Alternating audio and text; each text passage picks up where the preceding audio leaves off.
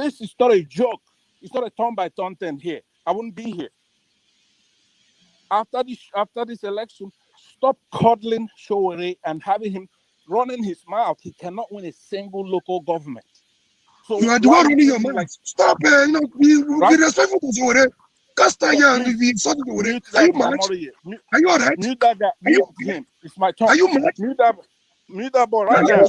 I'm very hold on. Mute that son of a bitch. No. No. Pansa, no.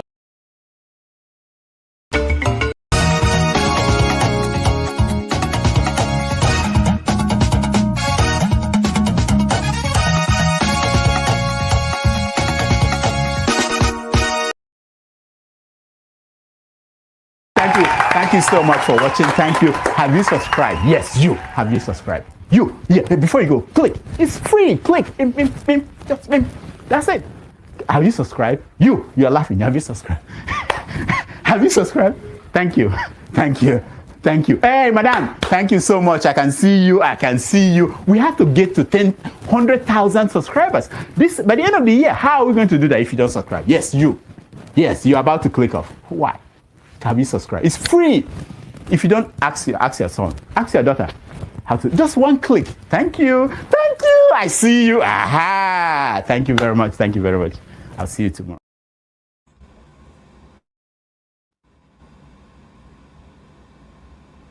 Uncle, right? I have the right to address Sowore the way I like. You don't know what Sowore did to me. So learn to control your emotion. Right? That's the only thing I'm going to tell you. But if you don't want to control your emotion and you insult me here, I'm going to insult you 100%. Okay. You understand? You cannot insult me on a normal ground. Physically, you can't insult me. Right? I will treat you like a child. If you insult me physically, I will handle you like a child. I don't care your age. You understand? You are powerful over the camera. So you can say whatever you want to say, but you can't dare say it to me physically. You understand? I will handle you like a kid. Can we arrange the meeting ground? So learn to control your emotion. You understand? Please don't take him out. I also have a right to respond because you mentioned my name. There's no need to take him out. All you have to do is to meet them or something. And you're taking too long to admonish them. Comment. What did you say? Comment. I know, but he mentioned my name, so I'm asking to respond to him. When he gets your time, No. He mentioned my name. If you want to make it rowdy, I will take you out. Take me out, you son of a bitch. Take me out. You think you're a big boy because you're moderating. Take him out, please. Hello, come on, don't use such word now.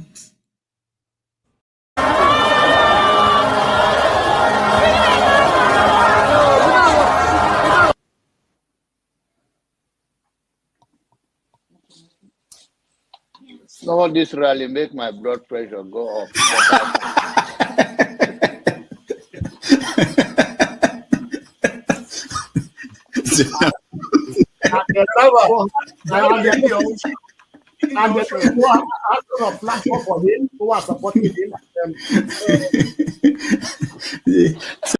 Dr. Damages, please, I want Soli to tell us who are the fools on this panel.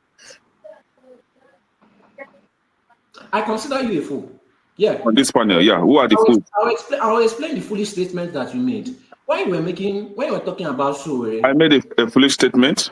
Yes, you did. You must be very stupid if you don't know how to respect your elder. You are very, very stupid. Are you crazy? You must be very stupid to use that word on your elders. Am I your mate? You are a very stupid boy. Can you learn how to talk? If you cannot handle it, don't ask me. Can you learn how to talk? Mute your mic. See, don't be fooled with the comment section hype. So excuse me. Okay, hold on, guys. I expected you to ask him to withdraw that word. Nobody is a fool on this panel. Okay, hold on. Stupid. Can you call your? Okay, hold on, everybody. I know we are ranting. Can you call your father a fool? No, hold on. If my father behaves like you, yes, I would. No, please, everybody, calm down.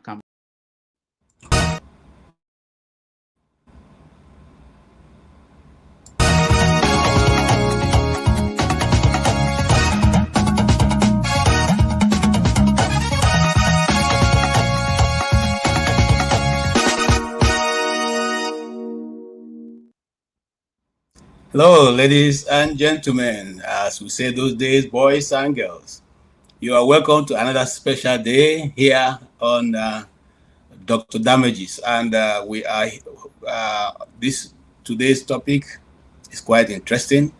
We are here to discuss all the issues going on around the Nigerian and indeed the policies around the world.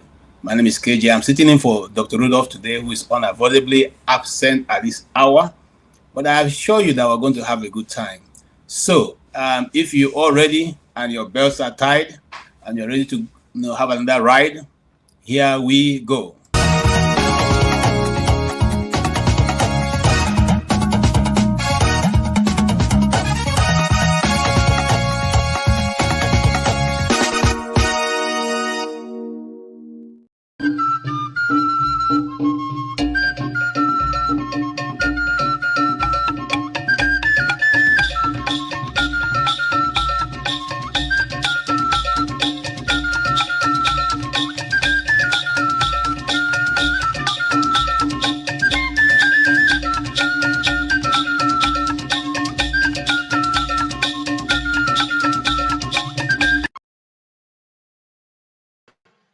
And the participants. For me, Africa needs to put its money where its mouth is. Would you put your microphone where your mouth is? Thank you.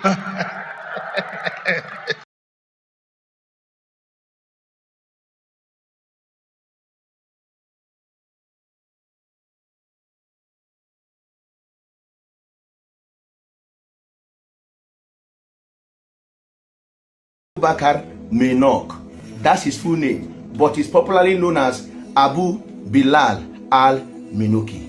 So Trump posted this thing yesterday saying that they have unalived him and the whole place, the internet is on fire. But I have a problem with this story. But before I tell you the problem I have with this story, let me read exactly what Donald Trump posted.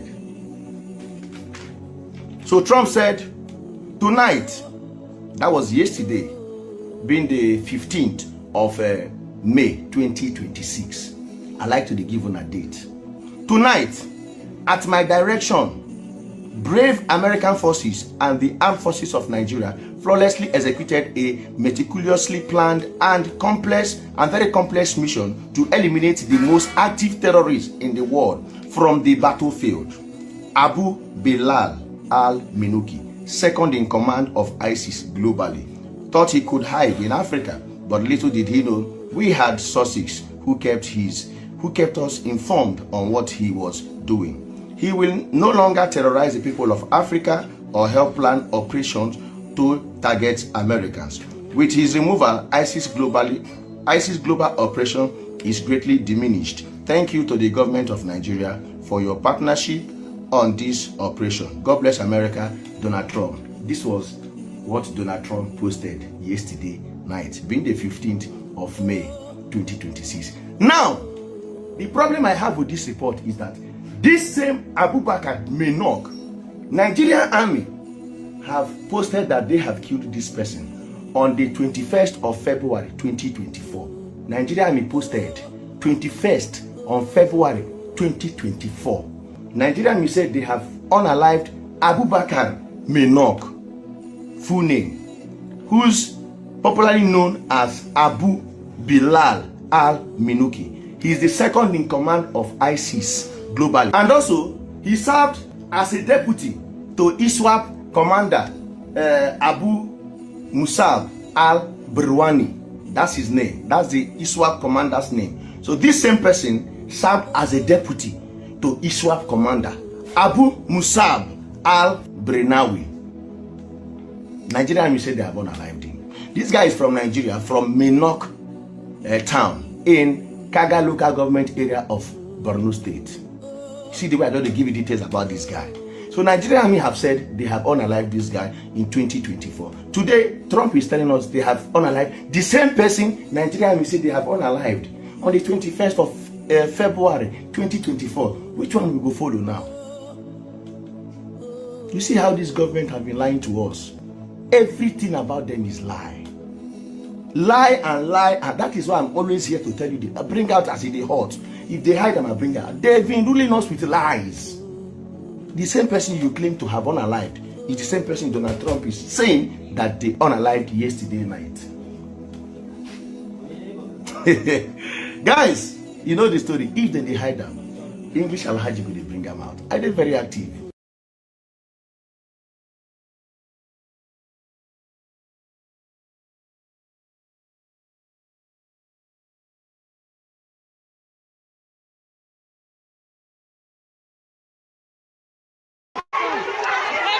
This is another air pollution in Djibouti, affecting the children now, affecting the students. You can see that students here in Djibouti fainting because of the air pollution. You can see. This is another air pollution. This is another air pollution. Please, people in Djibouti.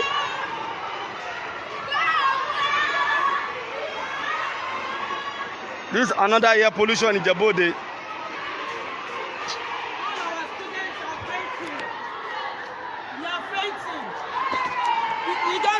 Everybody is fainting. Please, we need help. We need emergency here. Please, they are fainting. The students are collapsing in class. We don't know, the gas is all over everywhere. The air pollution. Please.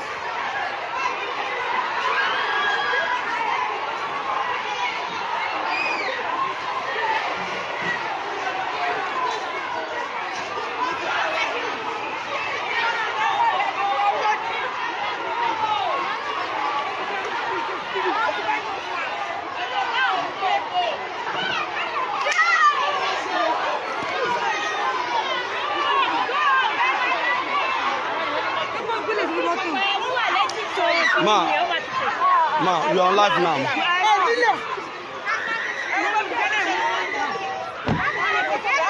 Can you see what is going on? Air pollution.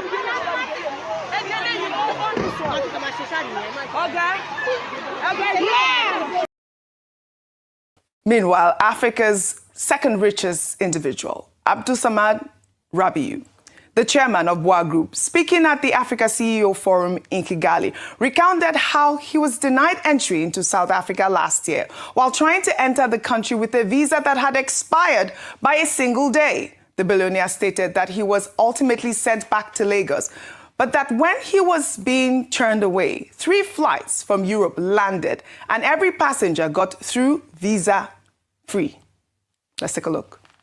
About free trade movement of people in Africa. And again, I had a personal experience. Last year, February 2025, I was traveling to Cape Town for the mining endeavor in South Africa. And as we landed, and it was a red eye, so I left at night from Lagos to Cape Town. We arrived at 6 in the morning. And as we arrived, we went to the immigration, attended my passport. The immigration officer looked at it and he was like, "Why is your visa?" And I said, "My visa is there." Unknown to me, my visa had expired the day before. And what happened? Unfortunately, our crew did not check the visas to ensure that the visas were valid. We were there for 4 hours, but at the end of the day, I had to turn back. I was turned back to Lagos. But the issue is, while we were waiting, to see whether we'd be able to get access into the country without a visa, there were like 3 international flights from Europe. All the 3 flights were mostly Europeans. I was standing there by the immigration desk, and each and every passenger on those 3 flights went into Cape Town without any visa at all. I do not have a problem with the fact that I was there without a visa and I was returned. I took full responsibility of that.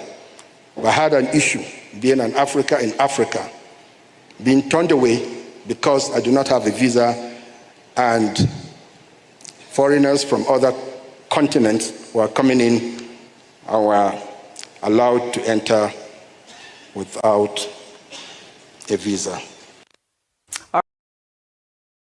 Drama with the APC Governors Forum we've been watching.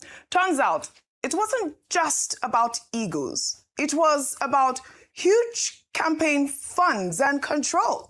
Well, according to the Will Nigeria, President Bola Ahmed Tinubu had to personally step in to settle a massive rift over the campaign funds allegedly raised by APC governors for his 2027 re-election campaign. And at the center of it all is Imo State Governor Hope Uzodinma, the chairman of the Progressive Governors Forum. Here's what allegedly happened. Well, according to the will, governors were making monthly deductions from their FACA locations into an account controlled by Uzodinma. The money was supposed to promote government policies at the grassroots ahead of 2027, initially under something called Renewed Hope Ambassadors. Then they created a separate structure, Renewed Hope Network, specifically for the re-election campaign. The funds were supposed to be transferred there, but Hope Uzodinma reportedly became evasive about rendering accounts. When pressed, he claimed the funds had to be expended, no breakdown, no receipts, just the monies being spent. Well, less than 24 hours after some governors allegedly tried to remove Hope Uzodinma as chairman of the Progressive Governors Forum, 18 governors gathered in Abuja on Friday to pass a vote of confidence in him. But the fact of the matter is that the APC Progressive Governors Forum is very united. We're stronger now than any other time. And of course, we are all supporting our president, President.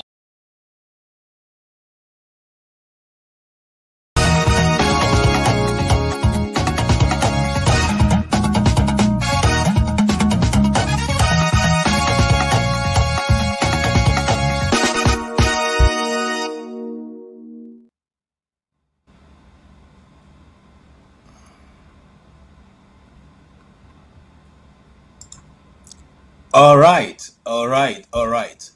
Again, I welcome you sincerely to this afternoon broadcast. I want to say it's good to have you this weekend and to spend our weekend with you. I want to say that you still have a stake in the matter. If you woke up today and you are healthy, you have taken your breakfast or otherwise, but you are healthy, you can breathe, you can see, it means that God still has a lot of stake in your affairs. It means that God still knows and is having you here means that he knows. You are very important in the equation. And so we are glad to have you today be one of those who also make your own contribution in what is going on around the world and indeed in Africa. I will not waste time, trying to download or even play more videos, but I will let you all come in so we can have a very robust discussion. The truth of the matter is that things are running too fast around the world. Things are going the way we do not even envisage that it will go. But that's what the world is all about. As long as we are on this part of the universe, we will be open to a lot of things. And, the issues going on around the school, that we just played the video, is what really troubles me. And in an emergency where children are fainting, and these are young children who otherwise would not even know how to react. It was, we see people just being casual, and there's no help. Unfortunately, there's no help. I'm just imagining where is the help going to come from? And then the issue of the Nigerian government or Nigerian army, having said they've killed this same Abu Bakr, they eliminated him so many times, and now it's coming from, Mr. Donald Trump. Who do we believe? And just like English Alhaji said, it's like these people are just running a government of lies. Nothing is truth. No, you can't take anything to be sure that this is what they're actually doing until, I remember the time of Shakau. Shakau was killed more than 8 times, and I will want you guys to come in and let's talk. If you have a better superior knowledge, please come. If you have a video that will explain otherwise what we have talked about, come. If you have something else you want to add, which we didn't capture, come. There are many like I said many times ago, as a journalist now in Nigeria, you have a lot of sources to chase, so much so that it's difficult to place your hand on what is actually the story of the day. Who does it? Otherwise, who has been the governor's forum chairman is all of a sudden accused of being corrupt. Is accused of trying to dodge some out of the 800 billion which they had gathered together for election. The question now be for you Nigerians and for me, where did the money come from since it's not budgeted? How did it get to be there? And if that is the case, if money is being taken out of federal funds for election, who is going to account for it? And is that part of what they have been called to do? There are many issues that we can discuss. There are many, many, many issues that are running and begging for answer. One of which is also, if you're from Lagos, of course you know of the story of Desmond Elliott and the chief of staff of the president, who now is trending as I beg my father and all that. These are issues that you don't see any other place except in Nigeria. A man comes to the national TV, or maybe in his private meeting, and is analyzing how the president called him and say, "I hear your boy. Better tell him to get out of there." These are grown-up men. This is supposed to be people who represent the people. So those people who think Nigeria is going to get become this thing tomorrow, I hope you are seeing these things. This somebody elected by his people. The president calls and tells somebody to tell him to get out of there. Well, those who are practicing politicians in other nations, please, if you are online with us today, tell us whether that's how it's done also in your country, whether the president can have the right to call you to get out of there. And then the man calls you and say, "You know what, get out of there." And they are proud to say it. They are proud to say it. And when we say we should find a way to split the country, people begin to say, "No, you are against." Who even formed Nigeria? Is it formed by our people? Anyway, I want to welcome Mr. James, who obviously is here very early. Mr. James, it's good to see you again, and thank you for joining us. I hope your weekend is going well. I said thank you for thanking me. Okay. I hope your weekend is going well. Well, the weekend is very weak. Okay. It's very what? Very weak. Okay. All right. You have heard the stories we are trying to pursue. What is your stake around, and all the story I've lined up, and then what do you make of it? Is there anything we missed out you want to include? You can equally go ahead and just make that discussion. I'm sorry. I'm just signing in right now. Okay. So I missed virtually everything you said. Okay. So the first story is the leader of I'm sorry. Okay. ISIS leader, President Donald Trump, announced that in collaboration with Nigeria, they eliminated him yesterday, and that he will no longer be in position to terrorize or even plan terror attacks around the world and in Africa. Now, but this same man had been killed 2024 by Nigerian soldiers. Nigerian soldiers announced that they killed him. So the question now be, who should we believe? Obviously, I tend to go with the U.S. news. I'm not going to go with because Nigerian army killed Shakau more than 5 times that we know officially. So, is this the same case of Shakau that we are now seeing with this person, or is it that the U.S. is trying to play, a fast one on us? What do you say, sir? Now, the U.S. recently, they are still fighting with Iran. During the short war between Israel and Iran, Donald Trump announced that Iran has been decimated. They've obliterated their nuclear capability and what have you. But recent events show that he seemed not to be telling the truth.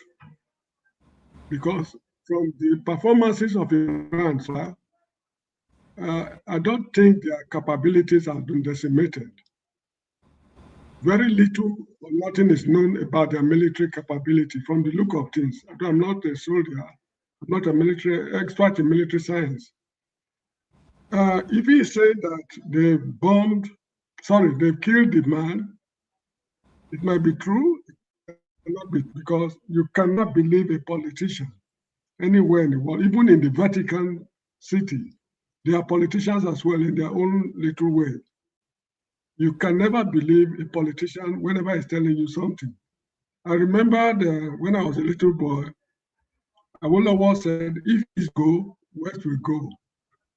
The Easterners left, or they attempted to leave, but he gave reasons for not going, for not leaving as he promised, because he was looking at it from a political point of view. So political statements and actual statements from people like you and me are not always the same.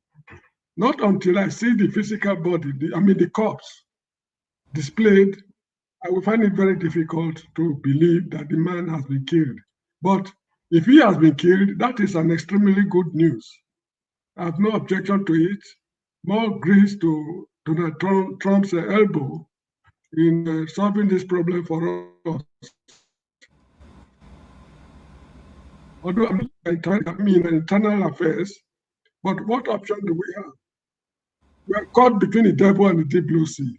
So if somebody is coming on his own terms, may God bless him. So that is how I see him. May he accomplish more of this kind of feat if he's telling the truth. But okay, I'm never here nor there. This is the statement. Okay. Yes, now I've seen the statement somewhere. Okay. Why? I don't know why, of what benefit it's going to be if they didn't accomplish that. I mean, it's not going to add any feather to his cap, you know. And well, they are not doing well. They are not living up to expectation in their war with Iran and the Gulf of Hormuz. These are just ways of boosting their morale. That is, if the statement turned out to be false, because I frankly don't know. Okay, telling the truth or not, just to convince the world that we are on top of the game. Okay, I do assume for any reason that America is not able to execute a war against Iran. No, that's not what I'm saying. You know, in fighting a war, you know, I'm not a soldier. I have no knowledge of military tactics and science. Look, the Americans, they are capable of doing it. I mean, they obliterated Iran, what's it called, Japan during the Second World War. They can repeat the same feat again, but for certain important reasons best known to them, they are taking a different route this time. So that is the capability is not, I mean, nobody should doubt their capability to obliterate the whole planet Earth. If they want to blow planet Earth to rubble, they can do it in less than a second. So I don't think it's because they're unable to fight the Iranians.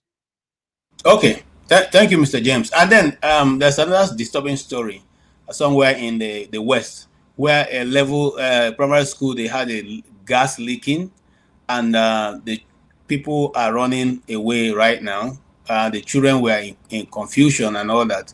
And, you know, we played the video, but there's no immediate response from the government or any other person. I don't know for now, but when that video was shot, there was nobody to rescue those children. In fact, everybody, including the teachers, seemed helpless. So I don't know. Do you have any comment? Do you have an update on that story? You know, the issue is that I think there was a Nigerian modern musician. He was not there. Well, he was not a musician while I was at home.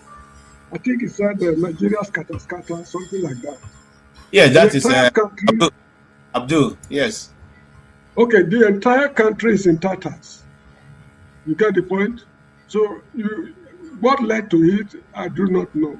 Look at the medical, what's called profession, journalism, what's called the motor parks, the markets, the family, the state house, the House of Assembly. There's confusion everywhere. So if there's gas leakage somewhere in the West, it's pitiful indeed that it happened. But what do you expect? How do you expect order out of disorder? So this is how I see it. The country needs to be totally reorganized. Okay. To reorganize the country before going into elections. There's no need for the election. Take it from me, because look at all the presidential candidates. None is talking about manifesto. What will you do when you get to State House? How will you accomplish the goals you are setting? I mean, you are presenting before. They are not promising you anything. The only thing they are promising you is that I want to get into the State House. I'm going to Aso Rock. But what will you do when you get there? Nobody is telling us anything. So this is how I see it. The country is in disarray. So, okay. Anyway, Thank you so much. Thank you so much, Mr. James. Is there any other story that you follow that we didn't follow you want to talk about? I think Showore was having some issues with, is it called, somebody was sent back to DSS custody. Okay, the story of yes, I have that story somewhere. Yes. What's his name now? Yeah, yes, who was freed, and there was an issue with the lawyer. Issue of ego. The lawyer wanted it to be on his name, and since they were not letting him lead the council, he decided to withdraw the application. There are many sides to it, we'll probably get into that much later. Thank you so much. Ovie, you be like shadow, so I don't know whether I see more of the Tinubu face and Kwankwaso's face than your own face. What's happening? Is that a new style? Is the season? The season for season. Okay. As a city boy wannabe. So okay. I am taking my principal order seriously, and the order is very simple. Get Mr. President 2.5 million votes. So we are focused. We are locked in on that. Hallelujah. Oh, it's good. I enjoy your discussions and all that.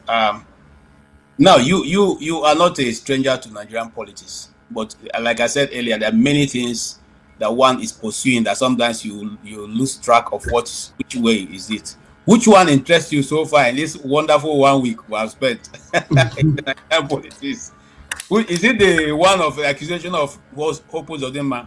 Is it the one of Sore, not and the lawyer and the issue of court? Is it the one of the school children that gas leakage is trying to kill? Is it the one of the journalist telling Tinubu to put his mic where his mouth is? Or is it the one of the Abu Bakr who the Nigerian army said they eliminated in 2024, and today America is saying they've eliminated him? Or is it this one? This is the one that I find interesting. I don't know if a lot of people see it. Let's watch it again, and then you can comment on it.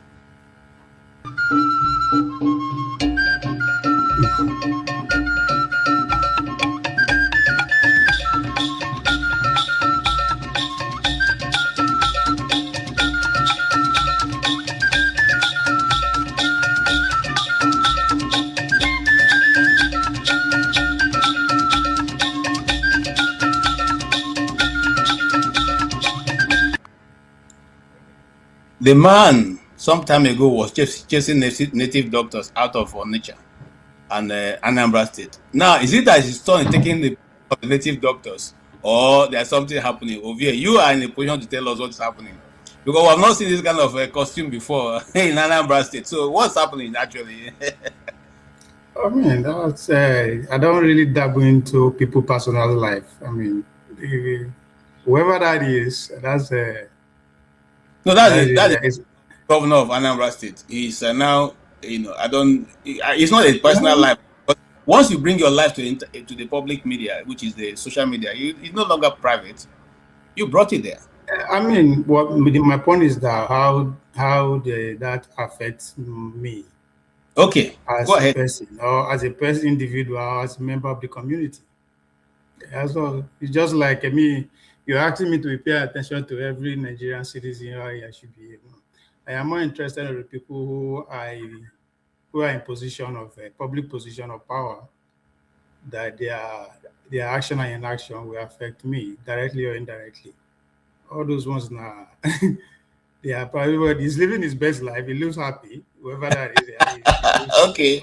All right. Go ahead, sir. Let me not fight you. Yeah, the week. I think to me, for Nigeria, Nigeria and this the the counterterrorism war that is going on in our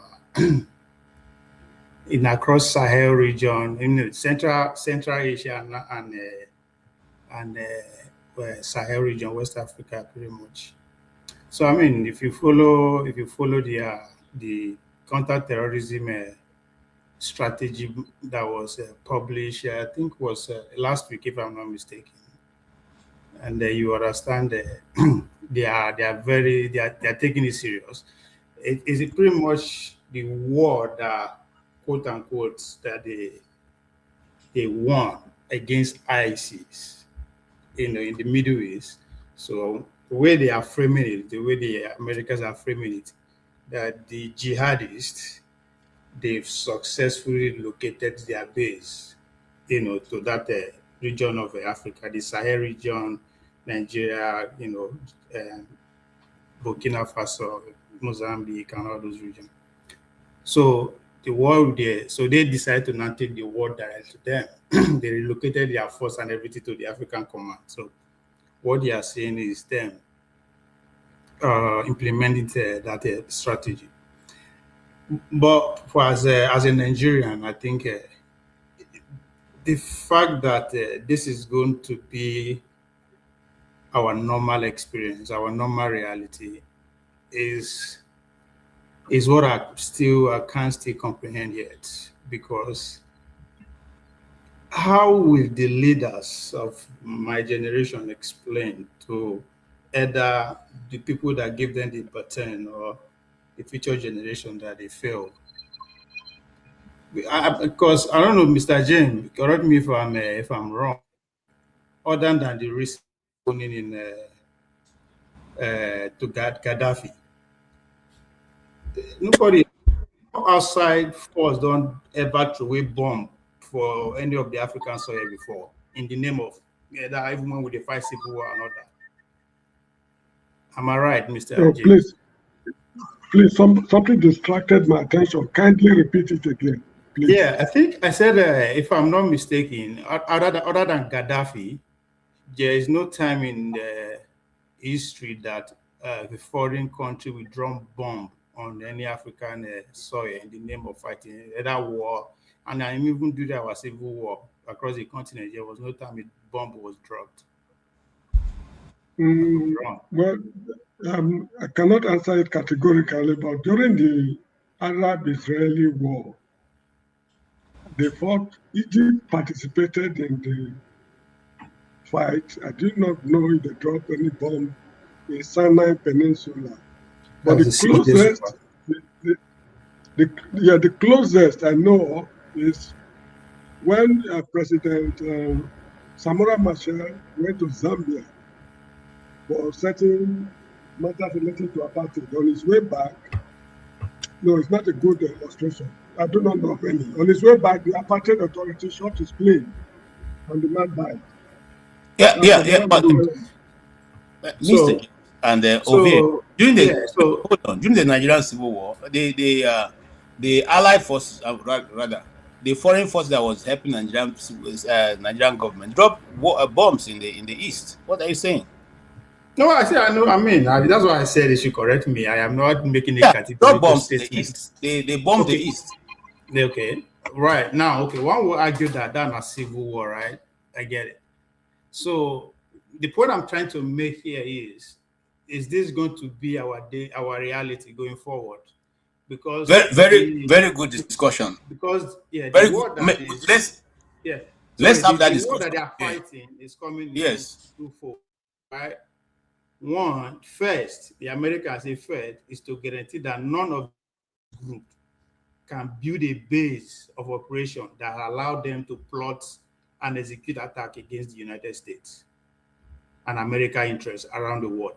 That's one strength of the fight. The second strength of the war is the protection of Christians. These were specifically in the counterterrorism document that was produced. that the second stage of the fight is the protection of the Christian, who have been slaughtered at the hand of those the jihadist group. They were very specific. So, and if their initial goal at the war now start to the throwaway bomb, the first one was on the 25th of Christmas. That one landed on the Caliphate. That's the direct statement. So, and now 3 months later, I'll be 5 months later, another one. So how many more before the year ends? Because this is since they target them as a war, and it's a policy that drives specifically for that, and they transfer a lot of armaments for that focus alone. And they are saying they are partnering with the Nigerians. So they are not, the way they frame them again is they are not coming in as the way the previous government or their previous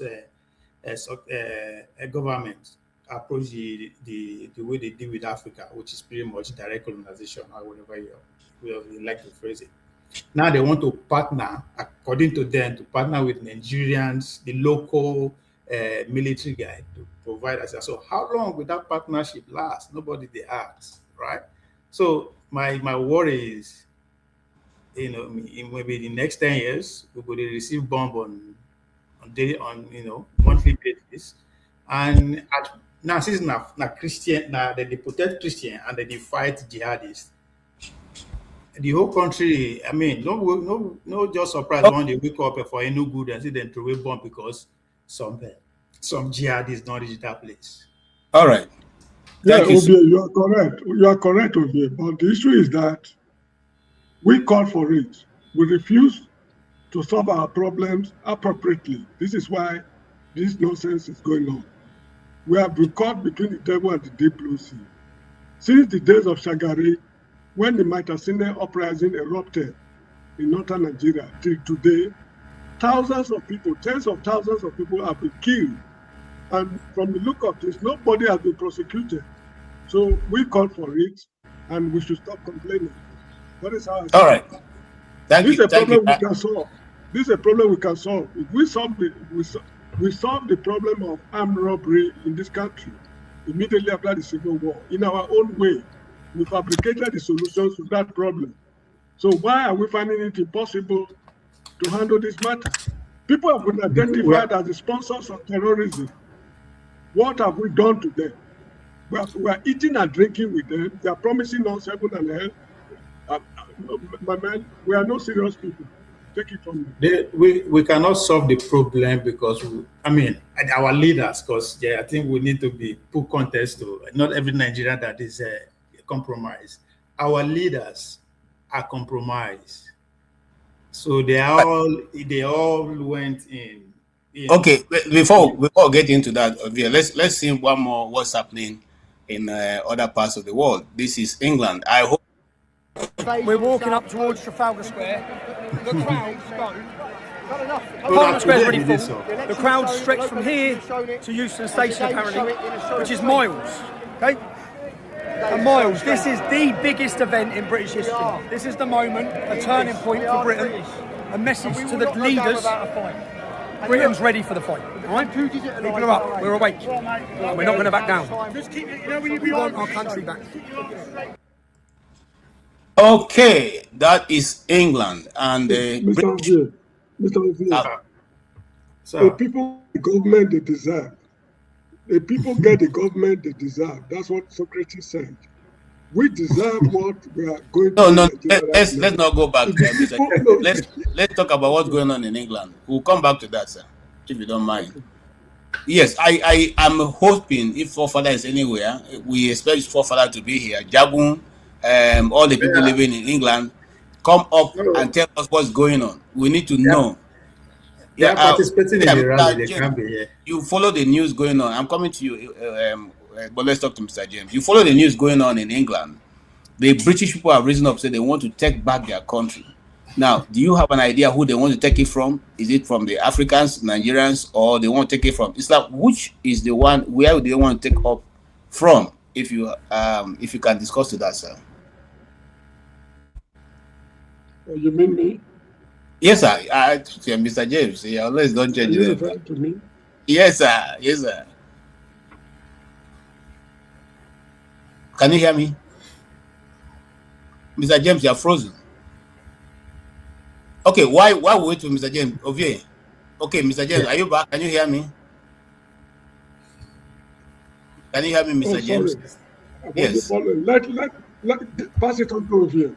Okay, Ovie, please go ahead. Can you discuss what is really going on in England and who are they taking the country over from? From immigrant, of course. I mean, is that is it that hard to figure out? From immigrants, that's. But I think beyond some people fighting, but when I mean some people, I mean when we keep talking about the world is changing, but we don't take time to go into details, those things that are changing. I mean, of course, we treat the Iran fight seriously, which is part of the changes that's going on too. But the also other part of the change is economical, right? Some people are going to lose, while some people are going to win, big time, and the obvious example I can give is the human robot that is coming, or the AI. So this is not something that we can compete with. So the question now goes, okay, how do those people who are going to lose out, the first group of people that are going to lose out within the workforce, what do we do? How do we do to them? So that's the clash that you are saying, and compromise we have to be made. And in this case, the easiest compromise here is to look at the visitor, so to speak. And who is the visitors here? If you are in England, people that look at me and you are visitors, but I will like it or not. So you are seeing them now, the compromise, they are throwing the immigrant people under the box. It's just the beginning. I've been saying this for at least for the past 2 years now. People think Igbo are the smoke. Europe is going back to where it was in the 20s and 30s. Everybody goes and Papa name. And with what we witnessed in China between the Chinese and America, it means that the Europe is out of the game. Economically, technologically, militarily, they are out of the game. So the question now is that how will they get back to their feet? Because whether we like it or not, some countries are going to be wiped out within the next 50 to 20 years without even shooting a gun, throwing a bomb. Economically, they cannot keep up. So the geography that we are seeing today is going to be redesigned, whether we like it or so. The Europeans that you are seeing today, they are trying to say, okay, how do we survive this that is already here, not that it's even coming? Is to look at the foreigner and say, hey, it's time to go. So it's also direct correlation with what is happening in South Africa, the xenophobia that is happening in South Africa. So the question I always ask is that we are seeing it in England, and I started from America. And America will never even start. That is just like the rehearsal. So which country next? But the biggest question, there is going to be a civil war within the Western world. Which country is going to host that civil war first? That is where my curiosity lies. All these protests, I don't expect them. I expect it to be here. But where the civil war will burst out from? Is it going to be in Atlanta, New York, City of London, Newcastle, Berlin, or Cape Town? It's possible anywhere, even in Nigeria. So something big is, or some people are also afraid that something big is going to happen. The question is that what is that something big? So, but the underlying reality is that the world is changing, and change comes with new winners and new losers. All right, Ovie, thank you so much. Let's go to England. We went to hear from people on ground. They what their own take is, and welcome, Jagun. Jagun, you've been in England for only God knows how long, and both the culture and the tradition, and so you are able to dissect, deeper than any one of us will be able to say What's really going on? Because is this not strange for the same people who left their country and ran amok other nations and did whatever they want to do, stole our artifacts and all that, and today they are saying they want to take their country back? Who are they taking it from? Is it from you? Good evening. Thank you very much for hosting. I'm sure you are stepping in for Dr. Damages on one of those tight occasions. I've got a lot to say, but I haven't got a lot to say. What I have to say is, what I have to tell you is that what may seem like a majority to the outside world is very much a minority. I would really like to speak about the individual who begins this. What's his stupid name?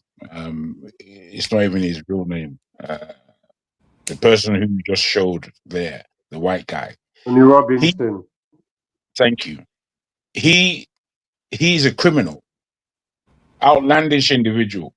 There are times that you can be on his side and speak about the fact that there are so many foreign nationals in this country, in England, and they are, I won't say they're necessarily making trouble, because it doesn't matter what. The foreign people who have come to this country over years have added much more than they've taken away, which is the actual fact of things.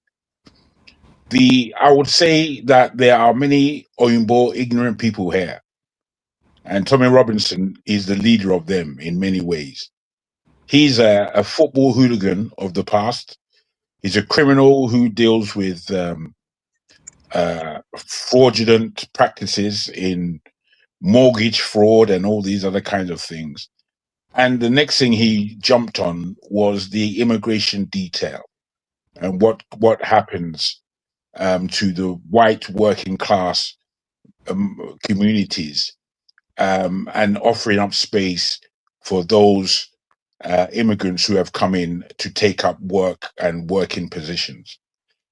Now, he has lambasted a lot of the Muslims, which, to be frank, there are many points he makes that you may agree with, or you may disagree with, I don't know.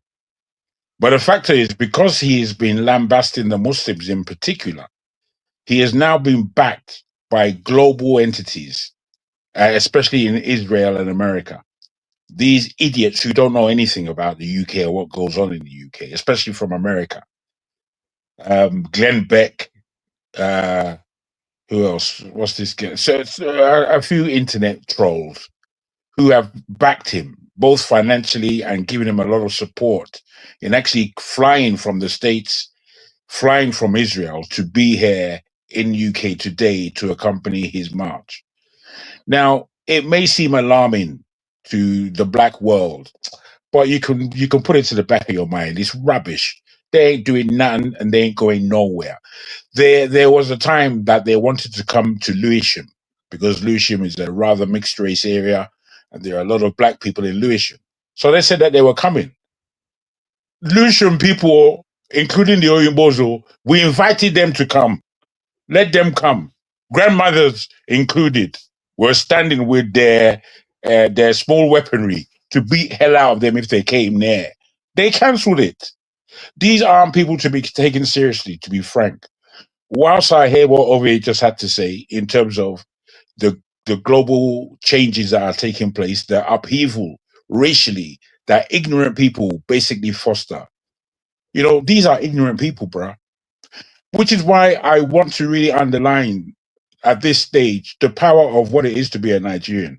Whilst we are all sick of Nigeria, we're all sick of Nigeria, but bigoted people in Nigeria, people who want to secede from that country, as much as people like my big brother, Mr. James, would see that this country has no legs, it should break up or whatever.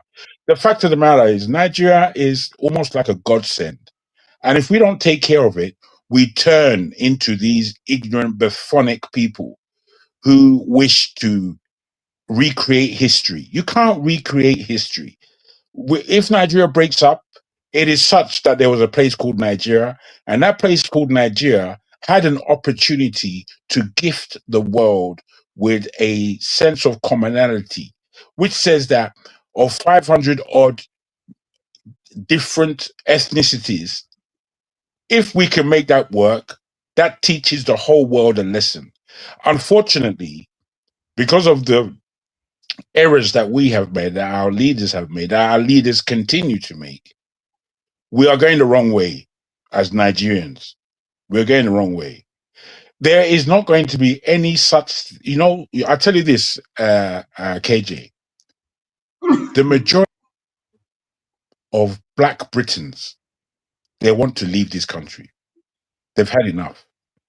After 5 decades, roughly, of being here as a community, they want to leave.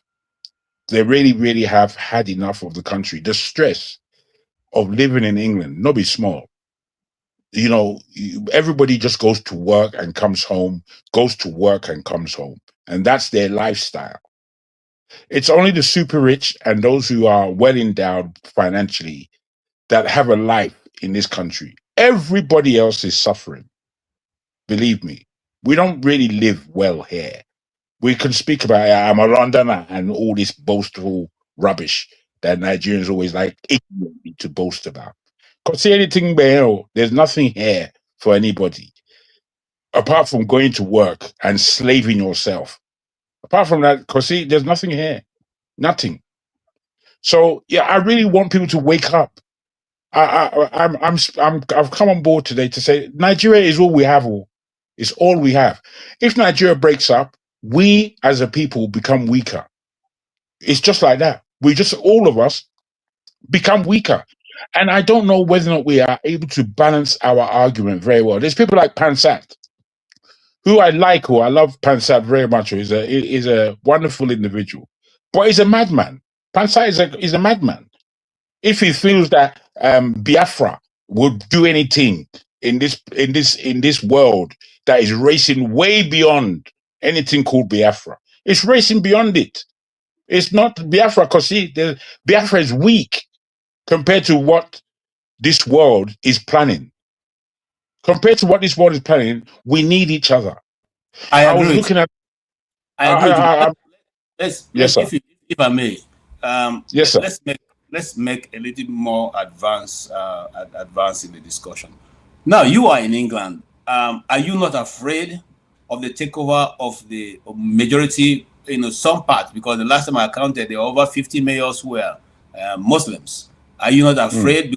Because if England is originally supposed to be one of those so-called Christian nations, aren't you a bit concerned that the culture and the tradition of the Englishman is being altered by these, people who come into your country and they don't want to adapt or even keep to your and want to seek to alter it to their own, the way they feel, the way they think, the way they want it to be. Is that not a problem to you? I hear your question, and I heard what you asked pertinently. Take it from who? Who are these people taking back their so-called country from? What is it that they're trying to return to? Because, it was the Romans who brought Christianity to this country. There was no Christianity. Before that, there were pagans. The Druids. I don't know if you know the word Druid, which is a pagan society. That's who was running this country prior to Christianity coming here. So if they want to go back to Druidism, which I suppose is similar to, I don't know, I won't say prehistoric religion, but religion that most of us in this world came from, which is to have enmity for the natural things, the wind, the air, the sun, the sea, the plants, the rivers, these kinds of things is what we gave enmity to all over the world. The English don't want to return there, but that's their heritage, not Christianity. Okay. Christianity is Middle Eastern. So they're talking shit. If I can just end like this, I'm not afraid because if Muslims were to take over this country as an entity, there are 5 million Muslims in this country, a country of 65, 70 million people. It's only to who is Christian, so to speak, because they're not Christians in this country. Don't get it twisted at all. If you go to church tomorrow, they're all empty. The only churches that are open are the Pentecostal African churches that are open. The rest, there's nobody there. Homo. So there's no. This is rubbish panic. I would have you guys not panic. Thank you. All right. Thank you so much, Jagun. You guys are on ground, so we take your your testimony as the real facts. Mr. Sola, you are welcome. I see you come in and you go. I hope you are going to be around now. Yeah. What do you make of what we have discussed so far? And I'm a bit concerned. And when I say concerned, not because if England is taking over, it means anything to me, but stability of the world and the population, and the reason for immigrants and immigration becoming a national problem. I mean, even if you go down, if you dig down even to the Christian Bible, you find out that immigration has always been there. People move from one place to the other, especially in terms of census and all that. Our Lord Jesus Christ was moved from Jerusalem, from Israel to Egypt, where he dwelled until the passing of the then King Herod. So migration has always been a thing that's been done, even before the advent of writing in Nigeria. The old tradition and custom says that there was constant threat between the north and the south, and the north and the west, and all around. People moved. No restrictions, so much restrictions. Why has immigration now become an issue in our time? And that's to the point that a group of people who supposedly say they are civilized, like the British people, now going out there to say, we want to take back our country. Who took it from them? Is it Jagun that took it from them? Because I'm suspecting Jagun to be the one they're talking about. Yeah, good evening, everyone. Good evening, Baba KJ, Jagun, Mr. James, and I can't see the last person. So 2.5 million votes. I greet everyone. You see what Jagun said makes a lot of sense. I mean, if you watch Piers Morgan, I think a couple of days ago, you will see some sort of like nutters that just spewing sort of nonsense. And there was one of them that was just talking, and Piers Morgan asked him, because he looked Asian anyway, but more or less like the Pakistani or Indians. And Piers asked him, oh, so where are you from? And he said, oh, my father is from Pakistan. But he's like, your father is from Pakistan, but yet you want people to have British culture. You yourself, you're not that British, because your father is from Pakistan. Simply because of the fact that he married a white woman doesn't more or less make you as well. But you're a Muslim. He is a Muslim. You yourself, you're a Muslim. I mean, we dub England as a Christian country, in which Jaguar has already said, yes, definitely what they worship in the time past, all their stuff is like in Stonehenge. They're all druids at the end of the day. They're serving the old gods. So, but when you look at it, out of 12 disciples, you always see a nutter like Judas Iscariot. So, and if you have so many children, you see somebody that is more or less gone haywire. This guy that is called Toby Robinson, Jago has already explained it. See, one thing that UK need to understand is they are only surviving because of migrants. That, and Jagu can more or less, he can attest to it. They are only surviving at the moment based on migrants. What happened in 2020 during COVID, that when they said, oh, they were leaving Europe, and the Europeans, they left. They knew what was going on. That was what birthed loads of migrants also coming into the country now. If you just Google it, and thank God Jagun is here.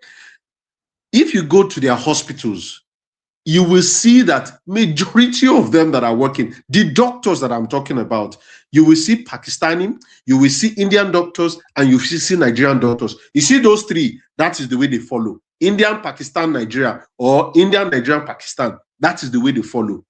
And you don't usually, you won't, yes, you will see some of their guys as well. But majority of these people that are working in their hospitals, in their healthcare sectors, they are all foreigners. Pakistani, Bangladeshi, Indians, Nigerians, Ghanaians, Zimbabweans, few South Africans at the end of the day.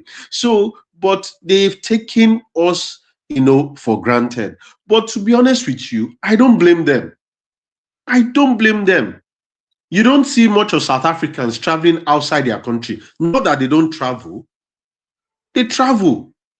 But the reality is that if our country was good, imagine KJ, if we have constant electricity in Nigeria, just constant, do you know what will be going on in that country? Do you know how we would have more or less developed? I'm not saying we will be developed. We might still be underdeveloped, but our development will be coming. Do you know how many jobs will be created through that means? I was looking at China. Have you ever wondered to say, China, they are more or less like probably over 1 billion. But have you ever wondered that these billion people with, Xi Jinping, you don't see them all over the world. Yes, it's not maybe you don't see Chinese people all over the world, but with 1 billion people, at least they should more or less populate everywhere. Everywhere you go to, you should be able to see Chinese people. But no, you see them in how they are scanty. But if we develop our country, and Jagun, to be honest with you, I am of the notion that if we continue like this in Nigeria, we should all go our separate ways. I don't think Mr. James wants us to go our separate ways, but he has seen it in his lifetime. I can say he's the eldest among us here. He has seen it when it was good, and now that is even terrible. And there's a worse day coming in front. So I believe at the end of the day that migration will always become a problem, regardless of wherever we are. Maybe it's in Nigeria. See what is going on in Ghana. See what is going on in South Africa. And even we did it ourselves. Ghana must go. We named it after Ghanaians. We should also speak the truth. But according to history, in which I heard, probably Mr. James will be able to put the fact check me right. They said it was the Ghanaians that started it, deported Nigerians, and later on Nigeria retaliated. Hopefully, Mr. James will be able to fact check me on that one. But we as well, we did it when things were not working for us back in the 80s or probably in the 70s. So migration is a big problem. We've just got some silly, stupid people that are more or less shouting about Muslims. Yes, does it mean that all Muslims are bad? No. Then why are we having deals with them? Why are we having everybody is going to Bahrain? People want to go to Qatar. People want to go to Saudi Arabia. Exactly. People want to go to UAE. Why are they? If you know that Muslims are bad, why are you more or less going to their country? Why do you want their money? Why do you want the Arab to invest in your country? They are bad, but their money is so good, we cannot resist it. That is the hypocrisy of humans. And I'm not saying the West alone. We Christians might talk and we can shout. The atrocities the Jewish are doing is more than enough. But because we are Christian, you know what, we can't go there. But the Jews are not Christian, for crying out loud. They are not Christian, they are Jews. But does it mean that we don't have Jewish Christians amongst them? We do. But I think that, see, regardless of whatever we say here, migration will always become a problem. And lastly, KJ, see, the West should stop meddling in people's business. They ousted Gaddafi. Ousting Gaddafi caused a lot of crisis. They ousted the guy in Syria. It caused a lot of crisis. They meddled in Ukraine that Putin was managing by itself. It caused a lot of crisis. So I believe, I'm not saying that, look, and to be honest with you, if US was not happy, they should have gone to topple the government of Russia. They would have gone to topple the government of China, because these guys are not under them. They are not democratic. They should have more or less even gone to topple the government of North Korea. Why is it that they have never said they are going to North Korea to liberate their people? Have we ever thought about that? So if they stop meddling in other people's business, we may not have this chaos in our country. And this guy that they killed in Nigeria, to be honest with you, I don't know what US is doing in Nigeria. They've not told us what they are looking for. So thank you very much. Thank you so much. And I'd like to answer your last question before I move to Bonaventure. The reason why US is in Nigeria is because you guys are the one who go hand in hand begging them for, you know, for subsidy. You ask them for money. You want to borrow. You want them to come and, you know, subsidize what you are doing in your country. You want them to establish NGOs. Okay. So if you go to beg, you then ready to take what is the person condition the person is giving you. Those countries you mentioned, South Korea don't go to, North Korea don't go to America to come and beg for anything. They don't have anything to beg from them. Majority of those countries you call don't go to UK, the Germany or America to go ask them for loan for subsidy, help them finance their elections, help them run their countries. This is the difference. And then even for us who are Nigerians, when we point out the weaknesses in the system, the government itself refuses to take care of those weaknesses, thereby creating more problem for the society. Now, listen, there's a video I played here, and I don't want to go back to it. A secondary school in your country is suffering, there's a gas leak, and people are shouting, people are talking about it. No ambulance, no government presence. They left the whole children to the principal. Okay? To do what? These are the systems that when these people see, they conclude that we are just animals. Okay? And then who can blame them? If you have a secondary school where you have more than 500 people in it, and there's no single, you don't have any hospital around it, you don't have an emergency vehicle around it, so much so that the teachers are helpless, nobody knows what to do. This is the problem. This is why we need to first of all organize ourselves to such a way that we can be able to take care of our situation before asking for external help. But if we think that every day we come to borrow, like we have just applied to borrow again, and then we are putting our money where our mouth is, my brother, we still have a long way. I don't want to go back to you because I'm going to keep us going back and forth. Sorry, sir. Can I say just one thing? See, KJ, have you looked at Africa? It is the only continent that does not trade within itself. It is the only continent, and that does not, because they have decimated. If you remove Africa from the whole of the world, that same world will collapse. And that is what I would say at the moment. Hopefully, Mr. James will be able to correct some things. I agree with you. Africa plays a major part, but we're not the only people colonized. We're not the only people that policies are created to not favor them. We have brains. Every other country in the world, all of them, no human being we have seen they have two heads sitting on their shoulder. All of them have one brain. And there's a research I was listening to yesterday. Around the world, every DNA, every majority of the countries in the world have some trace of Nigerian DNA in their country. That means that we have been everywhere. That means that whatever they are coming to, whatever they are doing now, it's not beyond us. But we are the saboteurs of our own people. We. I'm saying it clearly. We sabotage ourselves. We sabotage ourselves, and there's nothing anybody can do about that. But I'm not here as a panelist. I'm just moderating. So let me leave Mr. Bonaventure or Oti before coming to Chim to give us what he has to say, because he is one of those people who is His Royal Majesty Sir Bonaventure. So he will tell us who the country of England has been taken over from. Okay. Welcome, sir. Yes. Good evening, everyone. I hope you guys can hear me. Yeah. All right. Hello. Right. Jagun, I think I'll disagree with you.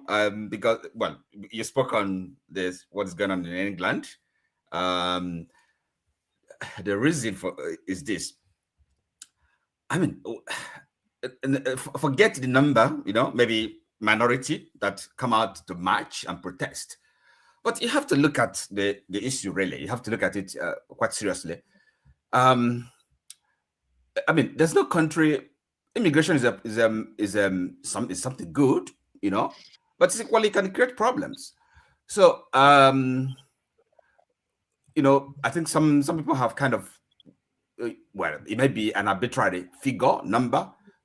Once you have a country, a nation with the immigrant population over 10%, you start having problems.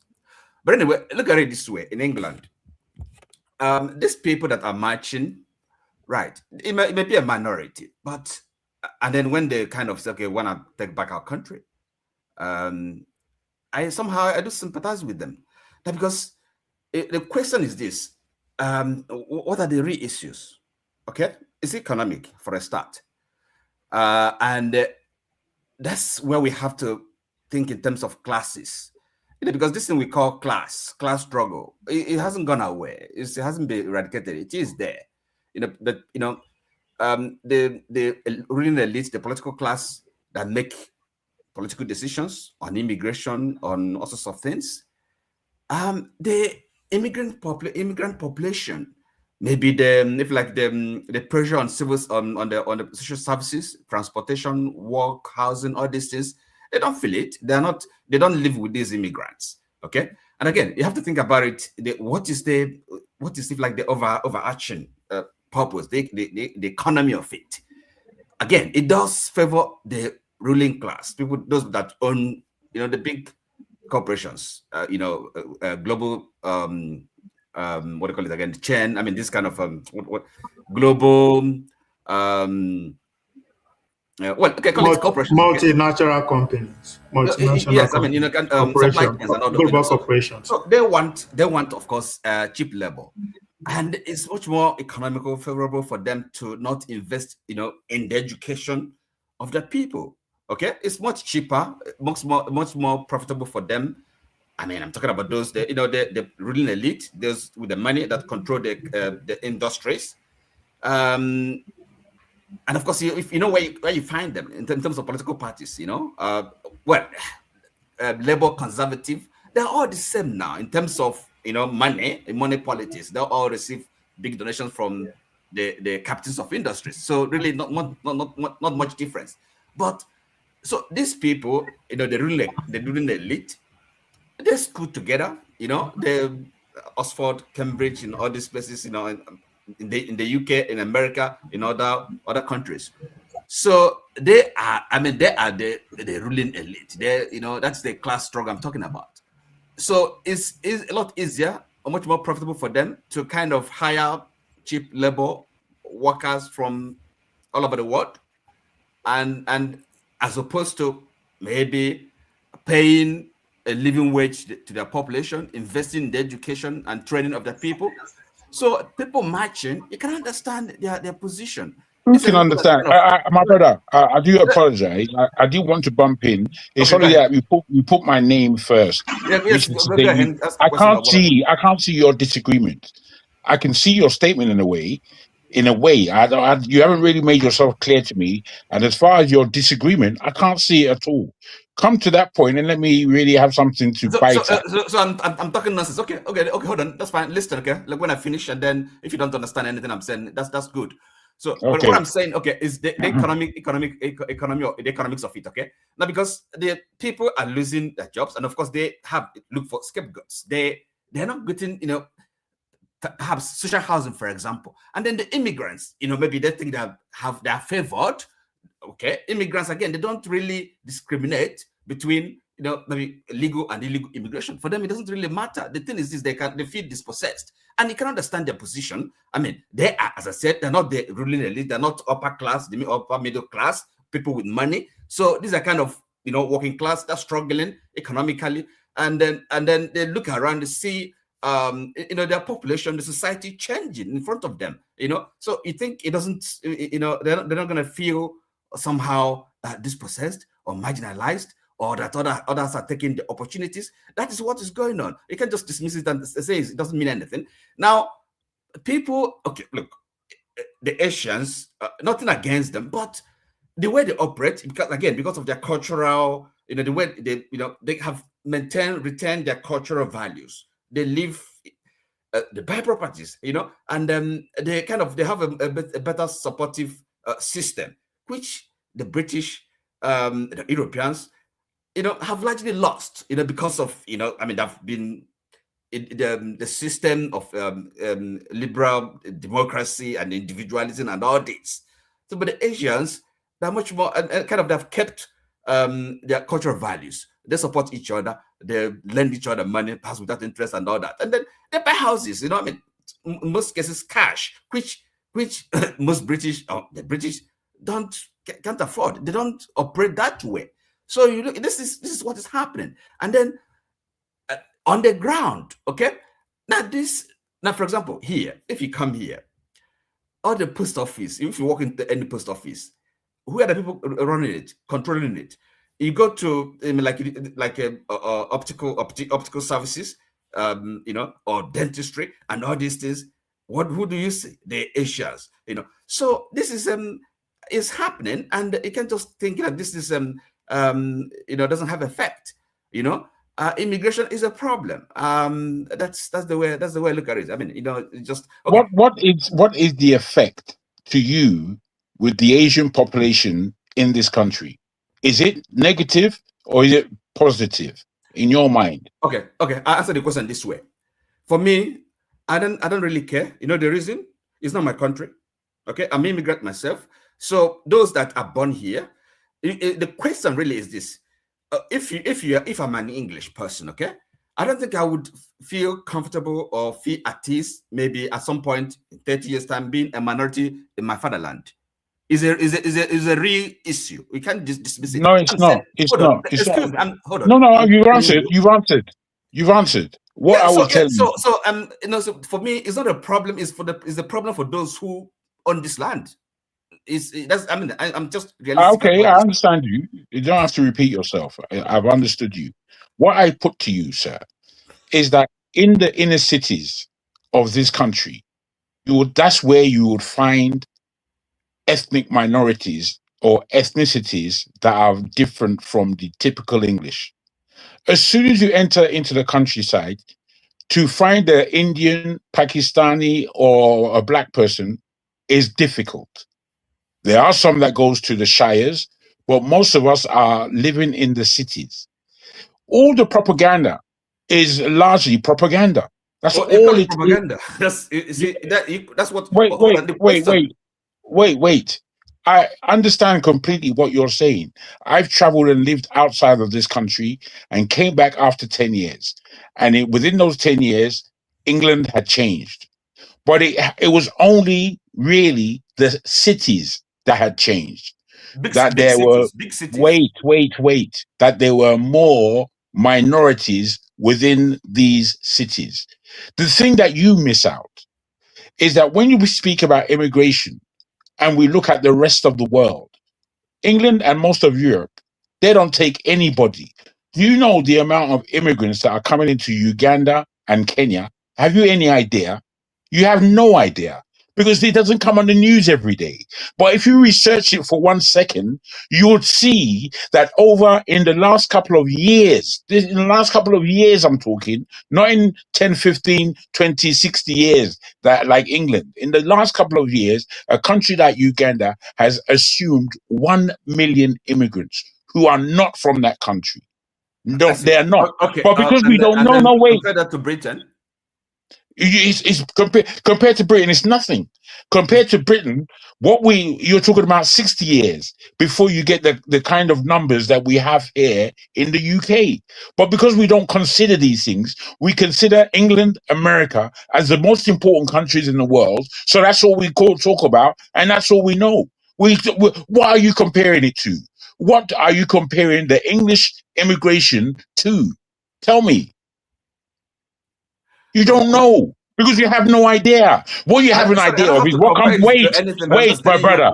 What you have an idea of is what comes on the news every evening. What comes on your TV news is what you ride by. And unfortunately, when you ride by that, you are misinformed. It's what You're I misinformed. see. It's not about news. It's what I see and my You're experience. I misinformed. live here, okay? And then you talk about It's okay. the question. You talk about the cities, you know, inner city. And then who lives in the? Is it the rich people? I mean, the upper middle class. They don't live in the inner cities. Of course, they live in the suburbs. They live in the, you know, Bro, again. So that's why I said they don't wait. Let me put this to you again. Let me put this to you again. Immigration. And of You course, speak. it's not all negative, you know, but you just Okay. You answered the question. You're now repeating yourself. The conversation has moved on, and I put it to you that you figure on class. You've spoken about class quite a lot, and when you figure on class, you have to understand where you get that from. You don't get that from your Igbo nature. You get that from England and Englishness. So I mean, that's what you. Well, you can't listen. I tell you what about it. I tell you what about it. It is not human. It is not human to talk to me about class. If you're a human being, you are a human being. To tell me that I'm middle, upper, or lower class, you need a. So are you saying that class is not? There's no reality to it? It's a construct, but it's a reality of life. It's the way people. No, it's simply a construct. It's not a reality of anything. It's a construct. It's not a reality of anything. There's no reality to it. Look. What you're saying? Look. If we have this argument, look now, we're having a conversation. Don't interrupt yourself. When you say class is a be-all and end-all, the way you put it, then I'm afraid you put the creator out of business, because class suggests that you eat what you deserve based on your class. Whereas God put X amount of billion people on this planet, and if he's done that, that means there's food for everybody. That means there's food. If both of us want to have an argument, then we can have an argument debate. But let's other people, because I mean, just yeah. I'm just putting. Jago, can I come in, please? Bonaventure, sorry. Yes. I just want to, for the sake of argument or discussion, where are you based? I'm in England, in Manchester. Okay, now thank God. I mean, I'm also based in Lincoln as well. So we are the three of us. We're all in England. But the reality is, when you say, "Oh, Tommy Robinson has a point," he has a point. Now, are you telling me that all these people, all these migrants that we're talking about, and he's more particular about the Muslims, did they just disappear from wherever they are and they came down to the UK without at the moment contributing to the economy of the UK? The number one question is this: who opened the door? It's the same government. Can I answer Hold on. He's not going to answer well. He's not going to answer well. He's going to answer some television. Who opened the door? That he saw. Who opened the door? It is this same government. Which of these, which areas in the United Kingdom that is suffering from jobs and works? It's not in the city, it's in the rural areas. And that's just the point. You come along, you said, oh, the Indians and the Pakistani, they work together, togetherness, they gather money together. Who says Nigerians shouldn't do that? Is it our fault that they are doing it and we can't do it? Why is it that I'm a Yoruba person, you're an Igbo person, I don't like you? Is it the fault of a Pakistani? And this same Pakistani, this same India, they have Punjabi, they have Sikh, they have all over the whole place. They come in the community and they develop the place. That is why you see them in Leicester, you see them in Bradford, you see them in Peterborough. Black communities in London. How many Nigerians are in parliament? Bros, don't even compare them. No, brother Sola, don't compare us to them. The fact of the matter, I'm not comparing. I'm only just bringing a point. I'm just wanting to put this forward.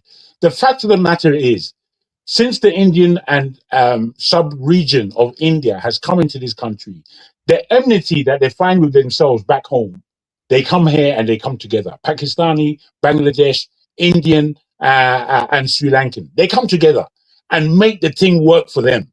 If you don't see the fantastic job that they have done in this country and you want to complain about them being dentists and doctors, and then you want to say class, I think your argument is completely construed badly. Badly. Excuse me. Look, first of all, I didn't complain. We are analyzing the situation. It's not kind of. I'm just telling you what is going on. My understanding of it. It's not a matter of kind of my a judgment, whether it is favorable or unfavorable. I'm just telling you what is happening. And then I said the people who are protesting, they are on their reason for protesting, and then you think they shouldn't protest, but you have to see it from their point of view. They have a perspective, right? But you also have to talk whether or not they're protesting. Okay. I don't know what. Sorry.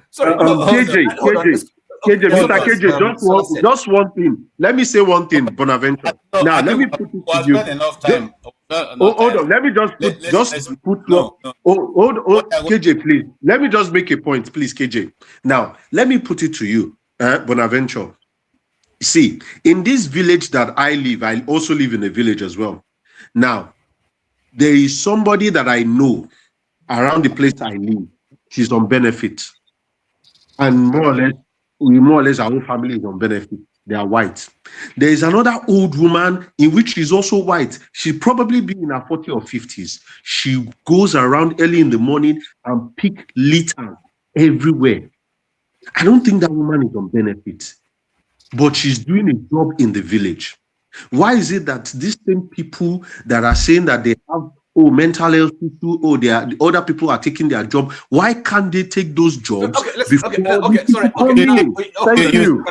didn't want to say anything because we'll keep prolonging it. It's not about hold on. Let's make traction. All I wanted to point out is this. You see, you said majority of the people, the British people, are in the communities where the changes are felt most are in the towns.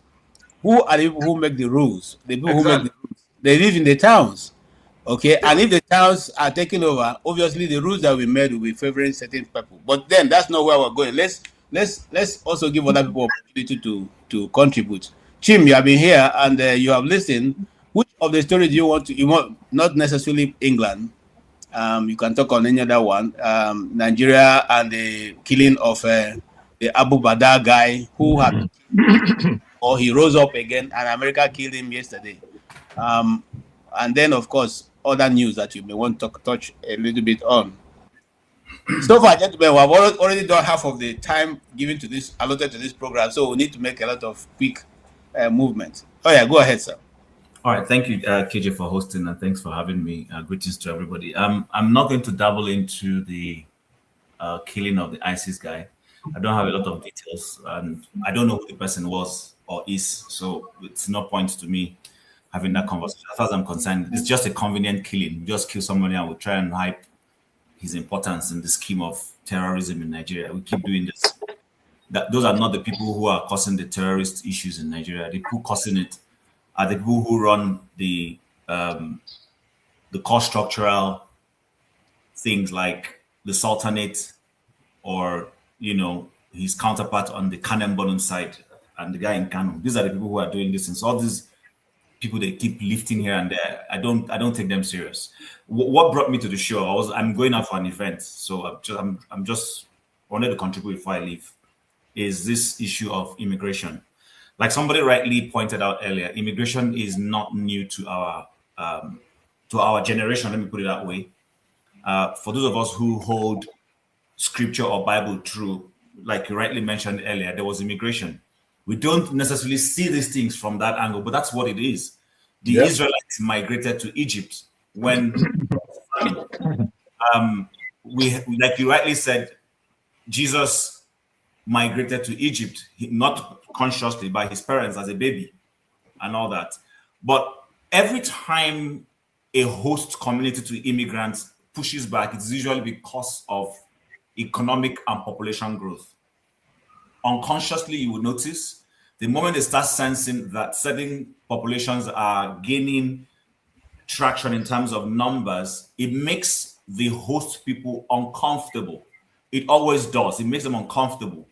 And to add to that is when they notice you are making economic progress more than they, in terms of how they interpret it, they also become very uncomfortable. So let's bring it closer home. When the British people started asking for Brexit in 2016, it was economical. They felt people from Eastern Bloc of Europe, especially, were beginning to dominate their destiny. And they felt that with the way things were going, the German economy, of course, being the largest and strongest in the entire Europe, that they couldn't compete with them. Then they became uncomfortable. That's usually always the case.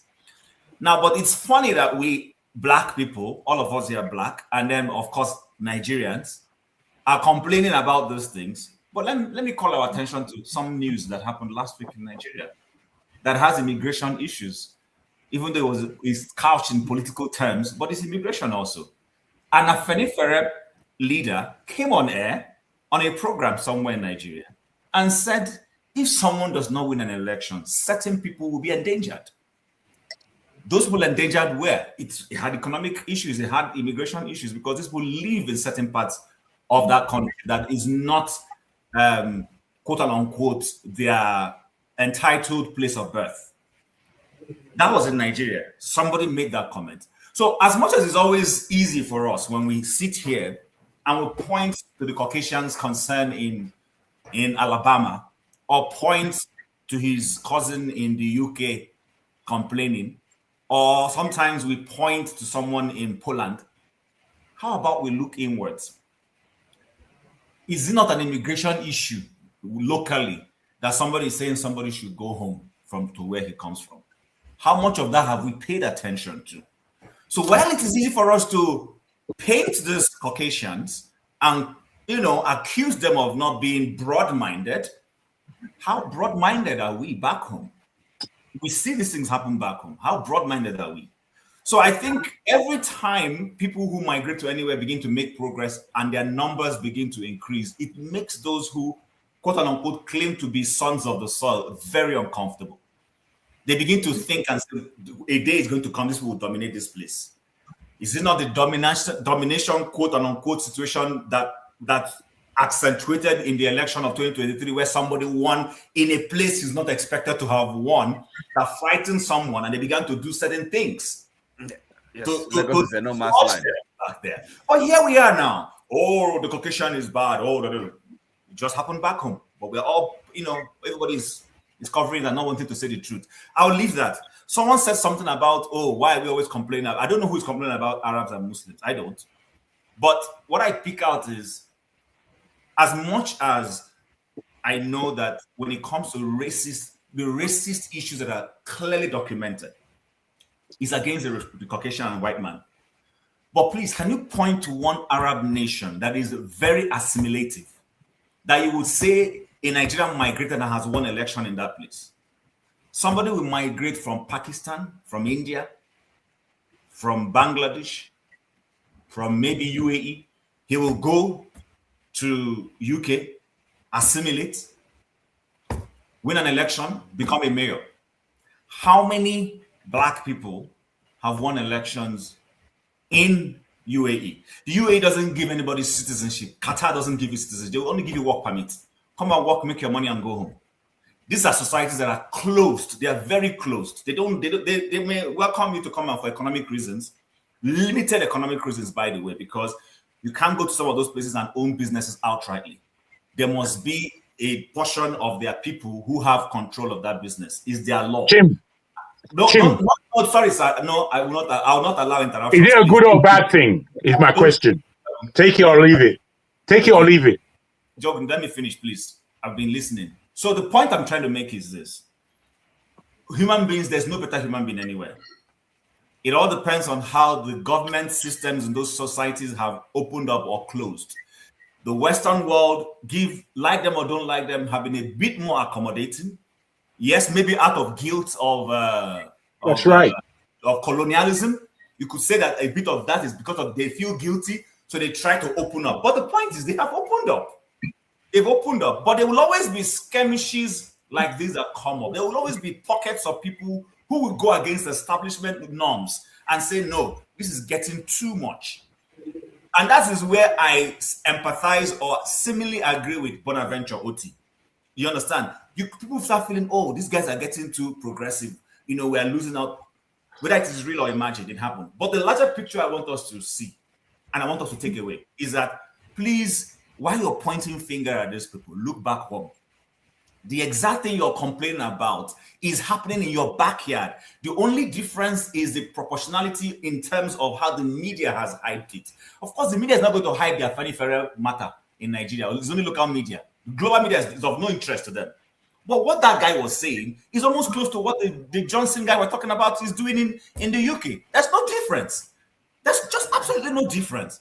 We can come here for one and just gloss over it and move around. All I'm just trying to call our attention to is let's stop playing this. We come here every day, we point at the white man. It's convenient for us to do it.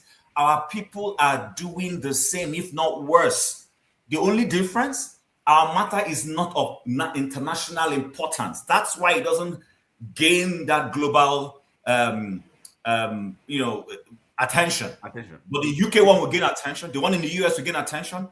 But it's happening elsewhere. So please, let's be very honest with ourselves. Immigration is not new. People will open up. At some point, it becomes a problem. It's a forth and back situation. And then lastly, maybe we're in an era where I think we need to all start considering going back home. Maybe it's become that issue. We need to go back home and go and take care of our home front. Because that's probably where I agree with Jagun. But do we really see eyeball to eyeball? Can we really sit down as Black people, as Nigerians, and say, let's keep our, fix our nation? I don't know. But I think it's all hypocrisy when we come here and we say the white man did this. We are doing the same thing back home. That's all right. Can I say something, please, KJ? No. Don't say it. So you can go around, please. Let's not say anything, please. You have the floor. Good morning, good afternoon, everybody. I kind of was caught in the middle of what was going on, and I was trying to come to grips with what the exact conversation was all about. But that said, there was something that came to my mind as I was listening to Solar, and then Jagun, Bonaventure, and now Chim, and he still did not change what I had in mind to say per se. I said to say that on one hand, it's very true, in my opinion, that it doesn't matter whether black or white or east, west, Arab or whatever. Human beings are basically the same when it comes to immigration situation like this, and it just depends on how one wants to dice it. I remember there was a time when you had a lot of Iraqis being welcomed in Sweden, apparently in the aftermath of the second Gulf War. I don't know what the situation is right now, but I've heard, I hope I didn't hear it wrongly. At some point, there was beginning to be news about resentment about how they begin to have a lot of Arabs, namely Iraqis, in Sweden. Maybe not so loud as what we're discussing right now. And one thing came to my mind, and I was like, wait a minute. There was sometimes, apart from economic reasons, cause and effect, and which is why I agree with someone like Professor Maradi that sometimes when one looks back at the other causative agent beyond economic, has been demonstrated by what you were saying now in Palestine, as an example, or even in Ukraine, you begin to see where sometimes what's happening in one part of the world can affect even Nigeria or other parts of the world locally. Again, it depends on how one looks at it, Maybe if there's less interference, and again, according to Maradi and the likes of Meshema, for example, maybe if there's less interference and people just let other people be, there won't be upheavals to the point where you now start having refugees, because that's the other issue. Even in situations where there's not so much economic causations, which will always be there in any case. It could be the case that because of the wars and upheavals that's uprooting people from there, even people that did not intend to leave, that's sometimes causing these issues as well. That's one of the things that basically came to my mind. And I do agree that, and which is why I always point out something, just to land on these notes. I do agree that ultimately, there's a reason why I always keep pointing to the fact that the reason why I believe Dr. Damages came up with the concept of this program, that in trying to look at ourselves locally, we want to look at what's happening in other parts of the world, because we're not there's never been a time in the world like this before where we're so intertwined, whether through the internet. Basically, whatever is happening in one part of the world affects it causes, it has effects on what's happening in other parts of the world. So it's true. I mean, I agree that we should internalize it as well and not just point to other people. But the fact still remains that again, some of what these other people in quotes do sometimes also what's it called? Accentuates whatever we have going on locally. That's not to say that we should not look inside and actually look at ourselves. Okay, Femi, thank you so much. Thank you. And let before Mr. James and Ovie have been the first people here. So before I come to you, Jide, I will touch them. I'll touch on them. Let them, if they have a view to, to share on what the ongoing. I really wanted to move the discussion away from where it is. But I want you to know something, that if you are a follower, a lover of history, you know that most of the countries that their demography was changed because a certain number of people moved into those places and and when they got the critical mass, they went for the leadership of those countries. And today, those countries are no longer what they used to be. They are a different nation today. And now, having said that, I'm simply saying that immigration, whether we like it or not, if not controlled, will eventually be, a problem to any nation. Except, of course, when you go there, just like the Americans preach, you cannot come to America and say you don't like their custom, you don't like their tradition, you don't like their food, you don't like nothing about them, and you want to bring your own law into their society. That's not acceptable. It's not acceptable to me also. The worst you can do is say, leave them with their custom. You live your life. Okay, that's okay. But don't come and say, okay, because I'm not part of this tradition, I want the law change to suit me. If you wanted the law change to suit you, you know countries that practice those laws that you have.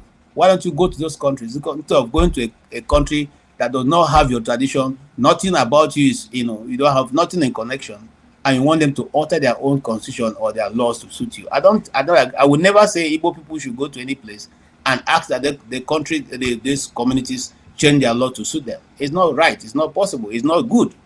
And that's just my personal opinion. And of course, that's mine. Mr. James, so far, is there anything you want to add? And Ovio, get ready. So if there's anything you want to add also.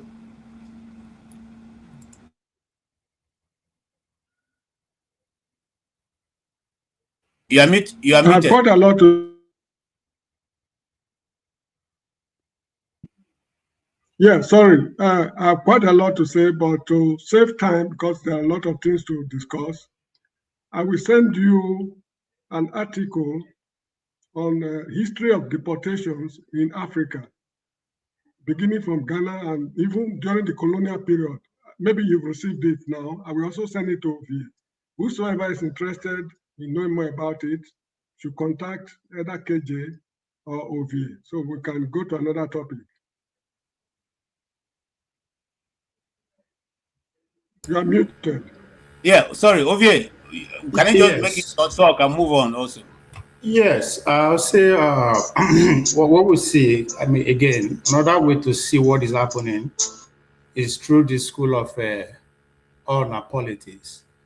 I say from two angles, multi-ethnicity versus multiculturalism. Or some people will say multiculturalism versus balkanization, which is what you are trying to say earlier. You are free to come to my country, but you are not free to bring your country with you. It's two different things. I think that is what is that is the fight that is going on. How can we coexist multiculturally? Multi-ethnicity that has been achieved especially from the American angle from the 60s to now. But the idea of multiculturalism is something that is relatively new, right? And as we see it playing out in London, in New York, these immigrants are not just coming, they are coming with everything, they are coming with their country. Minnesota is a clear example about the Somali people. You go to Minnesota, even me too, I'm shocked. That is the only place you go in this country, you see Walmart. When they come Juma prayer or any type of prayer, one man will pray more short. They have their prayer. So, and I think that is what they are fighting against. So who is going to win is just a matter of time. So that's the angle I'm seeing it from. Oh, you know, Mr. Obi, I sent you something. Did you receive it? Okay, yeah, I'll check now. All right, thank you so much, Ovie. And yes, Jude, you're welcome. We're moving to another topic before so that we can at least make some. And I also see Saxonia, aka Boom Boom Ray. Good to see all of you. Let's move on. We have quite a number of discussions, but I don't know. I don't know where to even move to. Okay, let's go this way. Let's watch this, and then we can now all be able to talk about. Since we are on Africa and migration, please help me listen to this. Africa's second richest individual, Abdulsamad Rabiu, the chairman of Boa Group, speaking at the Africa CEO Forum in Kigali, recounted how he was denied entry into South Africa last year while trying to enter the country with a visa that had expired by a single day. The billionaire stated that he was ultimately sent back to Lagos, but that when he was being turned away, 3 flights from Europe landed and every passenger got through visa-free. Let's take a look. About free trade movement of people in Africa. And again, I had a personal experience. Last year, February 2025, I was traveling to Cape Town for the mining endeavor in South Africa. And as we landed, and it was a red eye, so I left at night from Lagos to Cape Town. We arrived at 6 in the morning. And as we arrived, we went to the immigration, attended my passport. The immigration officer looked at it and he was like, "Why is your visa?" And I said, "My visa is there." Unknown to me, my visa had expired the day before. And what happened? Unfortunately, our crew did not check the visas to ensure that the visas were valid. We were there for 4 hours, but at the end of the day, I had to turn back. I was turned back to Lagos. But the issue is, while we were waiting, to see whether we'd be able to get access into the country without a visa, there were like 3 international flights from Europe. All the 3 flights were mostly Europeans. I was standing there by the immigration desk, and each and every passenger on those 3 flights went into Cape Town without any visa at all. I do not have a problem with the fact that I was there without a visa and I was returned. I took full responsibility of that.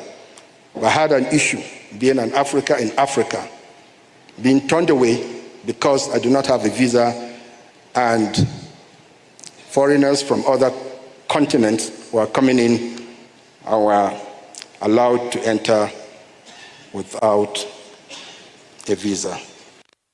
All right, Rufai, the irony is stunning. Africa's second richest man, a billionaire who's invested billions across the continent, creating thousands of jobs, gets turned away for a visa that expired by 1 day. But Europeans walk right through visa-free. Rabiu is diplomatically calling out what many Africans already know.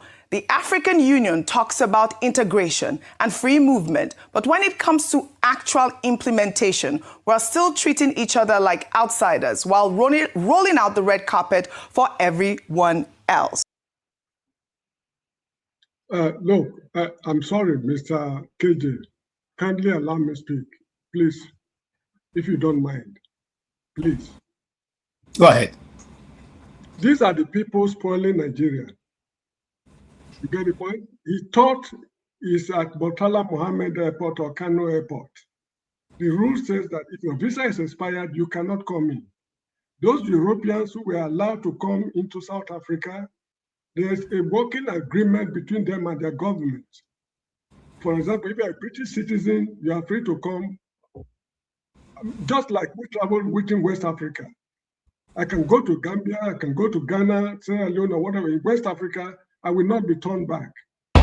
If our governments are responsible, they are running responsible society, the economy is booming, People don't have the need to go out. And if they go out, they don't overstay. They will surely allow us to travel without visas. So what is so special about him? Because he is a millionaire. Therefore, he should be treated the way he has been. He should receive the kind of treatment he's receiving in Nigeria. It doesn't work like that. These are the people who spoil the country. These are people supposed to live by example. They should live above board. In English, when you say a man is living above board, it means his actions is, impeccable. You cannot find fault with him because of his status in society. So he is not in Nigeria, and to hell with him. If I were to be the immigration officer, he would have been locked up to the next available flight, then released from detention and flushed out of the country. These are the people who spoil the country. To hell with him. Okay, thank you, Mr. James, for your take. But I will say this, mind you, this guy is an entrepreneur, and he has businesses even in Southern Africa. And excuse me, sir. That is not the issue. The law says, we are all equal before the law. I lived in that country. You get the point? If Winnie Mandela can be flushed out of parliament, if Jacob Zuma can go to jail, so who is he in that country not to be flushed out? He violated the laws, and the law must take its course. South Africa is governed by laws, not by man. This is what he failed to realize. He's not in Nigeria. To hell with him. So can I make my point? I need to leave. Okay, thank you. Yeah, go ahead, Tim. Before he makes his point, I have to ask you, KJ. You took me out because I kindly turned my camera off. You don't seem to understand that. You turned your camera off for eons on end, and Tim turned his cameras off. You didn't remove them. Then you even forgot that I was here. You now placed 5 people ahead of me. Why are you punishing me? I don't understand it. I don't like it either. Why are you treating me the way you're not treating yourself? I don't like it at all. It's the second or third time you've done this, and you do it very easily. And then you even forget that I'm backstage. That's no good. That's no good. I'm here to contribute. You can't even answer my questions because you know I'm correct. Okay, thank you so much. Let's go ahead. When I get an opportunity to talk about that, I'll talk about that. Jim, go ahead. Okay, thank you. So there are 2 things involved here. At one level, the man is right. At another level, he flaunted the rules. Actually, he admitted that he flaunted the rules, because I do not know how you would travel and not know that your passport, the visa on your passport, is either expiring or has expired. But it goes to speak to you how the big manism in Nigeria has been defined, where you own a passport, but someone else manages your passport. I don't think the British Prime Minister or any British Parliament businessman does not know what is in his passport, does not know that his passport, either his visa has expired, is about to be expiring, or has just 1 day. It's only a Nigerian entrepreneur, only a Nigerian big man that owns a property he does not control. Something as little as your passport is a personal item, but you hand it over to someone else to run that for you. As he was trying to let us know that his crew did not know that the visa had a 1-day expiration left on it. Please help me make it make sense. But on the other level, where I agree with him, is the fact that and it's not something. It's something that governments is an intergovernment to government thing. The British men, American men, or Canadians who travel and have access, this is what their governments have procured for them. They don't only enjoy it. The average citizen who can procure a passport enjoys it. There are some passports have 100 and so countries you can go to visa free. You get there at the point they just simply ask you a few questions and you're welcome into the country. Unfortunately, Nigeria used to have some of those benefits, but it has gradually eroded. There's practically no country outside of West Africa that we can go to and is visa free. Maybe Kenya, where we do visa on arrival, because Nigeria has an agreement with the Kenyan government where reciprocally, the Kenyan gets to Nigeria, you give him visa on arrival. The Nigerian gets to Jomo Kenyatta, you give him visa on arrival. But these things happen because of narratives. Like somebody rightly said here, maybe we've overstayed, and when you overstay your welcome in certain places, the government start putting restrictions on that. So I think for someone like him, he needs to take that up with the Foreign Affairs Ministry and the government. They need to start negotiating with other countries to say, listen, if our people come this month to your country to do business, you need to give us some leeway. If it is visa on arrival, or if it is to say, let us have a visa-free entry, so that people like that can go. Because Dangote has also complained of similar situation where he went somewhere and he had to use visa. But in the same place he went to, he saw Europeans coming in without visa. It is not the Europeans, it is not those people arranging it. It is what their governments have negotiated for their citizens in those places. What is the Nigerian government doing? This is within Africa. Can't we go negotiate with South Africa, negotiate with wherever it is we think we have interest and our people go to, where they would have this leeway? It's just a benefit. So in a sense, he has a point, but I'm not totally absolving him from the nitty-gritty of this is your passport. You should know if the visa is still valid or not. And so he cannot escape that. Not this telling us that, oh, the crew forgot. Is your passport? Is the crew supposed to be holding your passport for you? Are you not supposed to hold your passport by yourself? But again, like I said, it speaks to the pigmanism that has pervaded Nigeria, as it were. Mr. Chin, you've spoken well. When I was a student at the University of Lagos, we used to go to the United Kingdom without visa. There were some girls at the University of Lagos, they go to London for birthday parties or weekend shopping, and they fly back to Unilag on Mondays.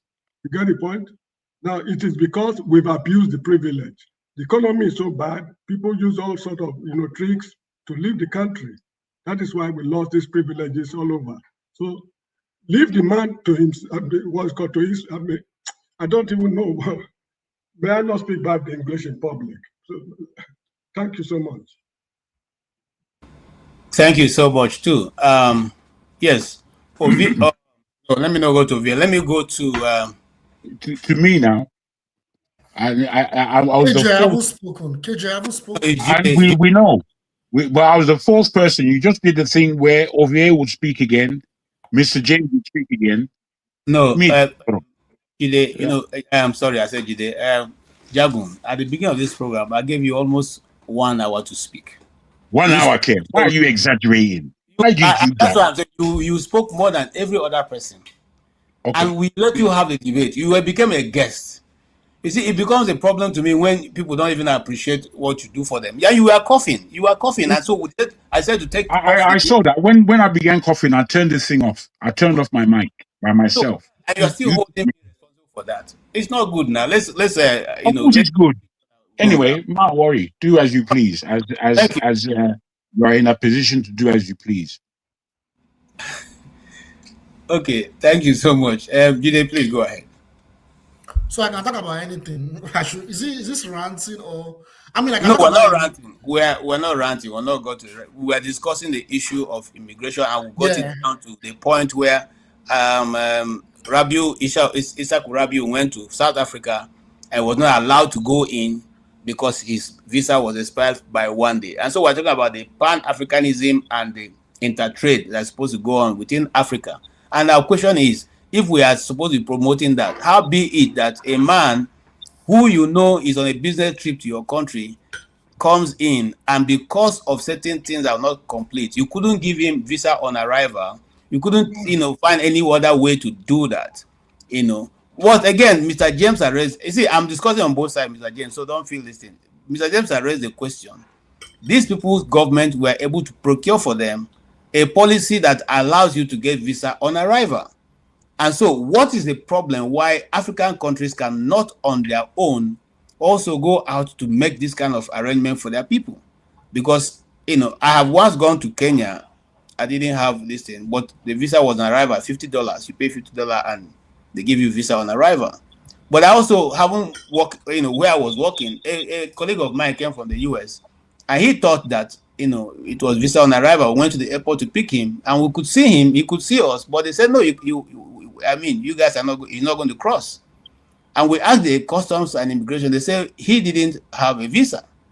And he thought that he comes on visa on arrival. He can get visa when he gets here. And we said, well, you couldn't get here. I mean, you can't get in without a visa. Every other thing we tried to do didn't work. In fact, we saw him take the same plane that brought him back to America. So why am I saying that? I'm saying that to say it depends on, most times, like the law of immigration happens. The last person in the airport determines whether you come into the airport or not. It's as a prerogative, So if he decides, okay, you can go in, you can go. If you say you're not going in, even if you have your complete everything, the immigration officer can deny you entry. And there's nothing anybody can do about it. Nothing anybody can do about it. So if that is clear for all of us, then we know that we are discussing from a point of understanding. All right, Jide, what do you say? Yeah, I mean, this topic, I don't know, I don't even know where to start from. So the thing is, first of all, like, I'm going to analyze it based completely from a different perspective, completely different perspective. And you see this thing about issuing visa, not issuing visa, giving someone visa to travel, around and all that.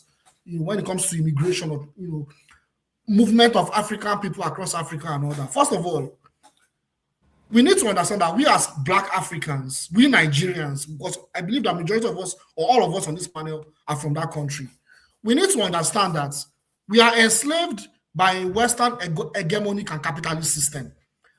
For me to even begin my analysis, I need to make it clear. Either we agree or disagree that we are enslaved. We are submissive to a Western hegemonic, like my African American cousins will say. They'll say white hegemony and capitalist system.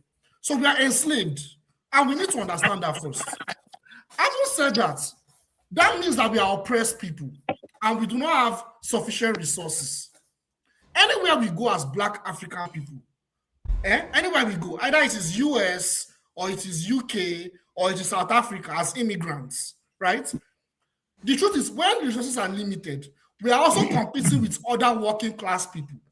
And when we are competing with other working class people, particularly working class people that are the locals or white working class, when the resources are limited, we are the most vulnerable group.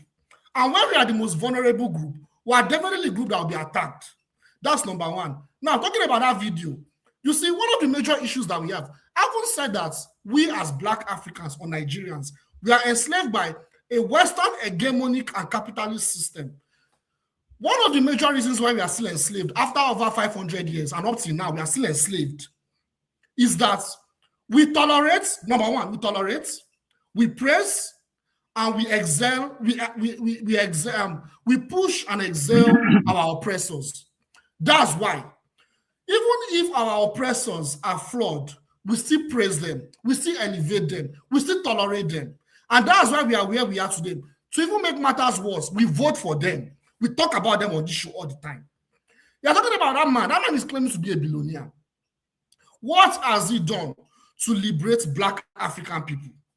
No, he hasn't done to liberate Black African people. What he has done is he has generated wealth at the expense of Black African people, Nigerians. He has exploited the labor of Black African people. Now, he's now claiming to be Pan-African because he cannot enter South Africa. Because his white masters, the Europeans, they are entering. Now it's not racism. This is what we're talking about. I look at the way that media is probably a Nigerian media. See the way they portrayed it. Like the way my brother James said, Mr. James said it. He made it very clear. But look at the way that lady said it. She was excelling him. That how come they did not allow him to enter South Africa? These are parasite class that are destroying our country. But we still excel them. We still praise them. So what now happens that in any capitalist system or a neoliberal system like the UK or US, when you have limited resources, the most vulnerable and the least powerful groups are the most attacked. Just like the way Black Africans or Nigerians are attacked in South Africa. Sorry, Jide, sorry, hold on, Jide. I'm struggling not to stop you, but I just need to. So how is Rabiu, what's his name again? How is he part of the parasite that is going on in Nigeria? How has it gone? So I'm looking. Abdul Samad Rabiu.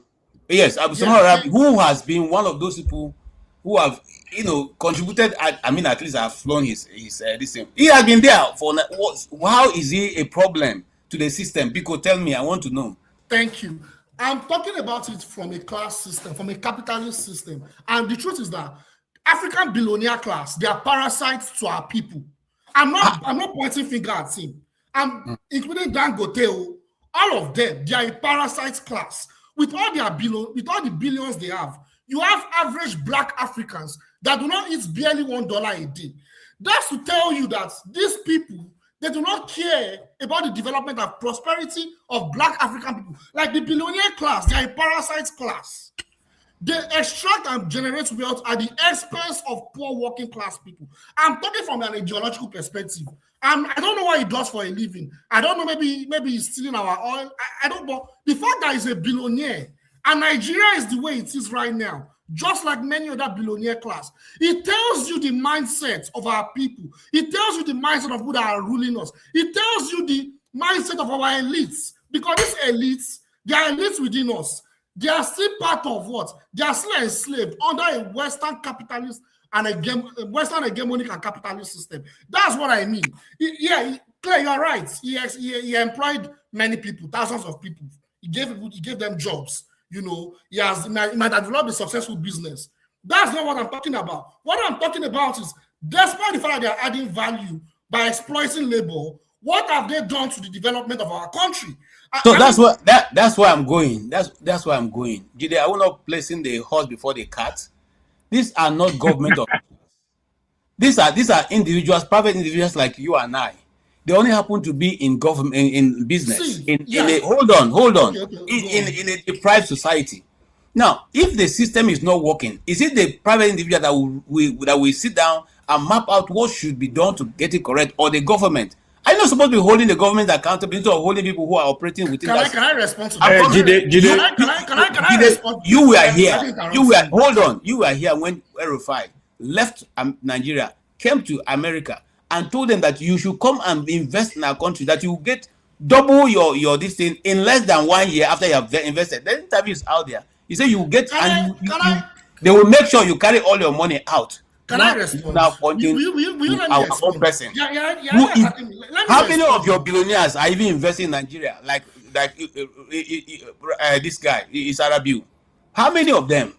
KJ, sorry, Jide. KJ, this one, let me just throw this in. Sorry, Jide. Abdul Samad Rabiu is the chairman of Boa Group. They don't have any business in South Africa. Just to point that out. They don't have any operation in South Africa. Yeah, it doesn't matter. But what Jide is saying is not even making sense to me, because these are the people who have been running the country and helping the ordinary man like me and you to get at least somewhere to go and work. Can I respond? Okay, respond, please. I know it will not make sense to you because perhaps a lot of us are capitalists, and that's why Nigeria will never develop. And that's why we're actually self-destroying ourselves, because we still have the mindset of our oppressor. But let me answer your question real quick. We keep scratching the surface when we talk about Nigerian politics, and that is the problem. You see, which class of people sponsor these politicians to get to power? Answer me. Which class of people compete for election to win or to gain power? How do our politicians gain access to power? It is still through this private billionaire class. So whether you're laughing or not, it may sound funny. No, Jide, I'm laughing because we are the one who say Shore. We have said in this program, Shore no get experience. What does he know to rule us? But you are the same people who go and vote, the same people you are talking about. We go vote them. Okay? When people who like Shore come out, we say, let him go to local government. Let him first go and start from councillor. We don't recognize those people. But we are now saying they are no. We are the problem. Those who vote them back to office, who say the ordinary man like you and I, when we come to stand and say we are not competent enough to hold those positions because we don't know anybody, because we cannot afford 100 million naira to buy a phone.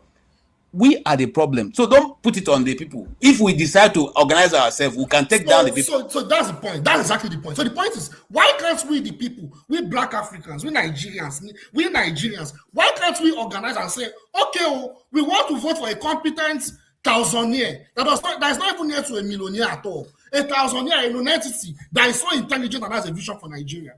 Putin, before he came to power, he was I mean, yeah, he had government office, but he was not a millionaire. He was not a billionaire. Hugo Chavez, he was a bus driver.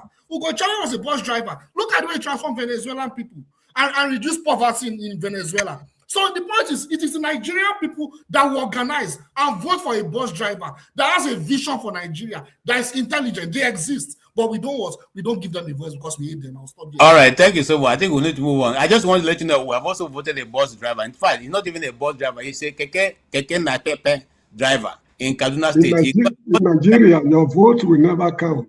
Hold on. We voted the one that counted in Kaduna State. The guy was a keke, was driving a Okada.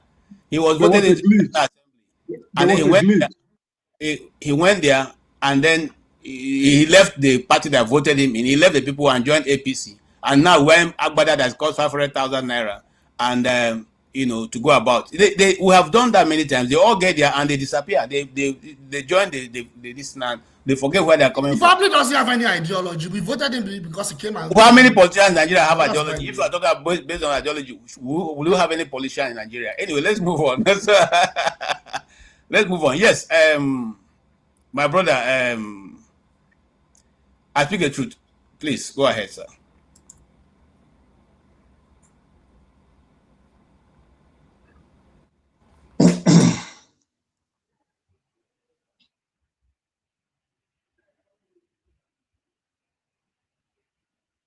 Yes, we're waiting for you, Saxophonia. Yeah, it keeps muting me again. Thank you. Actually, to your the last statement point you made, I was about to say Oshiomhole was actually a labor leader, and he went in poor, and look at how wealthy he is today. So that doesn't even matter. You can hear me, right? Mm. Yes, we can hear you. We can hear you. We can hear you. Oh, okay. Thank you. Because, yeah. So, to what you were saying, KJ, I usually come on here and there's something I always espouse, and sometimes, I get shouted down. And I always say, Africa is not going to develop until somehow there's a framework for free movement of people all across the continent. Now, admittedly, the northern part of the continent, meaning the Maghreb areas, might be more difficult to agree to that kind of principle whereby there's free movement all over, just a la the Schengen countries in Europe. But one thing I always argue for, excuse me, KJ. One thing I always argue for is why can't, at least, and I always say this on here, why can't Nigeria, assuming we had the proper leadership, take the reins and push for some kind of treaty, some kind of bilateral agreement between all of Black Africa, starting from the western parts of Africa down to the south, where we can all move around and trade around and live without any hindrance. And I think that is the only way we will get what we all aspire that Africa should be economically, militarily, and developmentally.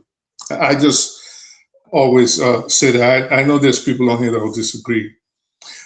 But KJ, there was something very pertinent you said with regards to the immigration issue. And you did say immigration into that country, the decisions are made by the last person to come into the airport, and that is very true. Abdul Samad Rabi, being an influential person, being a man of his status, and I understand what Mr. James was saying, that South Africa is ruled by laws and not by man. True. But at times, there should be discretion made for certain individuals. I'll say this, at least based on the United States laws. While you have to have the proper credentials and the proper documentation to get into the country. It all depends, again, like what you said, KJ, even you can have the right documentation and they can still deny you. But it all depends on the immigration officer. They have the discretion, they have the power to even allow you in without the proper documentation. I would assume South Africa, being a developed country, or at least an African, using African criteria, would have this sort of provision in their constitution, in their law, because Nigeria does have it. You can go into the country and not have the proper documentation. Are you trying to tell me now that, say, Abdul Samad's plane had to land based on an emergency situation in South Africa, he would be refused entry into South Africa? No, but in his discretion, whoever was in charge of immigration at that time would have let him in. So I think he has a right to have felt faulted, again, being who he is. And then the immigration official should have used his discretion and just let him in. But I'm not trying to dictate what South African law should be. Now, I wish Chim was on here. There was something he said. And Ovi, before I go on, Ovi, multiculturalism has never been an issue in countries. Let's remember that when people were coming into the United States through Ellis Island, they are Italians, they're Irish. The people that were here already also had a problem with it. But today they've all assimilated. They also had a problem saying the Italians are coming in, they're going to change the country, they're going to destroy, they're bringing Catholicism in here, because there weren't Catholics in here in the United States at that time. Most of American Christians were Protestants. But today, I mean, it's been less than 200 years, right? But today, the Italians are a part and parcel of the United States. Same with the Irish. Same with the Greeks and the Welsh and the Portuguese being the latest entrants after the Africans. So I don't think it's a problem. I just think we have to always remember, where did this Islamophobia start from? All of a sudden, has anybody ever thought to themselves and just decided to think and say, how did this just balloon out of nowhere? And in less than 18 months, there's Islamophobia. There's Muslims are going to take over the United Kingdom, where they're only 6%. 6% are not going to take over 99% of the country, or 95% of the country. It's impossible. Or in the United States, where Muslims are less than 2%. Some say 2, some say 2.5. But the point is, 2% of Muslims, a population, is not taking over 99% without military force. So we always have to go ask ourselves, where did this Islamophobia always, just all of a sudden, balloon from? And I'll help you out. And it's something I've always screamed on the show. The Israeli government has recently put out another $750 million. These are not things I'm bringing up. This is something Netanyahu, Smotrich, Ben-Gvir, all of them, they've said it. This is why they bought TikTok, for example. They said we are losing the narrative to the current generation on promoting Israel. And we have to promote Israel for its survivability. And the only way we can do that is to change and skew the narrative like we've always done in the media, because most people don't listen to legacy media anymore, traditional media anymore. So now what do they have to do? It's all propaganda. And like Jagun rightly said, what are we scared of? There's nothing to be scared of. So whenever we hear this propaganda going out, let us always remember the source and why it is being done. It is to divert attention from what the atrocities Israel is doing or committing in Gaza, in Lebanon, the same one they've committed in Syria or perpetuating in Iran right now. And they're coming for Nigeria next, and Turkey. So let's not ever forget that. The ISIS leader was killed in Nigeria. Beautiful. ISIS group was killed and murdered in, well, not murdered, they were eliminated in Nigeria. Beautiful. But I say, this is a groundwork being done. This is how I see it, and I understand. I know why I'm saying it. This is, they're laying down the framework, they're laying down the groundwork for more interference in Nigeria. And the Nigerian government and the Nigerian people have to get their affairs in order, because these, as much as they are welcome, they are Greek gifts. And we got to be very, very careful. To Tim, and this is why I said I wish he was on here, ISIS has been eliminated. And you're on here calling for the Sultan to be eliminated. You're saying, well, the ISIS is not the problem, it is the Sultanate. Are you now telling us, and if you do, please let us know, that you have more intelligence or better intelligence than the United States government and the Nigerian government? If so, let us know, because you came on here talking about why ISIS has to be eliminated. And to the immigration issue that Tim also brought up again, condemning why the Arab countries don't have that much people, foreigners in their country. That is a lie.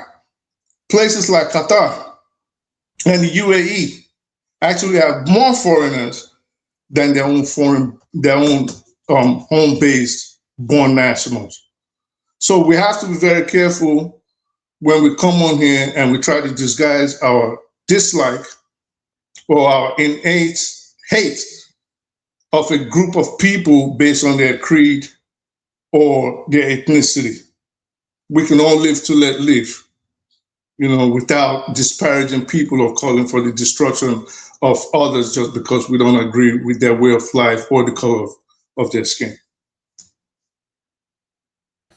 Thank you so much. AJ, please, can you give me just 30 seconds? I want to just respond to something that was for a reply real quick. So even if we vote for, and I will not exceed it. Yes, even if we vote for a dustbin carrier, as far as there's no revolutionary grounding and the structural and economic system still remains in place, the example of Oshiomhole will keep happening in Nigeria forever. Any significant change in Nigeria has to be ideology in motion. The leader represents the vector of that ideology. That's how revolution in Iran happened, in Cuba happened. Unfortunately, I only have 10 seconds. I'll stop there. Thank you. All right, thank you so much. Chagun, before I come to man of procedure, should I go ahead or you have something to say? Yes, I do actually. Again, I wanted to respond to Chim. You see, he made mention, he spoke in a strange way, which always tells me that, certain people haven't been in the diaspora long to have a real understanding of what the diaspora has done before certain people arrived. You see, we who are black in this country, we were apart from the Irish, we were the very next great immigrant force into the country. And as such, we had to fight physically. We had to campaign through law. We had to push politicians into parliament in order for there to be laws about immigration that gave us some kind of standing in the country. We were asked to come from the Caribbean and from Africa to fulfill positions after the war. In doing so, we have contributed greatly. In our contribution, we had a lot of backfire, reticence for our being here. And in that, we have from the 60s, 70s, 80s, 90s, now 2000s, stood up for every other immigrant that has come into this country after us. In this, we have a right, not just because we've been there for 70 odd years, but because our countries were colonized. Now, I don't know how people take colonization, but we had foreign nationals in Nigeria, for example, who had full control of our country. They were a minority, but they were heavily armed. So they had full control of the country. Now we here who has come here as a minority to the West, we are supposed to take it that we have no right here. Are you out of your mind? Are you serious? You know, he was saying that, pointing at the white man. I don't know who pointed at the white man, or in this country, I can tell you that the white people in this country are fantastic hosts. I can tell you that. As somebody that doesn't even necessarily have Oyinbo friends. I don't have Oyinbo friends in this country necessarily. But do I like them? Yes, I like them. They are funny people. They are people with a great history, whether we like it or not. They have a history. They have a lot to be respected for. However, does that mean that I cannot critique them? Does that mean that they're free to do what they want because they are Oyimbos over the last 500 years? They've been in control. Is that why? Look, the way we black people, especially us Nigerians, see things, we are very personal and personalized. Just listening, if I can finish, just listening to Mr. James and one or two others speaking about Rabiu, you're speaking about him on a personal level. You're not speaking about him in an Afrocentric level at all. Your personal bullshit is yours. You keep it. Should an African be able to travel to South Africa and his visa is 1 day overdue for renewal and not give him some kind of leeway? I think you can't be personal in this kind of level. You can't be and want me to take you serious, because I just know that you're being personal. You have your own angst, so now you're bringing that to the table as though that's what we should be discussing. We're not discussing your angst.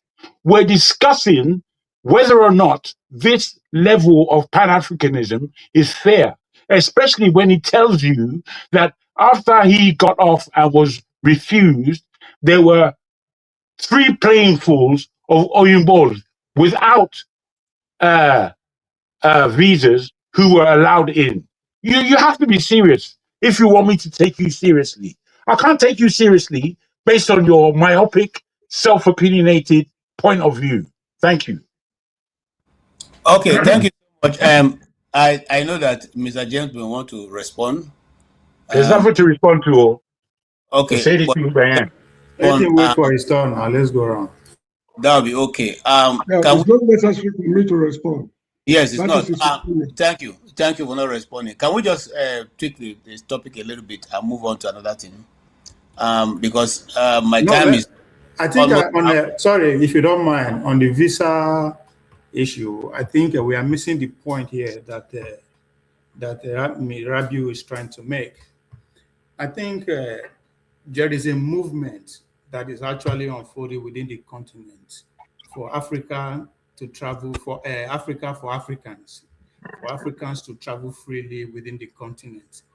This border restriction, this visa, this passport policies of the colonial masters. It's high time we do away with it.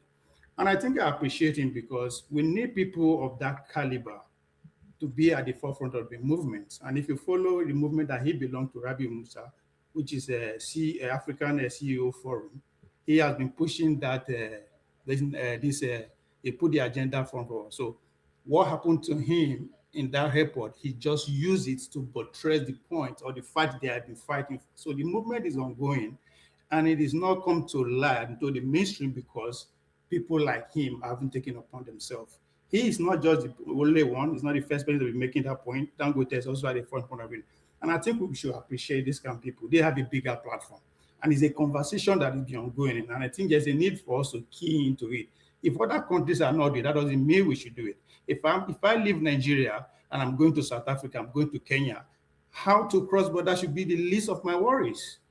Okay. Again, and that's where I disagree with Chima. I don't see any billionaire on this planet that is directly processing the visa by himself. It doesn't work like that. These people have a split of work unless you don't understand what a billionaire is. A true sense of a billionaire don't even know what color of passport he is if you want for the sake of. All right. Thank you. Can I speak on this topic before you move on to the next one? Just a minute. Okay, a minute. And again, sorry, on the Qatar issue, Qatar have 3 passports. One at the top of that passport is the Altanis, the Altanis family. Those ones are top of the food chain. Then we have the ordinary Qataris. than the expatriate passports, which is what they are giving the Africans, the Egyptians, anybody that comes here, the Americans. It is called the Qatari passport. It's a level you get you to. So I know this because I work in that system for 2 years. Thank you for that clarification. Me, I don't even know that one. Education educate me now. All right, go ahead, man of prestige. Thank you very much, Ovi, for bringing that up. Talking about Bua, I heard I don't know the whole story, but you just brought it out briefly when I was listening earlier. I mean, I kind of come with a different perspective in this. An isolation visa, restriction, doesn't necessarily imply any kind of Afrophobia. I mean, but having said that, judging by the history and what has been happening recently, I can see where somebody can, classify it like that, that he's been denied a visa because he's an African, even at all, he's well known, a businessman, I don't know where he ranked in terms of billionaire in Africa, maybe 4th or 5th. But having said that, the history of South Africa or what has been, going on recently can tell, people, I can see how people read it that way. But having said that, I think Africa has a problem, because we so call about unity of Africa, that is not actually happening. It's more difficult to travel within Africa than traveling, overseas or Europe, if you see it. And we're supposed to call ourselves African unity, we want to no barrier for traveling and that, but that's not really happening. So in my own opinion, I think Africa has a problem. The so-called free zone of Africa is not actually happening. They need to rethink about African unity, and that's a problem. I don't know where we go from here. Okay, we are like a house divided. That's where we are right now. Thank you. Thank you so much, and I agree with you. We're not even agreeing on anything. Recently, Togo, so are saying Nigerians must go. Even Togo, Nigerians must go. So you just wonder whether the blasting. What is wrong with it? What is wrong with it? Well, as we try to change topic, are we? There's a young man I admire so much. His creativity is, to another extent. Let us have him entertain us while we change topic.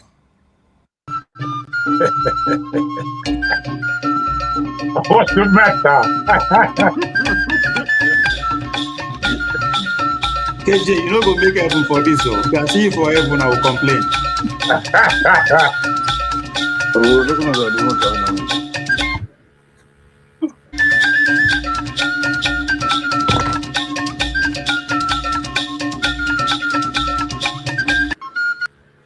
Okay, that was a young man.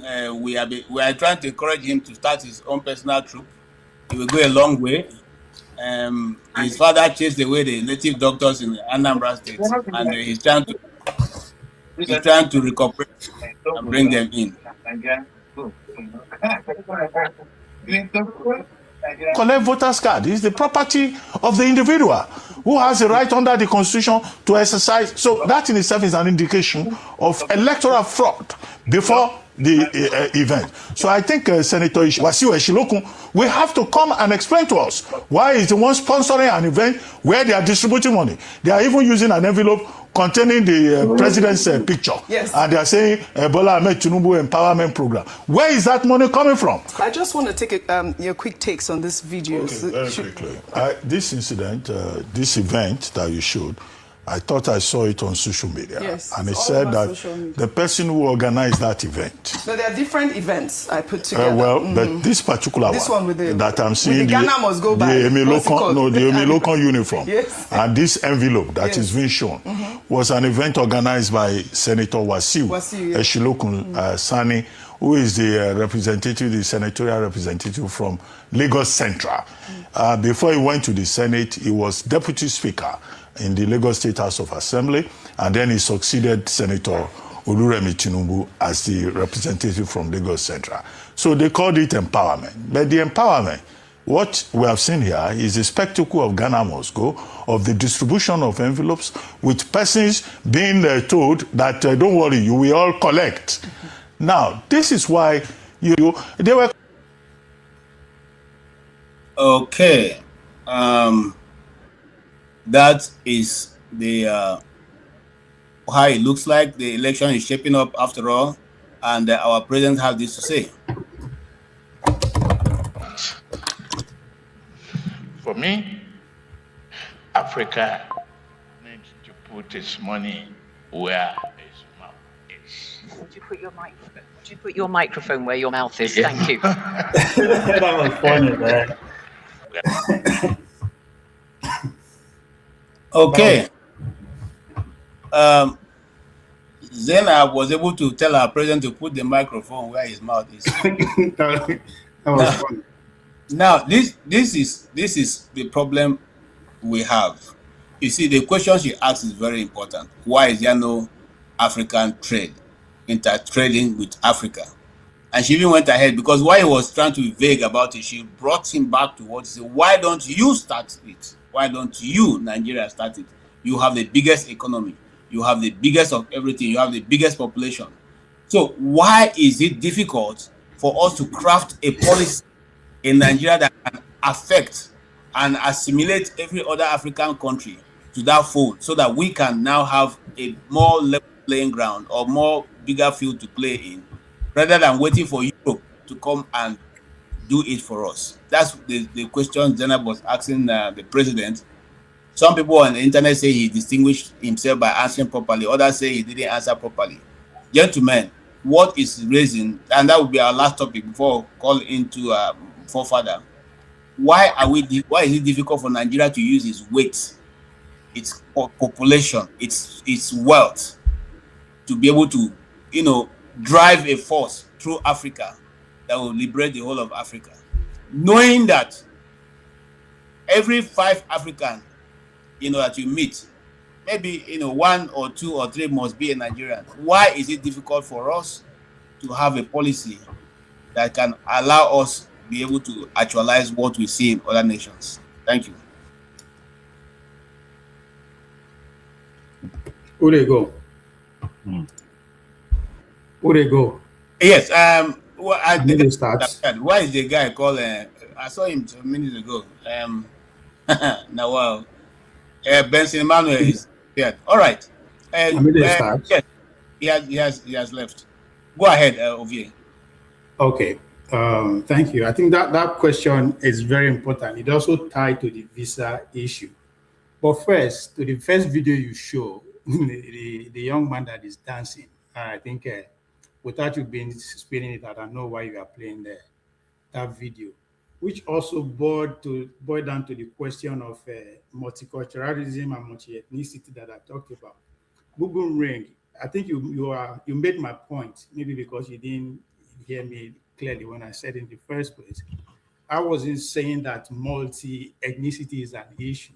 It is not an issue until 1963 for the Black people, where they are fully assimilated, right? One of the shock that brought him to there was not that they just accept them then to vote, give them all the rights possible, but they also accept them into the workplace. The idea of white only, Black only has gone. So yes, totally agree with you. It wasn't welcoming at the beginning, but in the long run, they achieved that. But so the next conversation that has been going on, even back to the days of Obama giving the LGBT right and all that, is not that question of the multiculturalism. How do we assimilate other group of people into quote unquote Western system, right? We saw the election of the mayor of London. So it's also part of the assimilation. It's also part of the argument that is going on.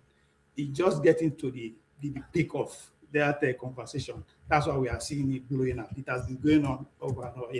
And I believe that the multiculturalism is going to win. Maybe last, technology will be the decider. If you know what make I stay in your country, I go live for my own enclave and all that kind of a thing. But back to the question that you asked, why we know if we trade within ourselves. First of all, we have to take care of the issue of the free movement, which is the likes of Rabiu are championing. And I am more emphatic about the man, Rabiu and his class, because in terms of the Nigerian question, there is a clear difference between their generation and the class of 66, for instance, so to speak. The class of 66 are pretty much beholden, first of all, quote unquote, to the British Empire, right? Their policies, foreign, modern, everything is tailored and is enforced or is given to them by Chatham's policy. then the infusion of the American power. So those class of people, they behold to them. That's why when we argue, they are still able to control the country up to now, 63 years and counting. But if you now look at the class of Rabiu, the Dangotes, not just that they are native breed, even how they make their money, whether you disagree with their capitalism or whatever. But one thing you have to give it to them, they didn't need to go outside and look for dollars or pounds to actually start and grow what they have today indigenously. So their mentality is different. And we are beginning to see that even with the advent of Obi, the core Obi financier or supporters are the working class people. Those people who are within their born in the 60s, in the 60s, 70s. So they are the one championing this free movement within the continent, and most importantly, the free trade.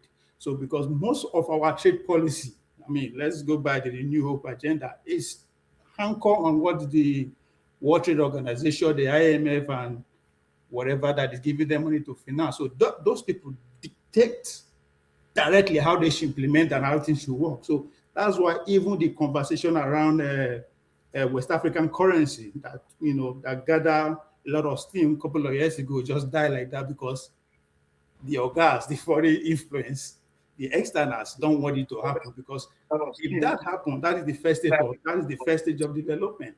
Right? And they are going to be more disadvantaged in terms of their economic activities in the country. So that is the fight that is going on from our own perspective. So this generation, I think they deserve every support. Yes, we disagree with them with the way they practice their business and all that, but they're actually fighting the cause that if you don't look into deeply, you might not actually understand now. So the free trade starts with free movement first. I think once they achieve that free movement, it's just a matter of time. The free trade will follow suit. Okay, thank you so much. I'm just a bit concerned. I'm not sure that you actually addressed that issue, because that was the same thing that I think Zainab at the end of our interview, I think she too was as lost as maybe many of us, because people didn't answer. No, you said why did Tinubu and why did Tinubu start out? Yes, that's what I'm saying. I just said that our policy is building to the external sponsors. Okay, so dictate. That's what I said. Right. They dictate how we should run our policy for us. So okay, that's it. Just within the now my next question. I think he actually answers. He answers very well. But again, the second part of it. My question. They support the likes of Rabiu, because they are actually championing that in terms of actually why Nigeria no startup. Dangote was in Tanzania recently making case how they are going to build a refinery for East. Okay. So, meanwhile, Rabiu is building a refinery in Akwa Ibom. Let's just put that in. He built a cement factory in my village as we speak. Roads, they build roads, build housing with my own village. Those places where he's building those things, he's not going to bring people from his village to come and work there. It's going to be the community that will work there. Yeah. But whether we like they not, do road for us, they if we have all of them doing the same thing in Nigeria, I think Nigeria will have a better place. So I much as I will have some things against certain policies that some of them put, but they are still helping to develop the nation. And so the next question will be, Oti, do you know of any country in the world or in Africa, let me not reduce to the Africa, that have followed the World Bank and IMF policies and strategy that have become developed? Because I'm yet to know anyone. That's the one, when we were in primary school, when they introduced SAP, that was when it became scarce. We had to go and queue for bread. So do you know? Because Nigeria have not become the same after that. I see. Right. No, I don't. And if you ask me, well, it's just look, when Jide, for example, talks about this ideology, and I was just asking him what he really means by ideology. For me, the problem is the economic system of course, the West in the Western world. There are so many problems with that, okay? And for we Africans, developing nations, my view, is that we just have to sit down and, think hard about the kind of economy and society we want to build. looking up to the World Bank or IMF is that's even for me is a nonsense. So the prescriptions and is serving the interest of, if like, the owners of capital. I'm talking about the large multi-corporations, multinational corporations, the global banks and financial institutions. So anybody, any government, any country taking their prescriptions, listening to them, and following their program has no future. So and quite seriously, this is a task for, well, our let me say so-called, if like, intellectuals, the professors and the economists and the social scientists. We have to think about what suits us, how the kind of development we want. Okay, it's not what works for in Europe or what is not working for them. We don't have to follow them. We have to follow their system, their pattern. We have to, for example, look, it's now, for example, let me again refer to Jide when he's talking about to be concrete, like for example, if these our billionaires, rich men and women, they honor these if like the mainstay of the economy of a country, we're talking about something like refinery or maybe factory, industrial conglomerates. In other words, really what develops a country, a nation. Now the question for me is, now what do Nigerians own? What do Nigerians own? I mean, Nigerians, right? What is our wealth? What is the basis of our wealth? And from which we can provide for ourselves. So if we have individuals, right, owning banks, big financial institutions, owning refineries, owning all these things. So what is the wealth of Nigeria?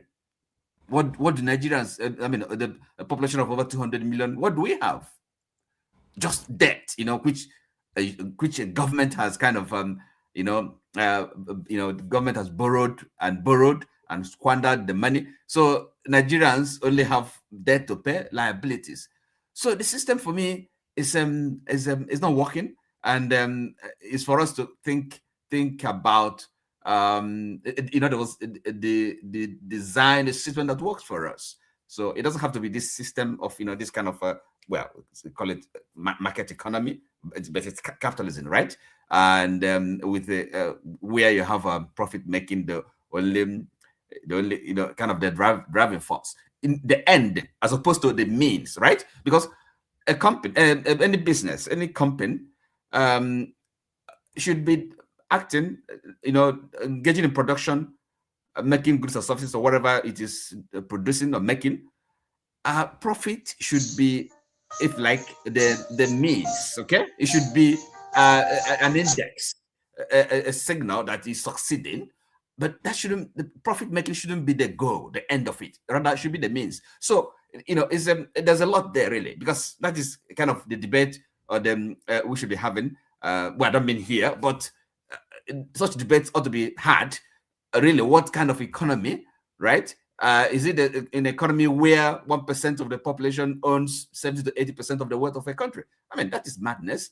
Where are we going with that? Are we not? We are slaves. We are enslaved by, in a way, because people only just work and toil to hand to mouth. So what kind of life is that? Where is the opportunity for them to kind of have a more fulfilling life? To have recreation, leisure, to develop themselves. So that is the way I'm looking at it. So, Jide has a point, but it's the only issue is that every debate for him revolves around the contest between capitalism and socialism. No, but it's a proper debate to be had. But it has to be had in proper context. A time has to be made out for it, so that we can really canvas all the issues. It's an interesting one, and it's something one I really think is very important and very vital. If you're talking about national development, and we can't avoid such questions. This is those are the fundamental questions in nation building. Is as important as, look, how do we want to be together? Because that question is not, for me, is not answered. It's not a given. Okay, no country, not Nigeria, is a nature of fact, or is fact of nature. No, we have to discuss it, and then if it needs, and also look, I have to come to what Jagun said earlier. That if Nigeria is I don't know, maybe it's dissolved or whatever, then we are finished. No, I don't think so. I don't think so. So in other words, there must be other alternatives, other options, and it doesn't mean that if we have kind of some sort of disintegration or reconstitution or reformation, we won't have the opportunity to cooperate, to act in solidarity, even as Nigerians, as Africans, as Black people. I don't think so. We have to be open to experimentalism. So nothing is not. I don't think anything is kind of is closed. Anything is foreclosed. We have to have an open mind. So that's the way we'll okay. Thank you so much, Mr. Oti. Thank you. And yes, Jide, I want to go to Femi first. He's been around. He has not spoken for a while. Yes, Femi. Why are you calling me Jide? Oh, sorry. Like I'm sorry. All right, go ahead, Femi. Okay, so I was gonna start by remembering a quote from Charles Darwin in The Origin of Species about how it's not the strongest of a species or species that survives, but the most adaptable. So to your question, it's quite evident even when you start from Nigeria and you spread it out to virtually every single, let's say mostly Black African country as an example, that even when you start from the institutional level, just the framework itself, and then when you now pivot into the fact that first of all, we don't have infrastructures. We're still grappling with that, even from the Nigerian angle. Not to now talk of when you look in terms of, for example, when you look at the Belt and Roads initiative that China, for example, has been spearheading for a while now. Just today, as an example, I only just realized that this high-speed train, and that's not to say that I'm trying to promote Nigeria to that level, we're nowhere near that, but just an highlight. I just learned that they're most likely to complete that same high-speed rail into North Korea, and then it's going to extend into Russia. Because if you look at the map, you see how they're aligned. Now, I say this to say that if that's the starting point for me, you look at the case of electricity, we're nowhere near industrialized. That's why when you look at how much we continue to export, for example, in the case of Ghana, unfinished products to the likes of, is it the Netherlands now, for example? Is it Switzerland or so? To make cocoa as an example. And of course, copper from Zambia. I know the Chinese apparently are building something for them, but majority of what they're digging from the earth is still being exported in return for finished products, which would probably even cost even more. We basically cannot make finished products, and a lot of the same countries in Africa, for the most part, are importing the same finished products which they do not produce, which only buys into the reason why we do more imports rather, or a trade with European and maybe even Asian countries and America than we do among ourselves. And then on top of that, of course, there's a case of that's all about weak industrialization and even just general government policies. And then as much as one does not want to delve too much into colonialism, if you look at our colonial past, part of it is still affecting us, and it's a case of us not, as much as possible, trying to get to grips with the fact that we stand to gain a lot more from building our own capacity vis-a-vis like railroads between countries, increase the air traffic, and of course that again brings up its own issue in itself. How many countries in Africa, as we speak, are even viable as countries by themselves? Not to begin to talk about this kind of things I'm referring to. And of course, that buys into the fact that there's also a lot of, wars and upheavals. For example, if you have to navigate within the Sahel now, I'm not sure that you're confident in yourself. For example, KJ, to even make a trip between Lagos and maybe Ondo, not to talk of trying to go as far as Niger or what have you. And of course, you can't take away the fact that the not so small matter of problems like custom delays, and you see the problems you even have when you even send things from abroad, not to even talk about within ourselves. There's always that problem. And if you have to go by road, there will be issues of checkpoints. These are the kind of, and of course, the political dynamics that come into play as well. Instability all over the place. Remember when you also had the case of closed borders between Nigeria and Benin Republic, and all kind of shenanigans. And of course, you see what's happening even with the likes of the Sahel, the Nigerian Republic, for example, and Nigeria under Tinubu, when the issue of the generals that took over the Sahelian countries came to play. So, and then, of course, there's also inconsistencies in policies. We're all over the place, basically. We're not organized. We're only organized to the point where we'll continue to go to like the likes of France, to Britain, because again, as much as one may want to blame the Western world for certain instabilities that occur within ourselves, we're also the reason on the other end that we continue to heap some of these things on ourselves. Finally, just to add to what I've been thinking I've been thinking out loud before you turn to me, there's also the issue of currency exchange. But who is actually going to sit down? Is it going to be the East African countries, their own association on one hand, and ECOWAS, the SADC, the AU that doesn't even really exist and is not really independent? Who's actually going to sit down, and whose interest are we going to be acting on? So we're all over the place, and first of all, we have to get our act together as individual countries before we even begin to talk about African intertrade policies and trying to make ease of doing business, trying to make things easy. And let me just land on this note. I do agree with whoever mentioned the fact that it's not necessarily the government that are necessarily going to end up doing things. It's individuals like the Boa guy, the Dangotes of this world, and the other millionaires and other people that actually have interest. Yes, hate or love them, at least they're doing something within the continent. As far as Dangote is concerned, I do not know of anywhere in the world where he's investing. So, I mean, there's a lot to be done. We have a long way to go. Thank you so much, Femi. I just want to tell you, based on your last point, that Dangote just went to court because the Nigerian government just issued new import license. Yeah, I saw it. I was just shaking my head. We're not ready. You see what I'm saying? Saying we are the one that sabotage our own people. We. It's not anybody. It's not any Igbo man anywhere. Dangote, if Nigeria decide to buy all of his petrol, we'll not even be able to finish everything. But we're still issuing fresh import license just to sabotage the man. What else?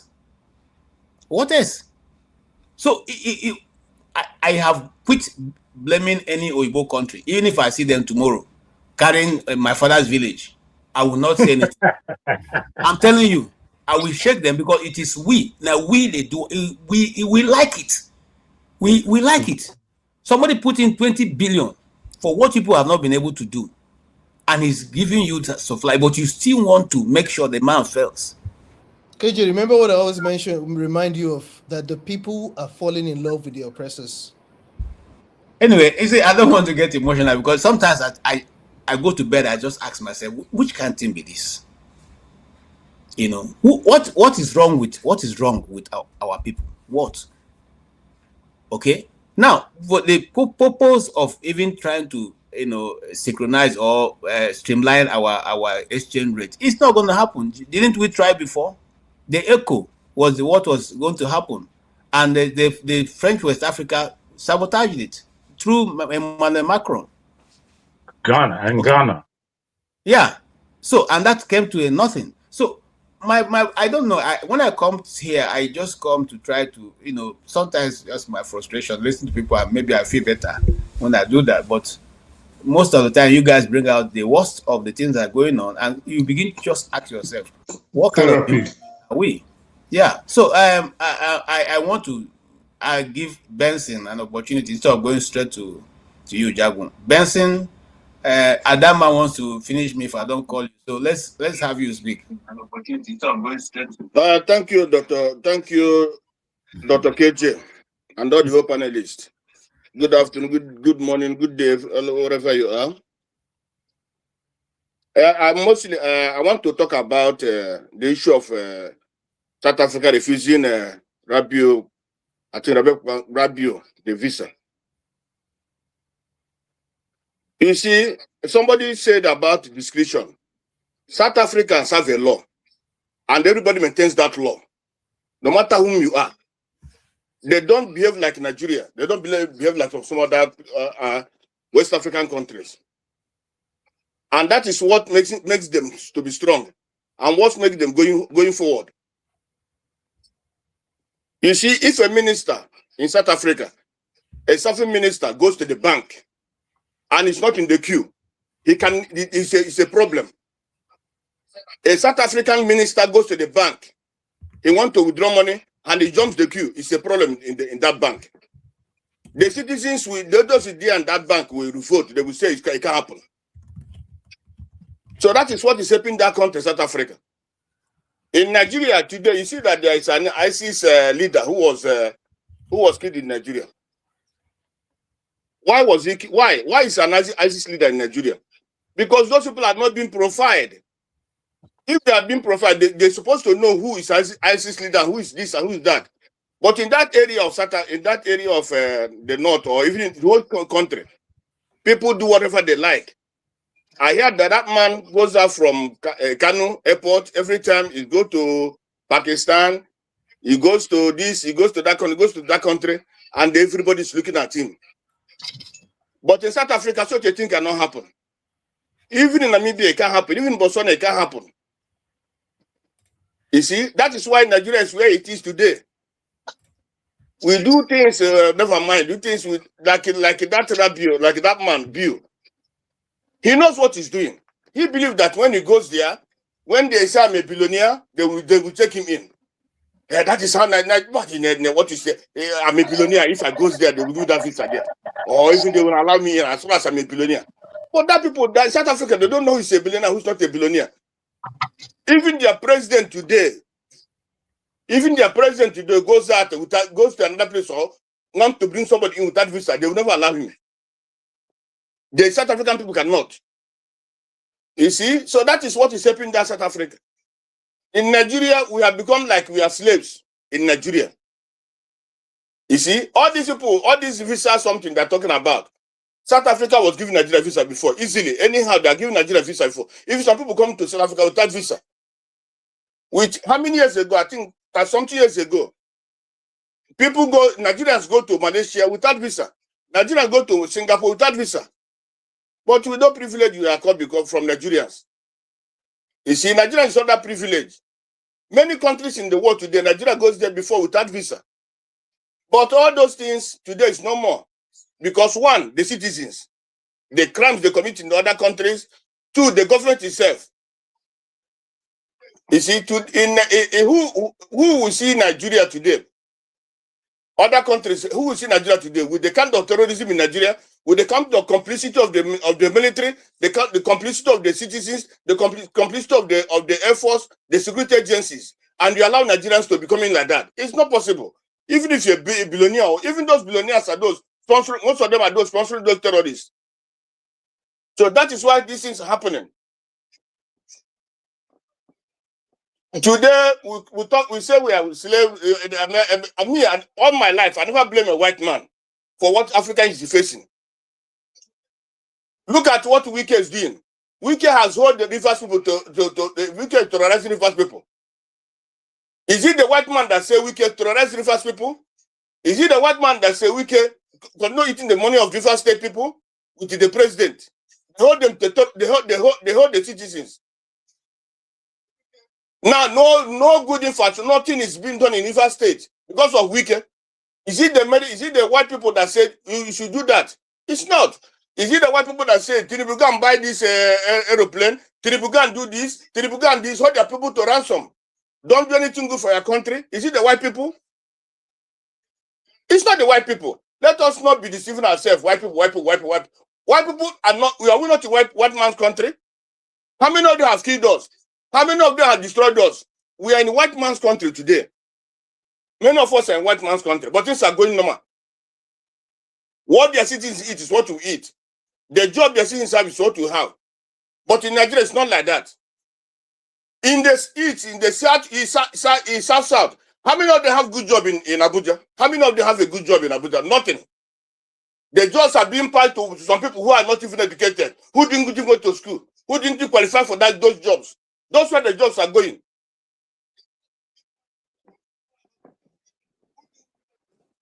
They didn't go to school, but the jobs are given to them.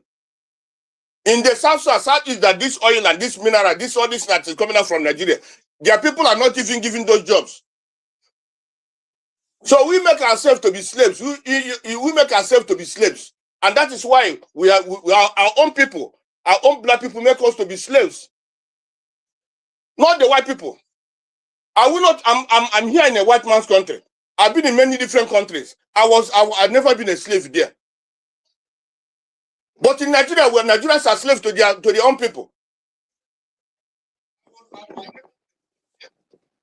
How can in Nigeria, some people now are buying states?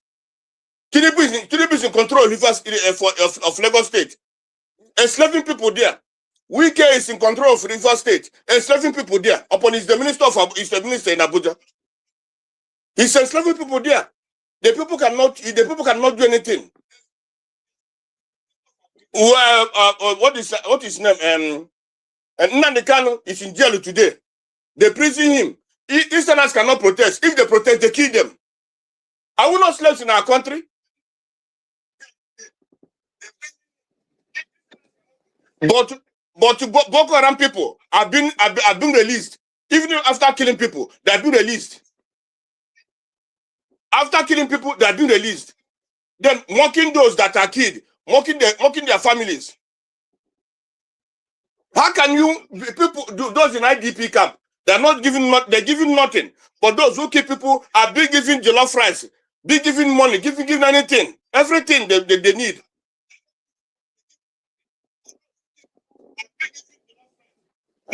They are being paid. Most of them are being paid. Most of them are giving money. Most of them are just giving cars to stop killing while you have the military. Not because there's no military, but the government doesn't want to kill. They doesn't want even to deal anything to them. They just want them to control killing people. So we are slaves to us. Our people make us to be slaves. And when we go out, let us not stop complaining. If our country is good today, I'm telling you, South Africa cannot insult us.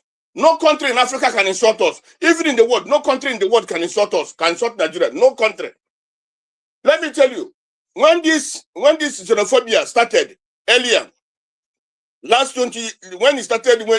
South Africa got their distance, South Africans we are not attacking Nigerians. They never attack Nigerians. They can attack Zimbabweans, they can attack other visitors, but they cannot attack Nigerians. It's only recently they start attacking Nigerians.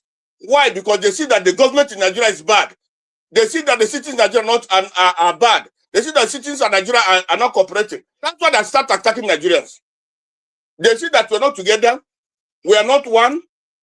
We are coming to their country to do. Our ministers, our presidents are using our money anyhow. But in their own country, there is not like that. The corruption is reduced in their own country, but in our own country is the city of corruption. Nigeria is where the corruption, the whole world. Nigeria is where the corruption is. Even the church today is corrupt.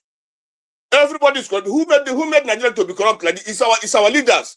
If our leaders have been good, manage our resources, how can we be going out like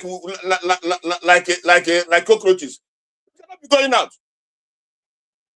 South Africans cannot go out like the way we are going out. Namibians cannot go out like the way others are going out because they have good infrastructures. They have social security. They have all these things which help their country, but Nigeria we don't have. But we come to claim we are giant of Africa, giant of nonsense. Okay, can you round up? You see? So that's the problem. So let nobody start blaming South Africa that they didn't give this man, that they didn't allow this one to come in. Even whoever it is come to South Africa, even this dollar, even the president of this can come to South Africa. They will never allow him on as long as it doesn't keep to their law. South Africa is a country of law. That bill. All right. He knows that in Nigeria he can do that and go away, but he can't do it. He can let him know that he cannot do it in South Africa. If you are coming to South Africa, you want to come and there, you cannot. They cannot allow you because it's a country of law. All right. Thank you so much, Benson Emmanuel. This country of law, where has the law gone now? Because I see one madman with a hairgear walking around and beating people and killing them in the street of South Africa. Why is the law not applying to that guy that is breaking people's shops and those things in South Africa?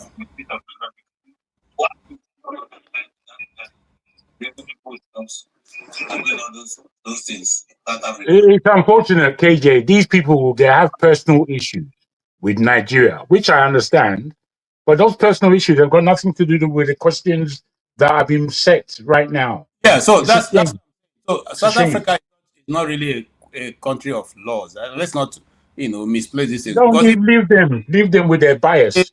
Man walking around the street and breaking people's shops and doing all that. It's not an immigration officer. It's not a government official. It's not an immigration officer. It's not a police. But the police are standing by and watching them do all those terrible things. So I don't think they are really a country of laws. Let's not miss that. If they decide not to give Rabiu, visa, it's okay, but not because they are law-abiding country. Yeah, South Africa is a. The guy spent his time arguing about his Mr. KJ. Mr. KJ, let me tell you, South African citizens, they have right in their own country. They have right in their own country. Do they have right to take the land back? What do you mean? Take what? Their land. Which land? Yeah, they're trying to do that. Also. You know how many people that are being killed? Let me tell you about this land issue. Let me tell you about this land issue. No. Let me tell you about this land issue. The issue of land is that the money for now is still in the hands of the white people. Listen. But again, exactly. Let me tell you. The black people. Let me tell you, there was a time the black people were complaining that they are not given anything, this, that. Then these people empowered them. The government empowered the black people. You know what they did with the money? They used the money and buy high cars instead of investing the money. So listen now, Bessie. You're not hearing us. Listen to what I'm saying. It's not. Let's not. Yeah, I know Nigeria is bad though. I know talk say our country no bad. But when you come to talking about a country that maintains law, South Africa is not better than us. The person beating people and they are shocked. They are not police people. They are killing fellow Africans on the streets of South Africa. What the police doing about that? Is that not a crime? They are going to loot people's shops. Is that not a crime? They are going to give people, even those who have official paper, telling them, we'll give you from now till Monday. You don't get out of you, whatever happens. Is that a country that is lawful? Let's not go there. But, your point has been made. But I just want to put on record that, that they are not anything better than, what's going on. Put it on record that it's a useless point he spent 5 minutes doing. Useless. Okay. No. You're very useless. You're very useless. You respect yourself. Come on, get out, my friend. I'm making you useless. Listen, look at this. We are happy. Come on, get out, my friend. Let's end that way. I'm telling you. You see, the KJ, let me tell you. Oh, God. The other time, I told you that Tinubu was part of those who bring these terrorists into Nigeria. He said no. But later on the other day, Tinubu tell you Buhari is him. What does that show you? I told you start asking again another question. Okay, they have their own law. They don't want foreigners to come and break their law. You are talking about what South Africa what they're breaking shops. My brother, you know what foreigners are doing in South Africa? Do you know what they're doing in South Africa? They cannot.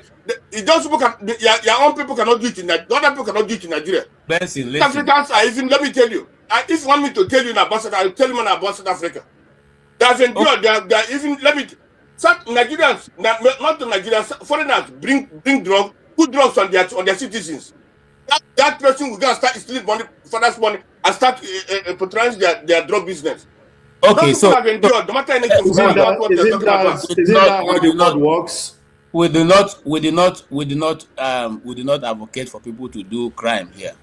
We are saying we are saying as Nigerians, if KJ comes to your country and he commits crime, arrest him. We didn't say leave him.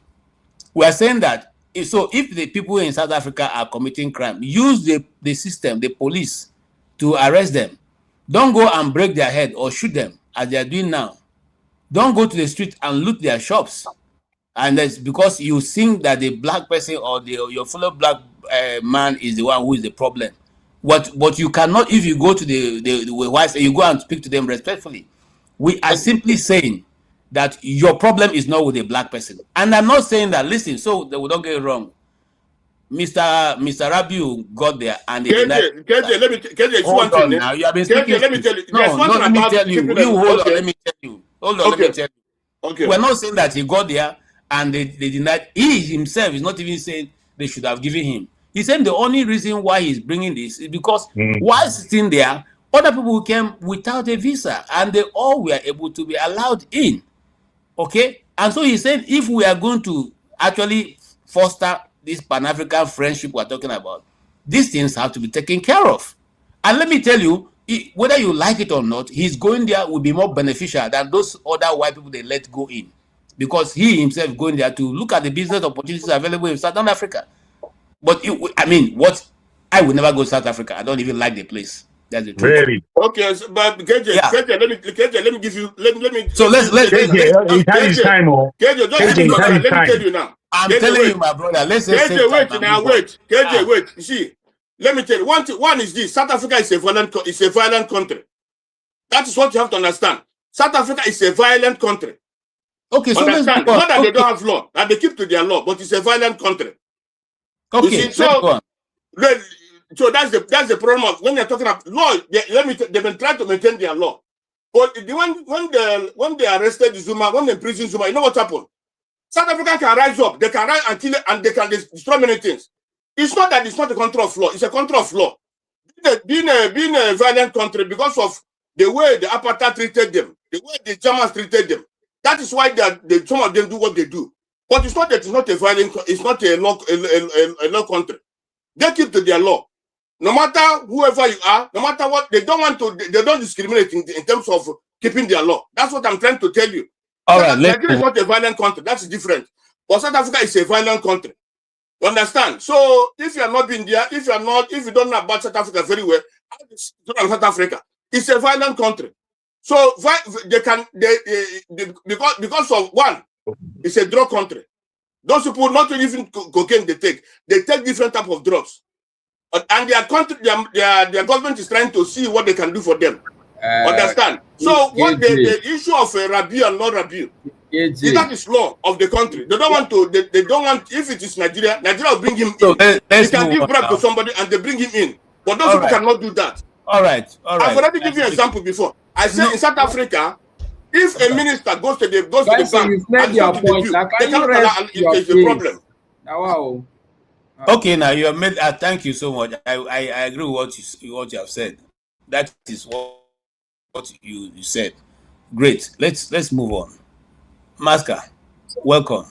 Solly, welcome. Maska, you followed the debate so far. I don't know if you want to. I was trying to move, but right now we don't even have enough time. So let's just take people who are going to rant, and then poor father will be waiting by the wings. If he's not there, then we may continue. But if he's there, then we'll have to vacate so that he'll come in, and then the rest can be discussed. Master, go ahead. No, you have before Master, you have to be. Oh, Jago, please just. You have to be holding, bros. You have to be holding yourself to your own word. You put this man in front of me, saying that I'm going next. Now you are just doing as you like. Okay, please go ahead. Go ahead and speak. Maska, I do apologize, but I'm having to keep our man on his toes. It's all right. Go ahead, Jago. No issues. We are all speaking for the same country, so indeed, it doesn't matter who is in front of who. I won't be long anyway. Apart from to say that if true be true, I should have been right after Ovier, knowing that I didn't kick myself out. Anyway, the whole idea of Pan-Africanism or of Africa trading within its continent and becoming a more powerful state within this world and taking its rightful place on the global stage is down to infrastructure, largely. The infrastructure is not there. The peoples who are set to put the infrastructure in place, they're playing games generally with our lives and with our time. The fact that there is not a railway that connects us is appalling. The fact that you have to take a plane outside of the continent in order to come in at the cheapest and most viable level is a big issue. I mean, the stupidity of it doesn't seem to be beyond African leaders. They are happy for their people to be going to Europe in order to travel back into the continent. Pathetic. The level of airspace that we control in the world is next to zero. Yet you have small nations like Qatar who have global airspace to make sure that their small amount of citizens can travel where they want to go. There is no communication or connectivity between Africa and the Caribbean, Africa and the Black world generally. It's appalling because this is where there's an economy. There are people that actually want to travel directly to Africa. Yet at this stage, there is no straight journey from, let's say, Nigeria to Jamaica. Not one. They pronounce it, but it's not happening. You see, West Africa is one of the most important regions of the world, and the West know it. And Nigeria is the biggest economy in that West African arena. Yet, Nigerians are the most hated, the most disappointing, and the most lackluster, I believe, in terms of its leadership, making sense of what West Africa should and could be. I believe that, yes, Africa, continent-wide, should be connected. But if you can't even start in your own backyard, in your own corner, then to speak of the greater Africa is almost like it's a pipe stream. It's a pipe stream. It's such a shame that we are in the state that we are in. And it's such a shame it's down to our leaders. But it's a greater shame that our people generally are not conscious. And the education system in a country like Nigeria is appalling. If the education system had any nous, they'll educate the next generation to come into prowess. Why? Because even through our half-educated people, we are storming ahead. To be factual, there's no other African really that you can compare to a Nigerian. And really, that's quite poor. It's not a boast. It's quite poor. It means that if Nigerians are stupid, what are the rest of Africans? What are the rest of us? Because the whole of Africa is still looking, as much as they dislike us, they are still looking for us to perform. Okay. I don't think we understand our responsibility in that Nigeria. I'll leave it there in order for Masker to have his turn. All right, thank you. Masker. All right, thank you, KJ, and good evening, everybody. Good evening, Ovie, even though I see he's absent. Bonaventure OT, good evening. Man of Prestige, the one and only Jagun, and I don't know why people keep changing their names. It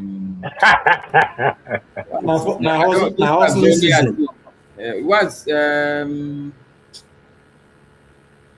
Boom Boom Ray. I think that's it's a more amenable name. Benson and Soli. All right, I actually joined. Well, okay, so I've been listening at the background, and I actually joined because of what OT was saying. But with the discussions, I think his evil is a lesser evil. So I may just decide to ignore it. But let me just highlight it, because his question was, he was criticizing capitalism, and that we should ask questions The about economic system that we would practice. And in my mind, I'm like, see, this is the problem with us Black people. Okay, you leave the major issue in front of you, you go and start asking why the star is looking the color it's looking, something that you might not reach. The point I'm making, I don't think a single country in this time and age can decide the type of economic system it will practice. Because in the end, what you are simply saying is that you now go into what is called autarky, where you lock your borders, everything is within your own country. And I don't think that is a progressive mindset. So I don't think the discussion for we Nigerians, or even Black people now, is in terms of debate on the economic system. But like I said, I have seen bigger issues that I think are more pertinent. And I'll start with you, KJ, because I think you kind of started it and you encouraged it by saying that you think we are the ones doing ourselves and not the white people. And for me, that is very symptomatic of the root cause of our problem as Black people. You know, if you know the level, the depth to which the white people go to make sure that we are nothing but puppets, you will be amazed, KG. You will be amazed, and you will not be surprised that things are going the way they are. Let me start with a simple example that you guys have spoken about. The refinery, for instance. Why do you think suddenly a Nigerian government will wake up and start issuing these licenses? Why? Let me use a proverb that we very well know, that, you know, they say that the witch, is it the witch or the owl cry at night, and in the morning the baby is dead? Okay. Look, if I remember David Hundain saying something long time ago, like about a year or 2 years ago, where some foundation reached out to him even before the Dangote refinery come on stream, that he should go on and criticize that refinery. Go and check that video; it's there online. I know. I followed it. And when he checked, these are white people trying to sabotage this thing. There is no single white man that is going to be happy that we are producing our own oil in Nigeria. Now, so let me take you guys back to history. The Black people are not like this before. Go and check. I'll give you like 5 names. Somebody like Azikiwe, Enahoro, Kwame Nkrumah, Abdul Jamal Nasser, Ahmed Sekou Patrice Lumumba. Go and check how close all these people were in 1958, 59, 60, 61. They were holding what they call the All African People's Conference, where they were saying that, okay, you white people had scrambled for Africa. It's now time for you to scram from Africa. And I would recommend a book for you, especially UKG, White Malice. I can't remember. It's a lady that wrote it. It was an expose that even in 1958, CIA was already putting up foundations that they were sending to all these conferences to make sure. And so if you fast track who killed Patrice Lumumba, it was CIA. That thing was on public TV. I watched it on, I think, CNN or something, where a CIA person was telling us how they even put Patrice Lumumba's body into acid. I can tell you the story what France did to Sekou Touré when they declared independence. The truth is that even on this platform, I can put it to you that CIA is monitoring all of us. This is what we must know, we must acknowledge. These people are putting millions and millions, if not billions of dollars to make sure that we don't move out of the confine they put us. Because we are very significant. Let me put it to you. The bombs that they drop in Hiroshima and Nagasaki, where do you think that the uranium came from? Where? No, sir. Yeah, Boom Boom Ray, you are saying something. I said Niger. No, Congo. So, look, the truth is that you are right. Our leaders should not do what they are doing, but the mistake is to say that these are our leaders. If you leave this, like 5-7 people I mentioned, people like Sokotoro, Kwame Nkrumah, it's long. Let's acknowledge and understand that it's long since we have leaders. What we have had is agents that are being foisted on top of us. They may not even know it. Just to look, KJ, these people are deep people. They don't do things on the surface or the periphery. So let's not belittle the interference that is in our affairs. If things are not working well, we must really understand that there's a big force that is scuttling every attempt that we make. We've had good leaders, but every good leader that you see come up, what will be his story? They will kill him. If we don't acknowledge that fact, we will continue to miss the point. Yes, we should take responsibility, but the crop of people that are in leadership positions in Africa, these are people we know that they put them up. If a classic example was the same Congo, what's the name of this guy that had houses in France? The man that was wearing leopard skin. Mobutu Sese. How long did Mobutu rule? Mobutu was put up by these people. And he was plundering the whole place, and they were okay with that. Any leader you see, look at all the African leaders now. Look at it now. We should use our sense. The problem is not with us, black people. I've given you an example. Go and check these 7 people. They were Pan-Africanists. They were going to all the miles and lengths to make sure that this continent is a good place. But those that want to keep us where we are have started long before we wake up.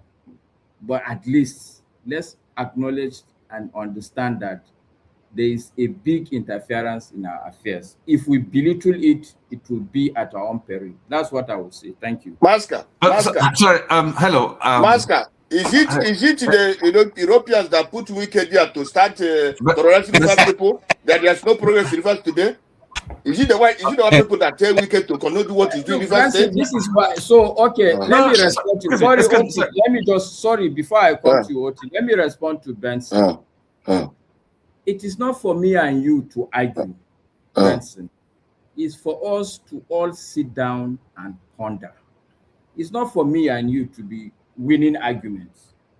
If it is not them, if you win the argument that no, it's not them that put wicked there, it still leaves us where we are. The evidence are there for everybody to see. And to take one single individual and make him the litmus test shows the kind of depth of our thinking. No, sorry, Maska. Wike is not, sorry, Oti, just a minute. So are you now telling me, Benson, that the white people have never put up any leader or have not killed any leader? No, he's not saying that. He's not saying that. No, they have. But I want to ask you, Mr. Maska, Malaysia, Singapore, they're like black country. Malaysia is like black country. You know that? Ghana is also. Namibia is also. South Africa. But why don't you progress? Why were we not progressing? Ghana, listen. Namibia, they have discipline. South Africa, why are they progressing? Okay. Can I come? Progress. If our progress, the yardstick is Ghana, I think we are not. Don't forget about Ghana. Malaysia. Talk about Malaysia. Talk about Singapore. Okay. Talk about Namibia. Talk about Botswana. Talk about those South Africa. Talk about those people. Why those are not there?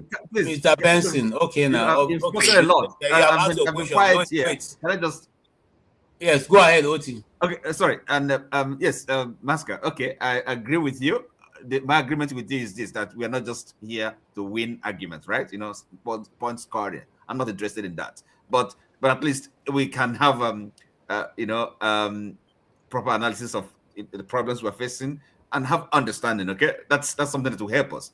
Okay, so now it's really, we shouldn't have so much debate about this, because what you're saying, yes, there's there's element of that interference for it, but again, equally, that responsibility is something we cannot escape from. We cannot avoid it. It's our Okay, so hold on, let me make it quick. No, don't worry. I agree with you also, but let me make it quick. Okay. If the point I'm making, if I'm consistently having a problem, and the problem looks very funny, what I'm saying is simply, if our leaders are consistently acting in a funny way, then we must ask ourselves why. And if we don't ask that why, sorry, excuse me, and hold on, excuse me, and Benson answered you this way, pointed. There's no need for navel gazing, right? Something that we can understand. We understand, look, individuals, their greed, their miseducation, their ignorance. So it's not something. Why should you begin? Blame somebody, a foreign element, a foreign agent for that? Okay, because it's there. Excuse me. No, please don't say that again. God. These people are here with us in this country. Don't say foreign. What does that mean? Are you telling me that foreign? Excuse me. Is that what you're suggesting? Excuse me. They what are do you mean by foreign. foreign? The people are here embedded, and they have compromised a lot of our leaders. What do you mean by foreign? When I mean foreign, the enemy is within. Sorry, look, the enemy. See, what we're talking about is, I'm just against the word foreign. Don't use the word foreign. There's nothing like foreign. These people are all over the place. Okay, look, they are foreign. They are to the extent that they're not part of us. Okay, they're our enemies. Part of us. This is the point. That's the point. They are actually on top of us. So look, excuse me, they are not. They are foreign. Because you guys don't know these things. No, listen, Benson. What Masca is saying. What Masca is saying is very, very distinct. These people are no longer foreign. They are our people who have taken over a position of the force. Yes. That's what it's hold on, excuse me. And now the ones. Excuse me. Sorry, Mr. KJ, why these people are not in Malaysia? Why do you make the Why they're not in Namibia? Why they're not in Botswana? Why they're not in many places that are progressing? Why? Hold on. So why then? Okay, excuse me. If they are not strangers, they are not foreign. Okay, they are one of us. So then why do we have to look for, this somebody, external, or look for the cause or the solution? Okay. Maybe let's hear from Soli. Let's hear from Soli. So that this point, KJ, you passed me 5 times, bro. No, I'm sorry, I'm rounding up. I'll just have for you. We need to begin to learn. You're rounding up. You've passed me 5 times. I don't complain. Like, come on. Okay. Sorry. All right, guys, calm down. We have passed. This guy. I'm sorry. Excuse me. Can we just have him speak so that we can? Yes. Okay, Master. And also, let me ask you. Now, the kind of when no, I'm not going to answer any question. Me, I've made my point. I will let it. What you want to think? Oh God, can you just wait? You don't have to answer, but let me. I'm posing the question to you. You don't have to answer, okay? Now, so you talked about we shouldn't. If you don't listen, can you just quiet? My point. I'm not going to sit here and be answering your questions. If you don't believe me, let's answer my question. No. There's somebody who has said that they haven't spoken. He's been missed out. Why are you now going to talk over? I beg, carry on, Joe. Masker. So now the question about see that guy is ignoring everything. You're very rude, though. No, sorry, excuse me, Jagun. It's not your turn, okay? Can you keep quiet, please? It's not yours. That's what I'm trying to say. It's not yours. Crazy man. Thank you. Now,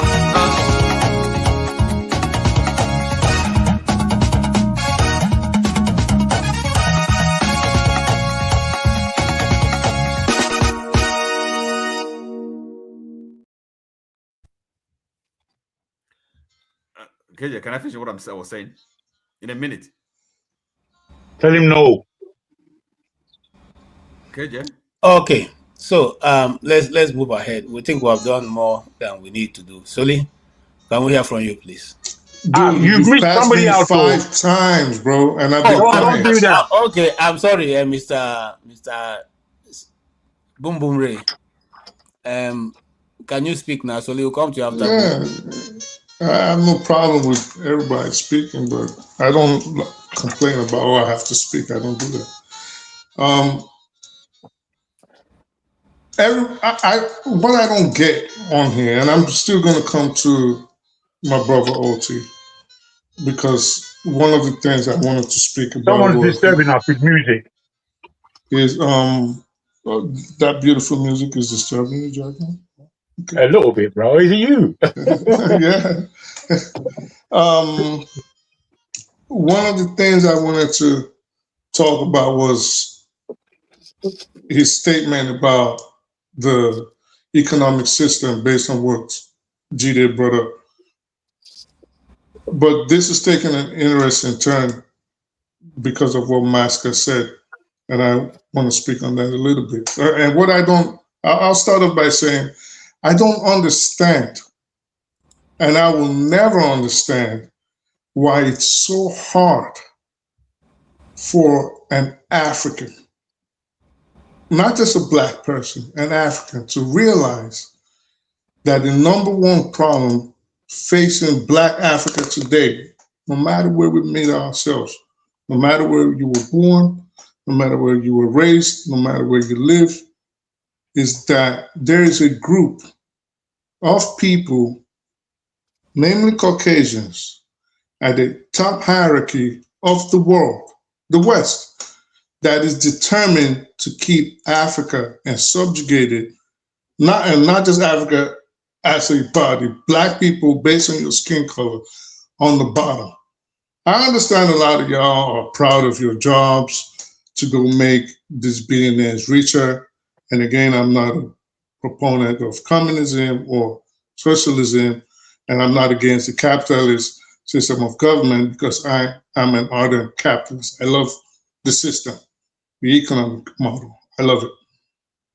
But for you to not understand what Masker is trying to say, and I've come on here a lot of times and I've had pushback from, namely like G-Day and forefathers, and Masker is saying something very pertinent. And I don't think this applies to OT, because OT obviously is very versed, especially when he talks about market systems and the forces and the governmental systems. So he does understand these things. I'm not going to mention anybody else because I don't want to seem like I'm putting anybody down. But Masker is very right. I think sometimes it goes, and maybe we have to have some, I don't know if empathy is the word, we have to have some sort of empathy for those that do not understand. So if you do understand these things, but you're still agreeing with it, the subjugation of Africa is what I'm talking about, and Black people, then there's got to be some deviousness underneath your proclamations. And why do I say there's some sort of deviousness? Now let's take it back home. When you ask an ardent Biafran, if you think Nigeria is so corrupt and Nigeria is so bad, aren't you the same ones electing these leaders?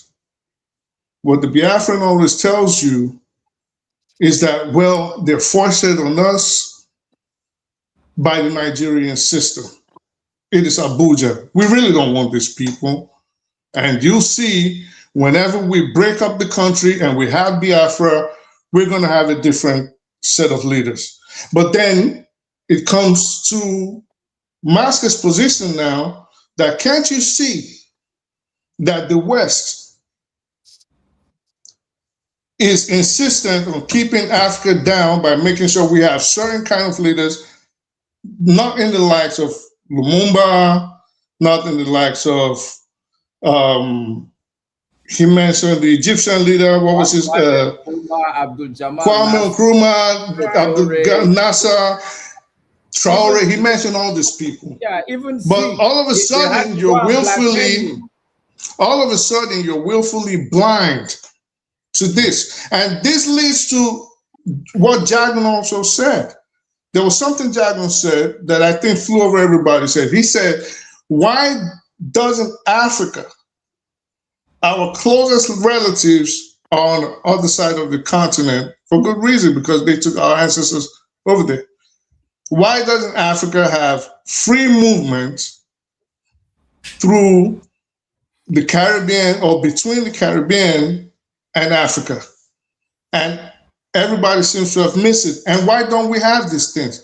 Because there are treaties in place. Again, when I first met Jide, I think this was our first argument. They weren't getting it. And I think Masca had to come in that day too. Ovi was there, Jagan was there, of course, and we were trying to explain to himself and forefathers how there's this coerced and planned subjugation of Africa to stop us from developing economically, and in fact, in all ramifications of things that could propel the development of Africa. To the issue of why we do not have this contact transport-wise, go look at how, for example, the Open Skies agreements are formulated. Go look at how the air agreements are written. They're written in such a way that you cannot, without getting to Europe or North America, you cannot come directly to Africa. But they also stop these African or these Black countries from being able to access free movement to those places without these strenuous impediments to seek visas. So you have to seek a visa to go to Europe or North America, but they're not going to give it to you before you get to Jamaica, and vice versa. So I don't understand, and I don't understand how you say you can't see these things. This is all open. And no, sorry, let me just finish, please. So to the economic system part of it, I don't know. I was trying to figure out, and I've heard you speak on these things before. Are you a communist or a socialist? Because you said what? All right. No, I just wanted to say. Sorry, I'm not. Okay, are you asking me? No. We're not going. No, I just want to finish with that because listen, when we look at the system the world currently runs, it is relatively new. This education system, the financial system, the economic system, all put together by the Rockefellers and the JP Morgans and the Schwabs and all of them. So in this regard, OT, I agree with you that we don't necessarily have to do things in the same mode as the West. Maybe we have to look for an economic system or a governmental system that will suit our traditions and cultures and our understanding of our society. But to that, I'll just see. We don't have enough to be able to do good. Okay. So this is what I'm going to do next time. I'm not going to be I'm not going to be polite anymore. I'm going to start complaining like everybody else and saying, "Oh, it's my turn." Like, you know what I mean? So yeah. No, that's myself, bro. You don't know the score now.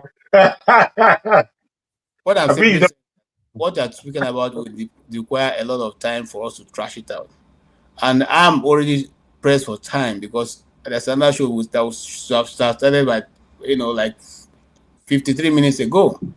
No, I understand. It's okay. It's cool. So I need to round up and then let the sorry, KJ. I understand. I'm just playing around. I understand. With the forefather show, we can go there and trash it out. No wala. Okay. Thank you so much. Solly.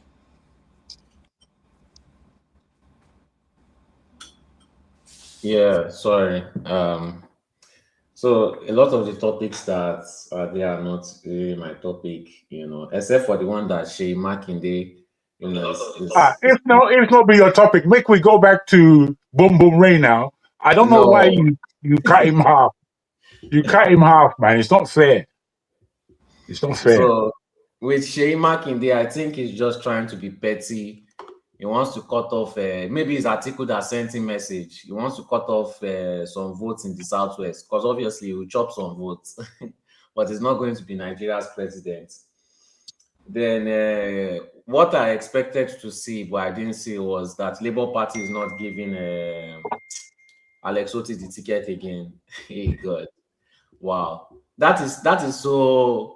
I can't even. I don't even. Can you run as an independent candidate? He can't leave the party anymore now. They've passed the primary final dates. I'm trying to attach a word to it, but I can't get the words to my head right now. But that was such a criminal move, and it's the people of Abia State that are going to suffer from it, So yeah, that's just it. As for the South Africans and I don't know why we discuss about South Africans. Their intellect is below us, We should never be taking them seriously. And when you are talking about the white man, I think the time of blaming the white people is expiring. It's our own people that are doing the work right now. It's our own people doing the groundwork. Even if you expose all these things, you show them how the white man coordinated everything, they are not going to change. Some of them believe that they deserve where they are right now is where they deserve to be. Some people deserve to be poor, some people deserve to be rich, and nothing should change. And the youths now, they are looking for savior. They have savior complex. That's why you have the likes of Randy Peter, Aisha Yusuf, Very Dark Man. They don't want to work. They don't want to hold their local governments accountable. They are looking for somebody to, always champion. Just at the end of the day, it's just because they don't just want to work.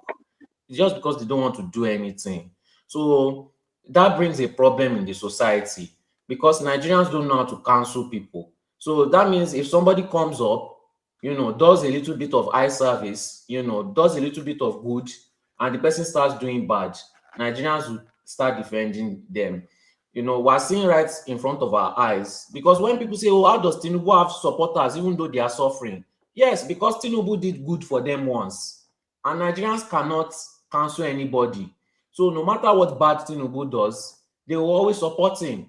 And that is what you are seeing in Very Dark Man. Nobody wants to hold anybody accountable just because of small eye service.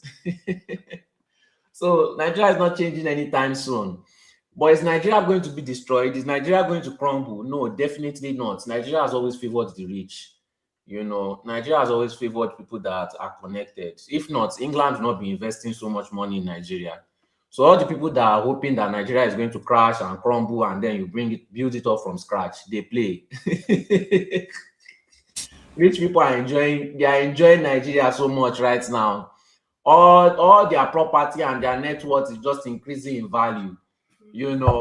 So it's the poor people of Nigeria that are keeping Nigeria this way. If you want to say the truth, Tinubu just needs 25% in each state. That's just it.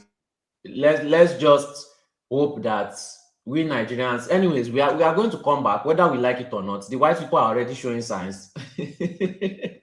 we're going to have to be forced to come back. So are you going to come back to a Nigeria you didn't invest in and all the international investors have taken all that you are meant to take, or are you going to go into Nigeria right now while it's muddy and try to do your best? Nigeria is where USA was, let's say, I would say how many hundreds of years ago, when the Rockefellers and co were investing in America. That's the state of Nigeria right now. So are you going to be the next Rockefeller, or are you going to be the one complaining that the Indians are killing all the white people? So that's just it. We should stop complaining. Nigeria is not perfect, but if white people and foreigners are investing in it, then you don't want to miss out, even if it's just a land in your village. Because when you come back to Nigeria, you will not be able to buy land in your village again. So people should think about that. Thank you. Thank you so much, Soli. That was interesting. And well, we all need to ask ourselves the pertinent question: which way Nigeria? We will continue to ask these questions as long as Nigeria remains a country. Right. Forefather is supposed to be gearing up right now, so let's take our rant. Ovie, you have 2 minutes for the rant. You can rant on any of the topics, but it has to be 2 minutes. 2 minutes only. Play. No addition, no question from anybody. 2 minutes only, please. All right, that fall into the 2.5 million votes that we are working on. So I think the conversation that we are having, especially Mascard Point and other people, two things can be true, right? There is no doubt the outside world. There's no doubt the continent of Africa is a conquered continent, right? That is what Mascard is emphasizing on.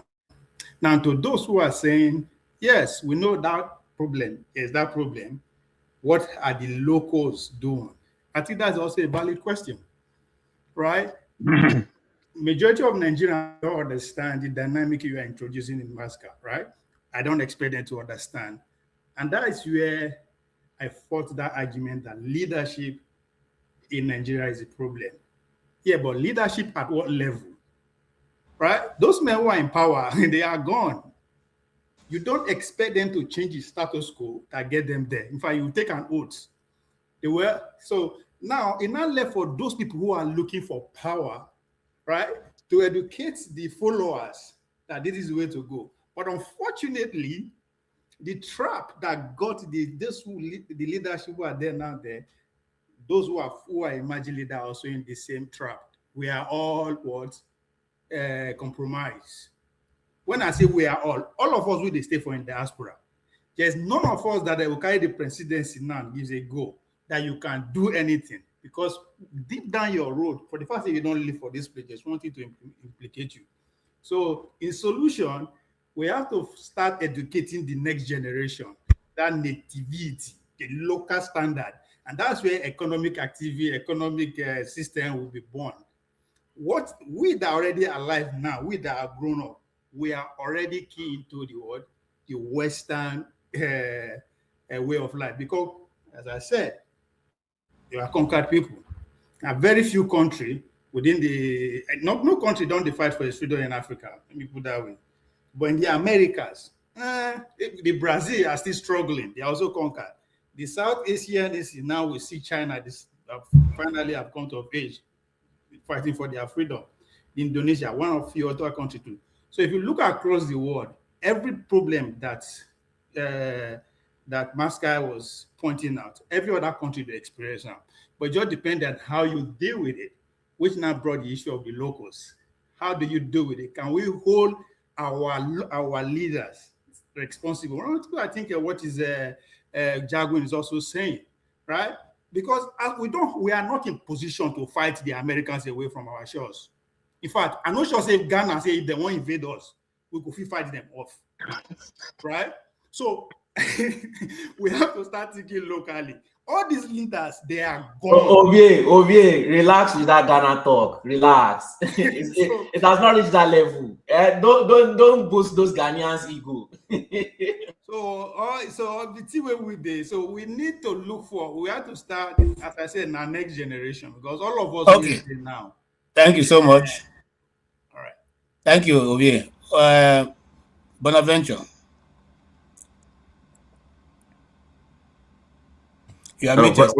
Quite frankly, I don't know what to rant. I don't rant.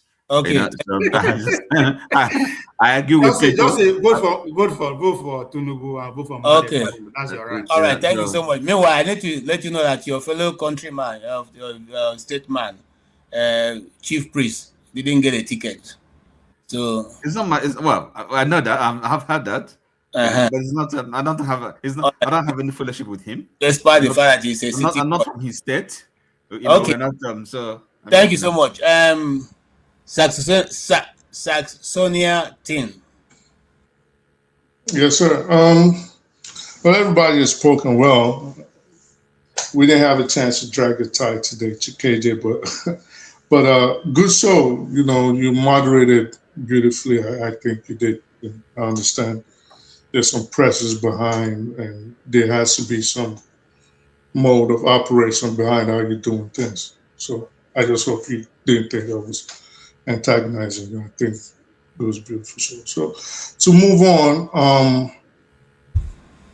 I do agree that yes, what I was trying to bring up would require more time, and hopefully we get to do that in the next show, because it seems we all have views that we really want to put down, and hopefully Forefathers does not turn it into a monologue and allows. Allow me to put in. There's also Rudolph are giving you guys opportunity to come up with debates. If you feel the topic, you can have one topic debated for 3 hours with anybody you choose.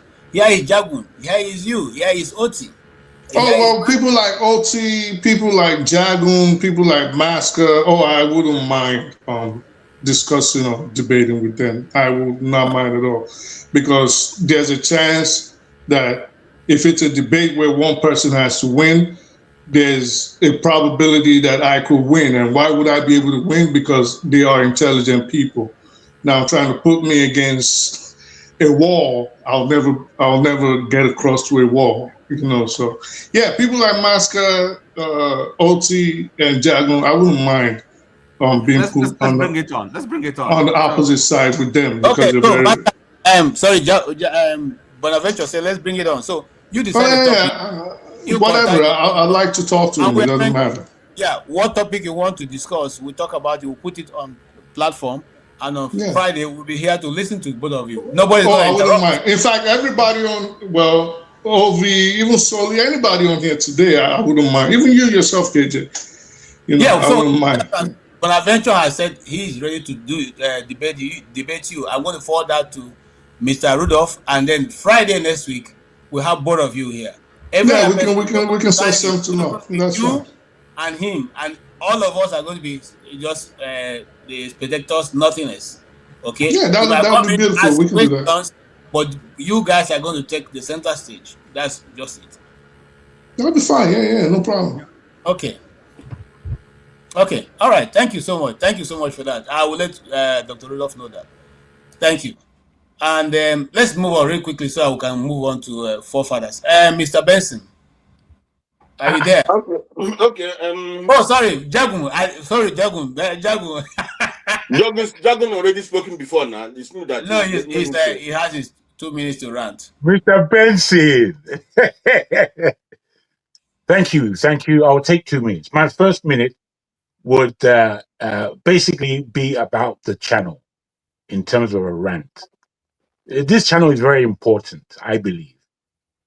And I know it's not about what I think or what I believe the channel should be. I've accepted that the channel is what it is.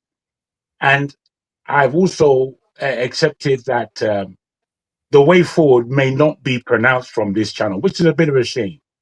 But what I detest, and I don't blame any individual moderator, but if rules are rules and rules are to be respected, then those rules should go cut right across the board so that people can behave. Me, I would misbehave if I see rules are just being truncated. The fact that a moderator, and I don't call you out here, KJ, but most moderators, although we're just human beings, we can accept this, but most moderators behave in accordance with their own spirit, as opposed to be following the law or the rules or just being fair. I think it's important that fairness is portrayed on this platform. Why? Because we are Nigerians, which means we all come from an extremely unfair and imbalanced society. We shouldn't be showing that here. That's my first rant. My second rant, my goodness, I might have forgotten. My second rant is, yes, I do believe I've forgotten, so please move on. Sorry about it, only one side. All right, thank you. Benson. Okay, my ranting is this. Nigeria is not a violent country. Some countries are violent, like South Africa, they are a violent country. And it being violent doesn't mean that they don't have law. They try to keep to their law. And they don't want people to come and they break their laws. Even they can break it, it's their country. But in Nigeria, the citizens don't break the law. People who break the law in Nigeria are their leaders. There are so many preferences in Nigeria. which makes us not equal. That is why we are going where we are going. People are giving preference to do whatever they want to do, but others are not. There is too much nepotism in Nigeria. There's too much tribalism in Nigeria. Nigeria, for me, doesn't behave like a country that wants to move forward. The nepotism in Nigeria is too much. And that is why things are not going well. Common and Nigeria, for me, I don't know, because even common election, we can't organize common election. Today, people are talking about they know Tinubu is going to rig the election, and even if you rig the election, what will happen is that, and people keep quiet. So if we cannot rigging the election, if the election are being continued to be rigged, tomorrow we are blaming the white, we are blaming this, we are blaming that. How would the country move forward? We don't know what we are missing by not bringing good leaders. If a good leader, or if people, not even a good leader that people choose to rule them, if they are not given the opportunity to rule them, then that means it's a problem. We can't move forward. And all those who cannot to blame the white, like Soli said, the time of blaming the white people or white is at least we're supposed to stop that by now. But Burkina Faso, you know Burkina Faso that shunned these white people? They are moving forward. So why can't we? Malaysia, Singapore, Namibia, Botswana, all these people, white people supposed to take over their country or to disturb, but they are not. But because of the greed, Nigeria is so greedy. The people in Nigeria are so greedy. I don't know whether greed was born in Nigeria. We come to help some people. Hey, these are billionaires. These billionaires, how did they make their money? How did they make their money? They subdue the people and make their money. And today we are hailing them. And we think that we can move forward. We think that we can grow. These places, they say there's no law in South Africa. South Africa don't hail anybody. They hail no. Even if you're a billionaire in South Africa, don't know who you are. They don't want to know whom you are. They only want to know what you are doing. Let me be. If you go into this office, let me go into that office. If you have that opportunity, let me have that opportunity. That's where they are moving. In as much as for me, it's a violent country because of they're not violent because they want to be violent. They are violent because of what the boys did to them. The boys did destroy their mental. That's the problem. So that is why the country is like what they are today. All right. But in terms of is the time over? Yes, you're out of time, sir. Thank you so much. Okay. Happy New Year. Hey, Happy New Year. All right. But again, one Jagun before one day I slap him from here. I will slap him for one day from here. I want him. I don't like with his beards. Like he look like Osama bin Laden. As you are slapping me, now Kung Fu you go receive. I will slap you one day from here. Osama bin Laden. All right. Osama bin Laden. I will slap you one day. You need to understand when Jago is in Ire mood. That's what he's feeling right now.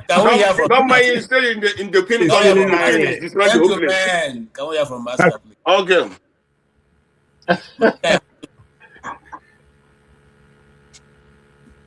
Hello, KJ. Did you call my name? Yes, I said you have 2 minutes. Okay, well, I think I'll just cycle back. There's a very good analogy Boom Boom Ray gave, which I think every single Southeasterner can relate to. The excuse is that the people that are political leaders in the Southeast, what do you normally call them now?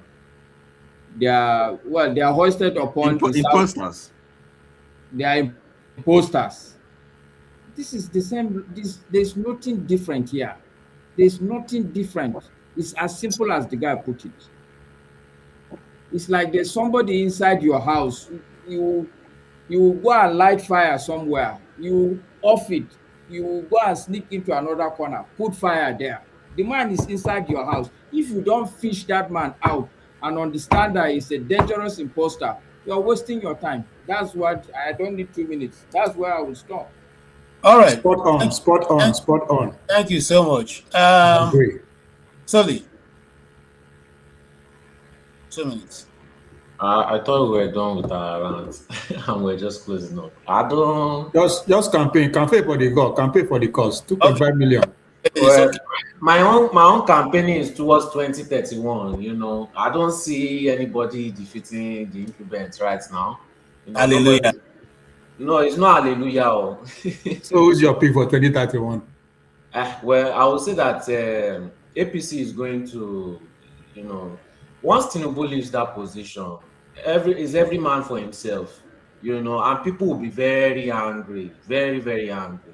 People will want to revenge, not like the revenge of 2020 October NSAS, this thing, and that they just forgot about it. People are not good because Tinubu is going to win this election any means possible, and he doesn't care who sees them. They are going to do it bare face in front of everybody. So Nigerians are going to want to fight for their votes in 2031. And you find that funny and perhaps interesting? It's interesting because Nigerians and are funny. And funny? Yes. Good. It's funny. You shouldn't be blaming me. Go and blame the people that are not fighting for their votes, that are looking for savior to come and save them, instead of them to go and challenge their local government chairman.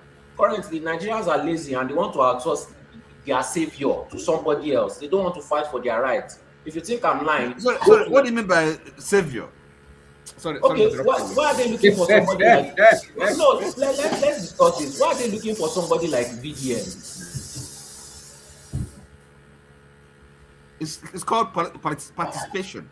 Participation. What are they participating in? Cleaning gutter. Yes. They are participating in cleaning gutter. Political action. Okay, it's not. It's rank.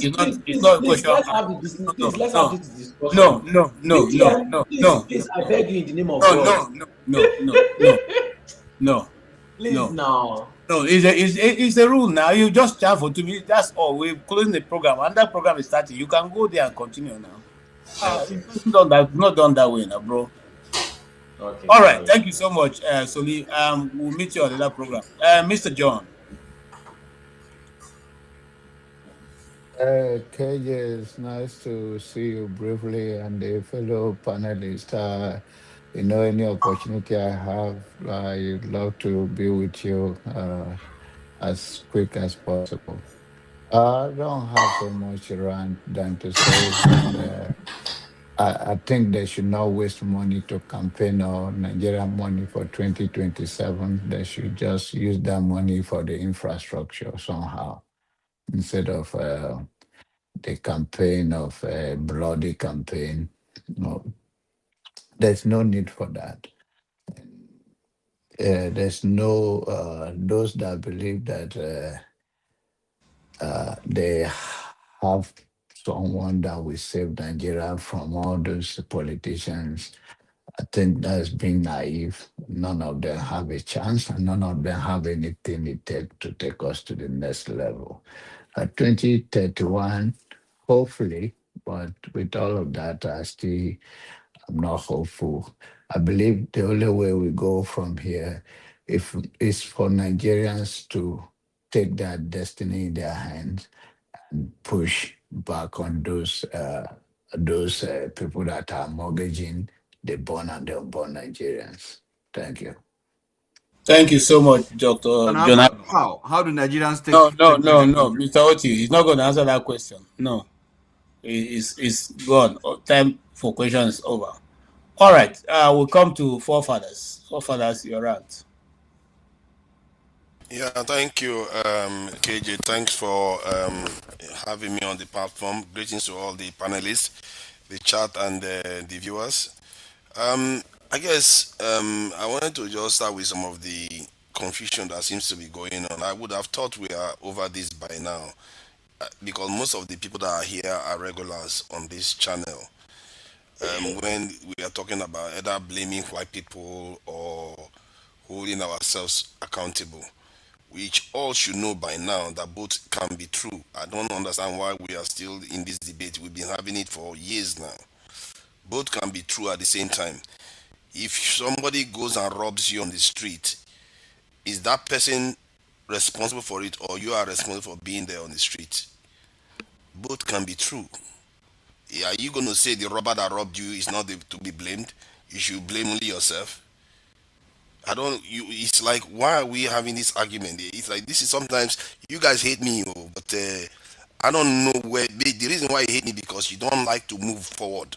with your way of thinking. You don't want to learn anything. We've been talking about this for ages. This person will come and say it's white people only. The other side will say it's us only. No, it's two of them. Two things can be true. Depending on how you look at it. Let's be a little bit more informed about these things. We come here all the time. Jesus Christ. Regarding killing a terrorist leader, good thing that they were able to do it in terms of with the Americans, but it doesn't mean anything. We've heard of all these terrorist killing before. They kill they kill these things Sikarizon, and they've never really defeated any terrorist group before. And we all know the solutions, but if we don't choose to do it, we will carry on like this Rofo method. And that's why Iran, with all the bombing they've done in Iran, they have more power supply than we have in Nigeria. We are not under sanction. We have not been bombed by you. Even UAE bombed Iran. UAE bombed Iran. Saudi Arabia bombed Iran. Israel bombed Iran. This is America bombed Iran. Everybody is bombing it, and they still have more power than us. God, I don't know where our own wahala started. The way, somebody, I think it was Django that said something about fairness. Our country, we don't understand that concept. And we talk about all this is every Saturday. We think people are listening. They are not listening. They are just the same. They do it everywhere. This platform, everywhere you go, you see that pattern repeat itself over and over again.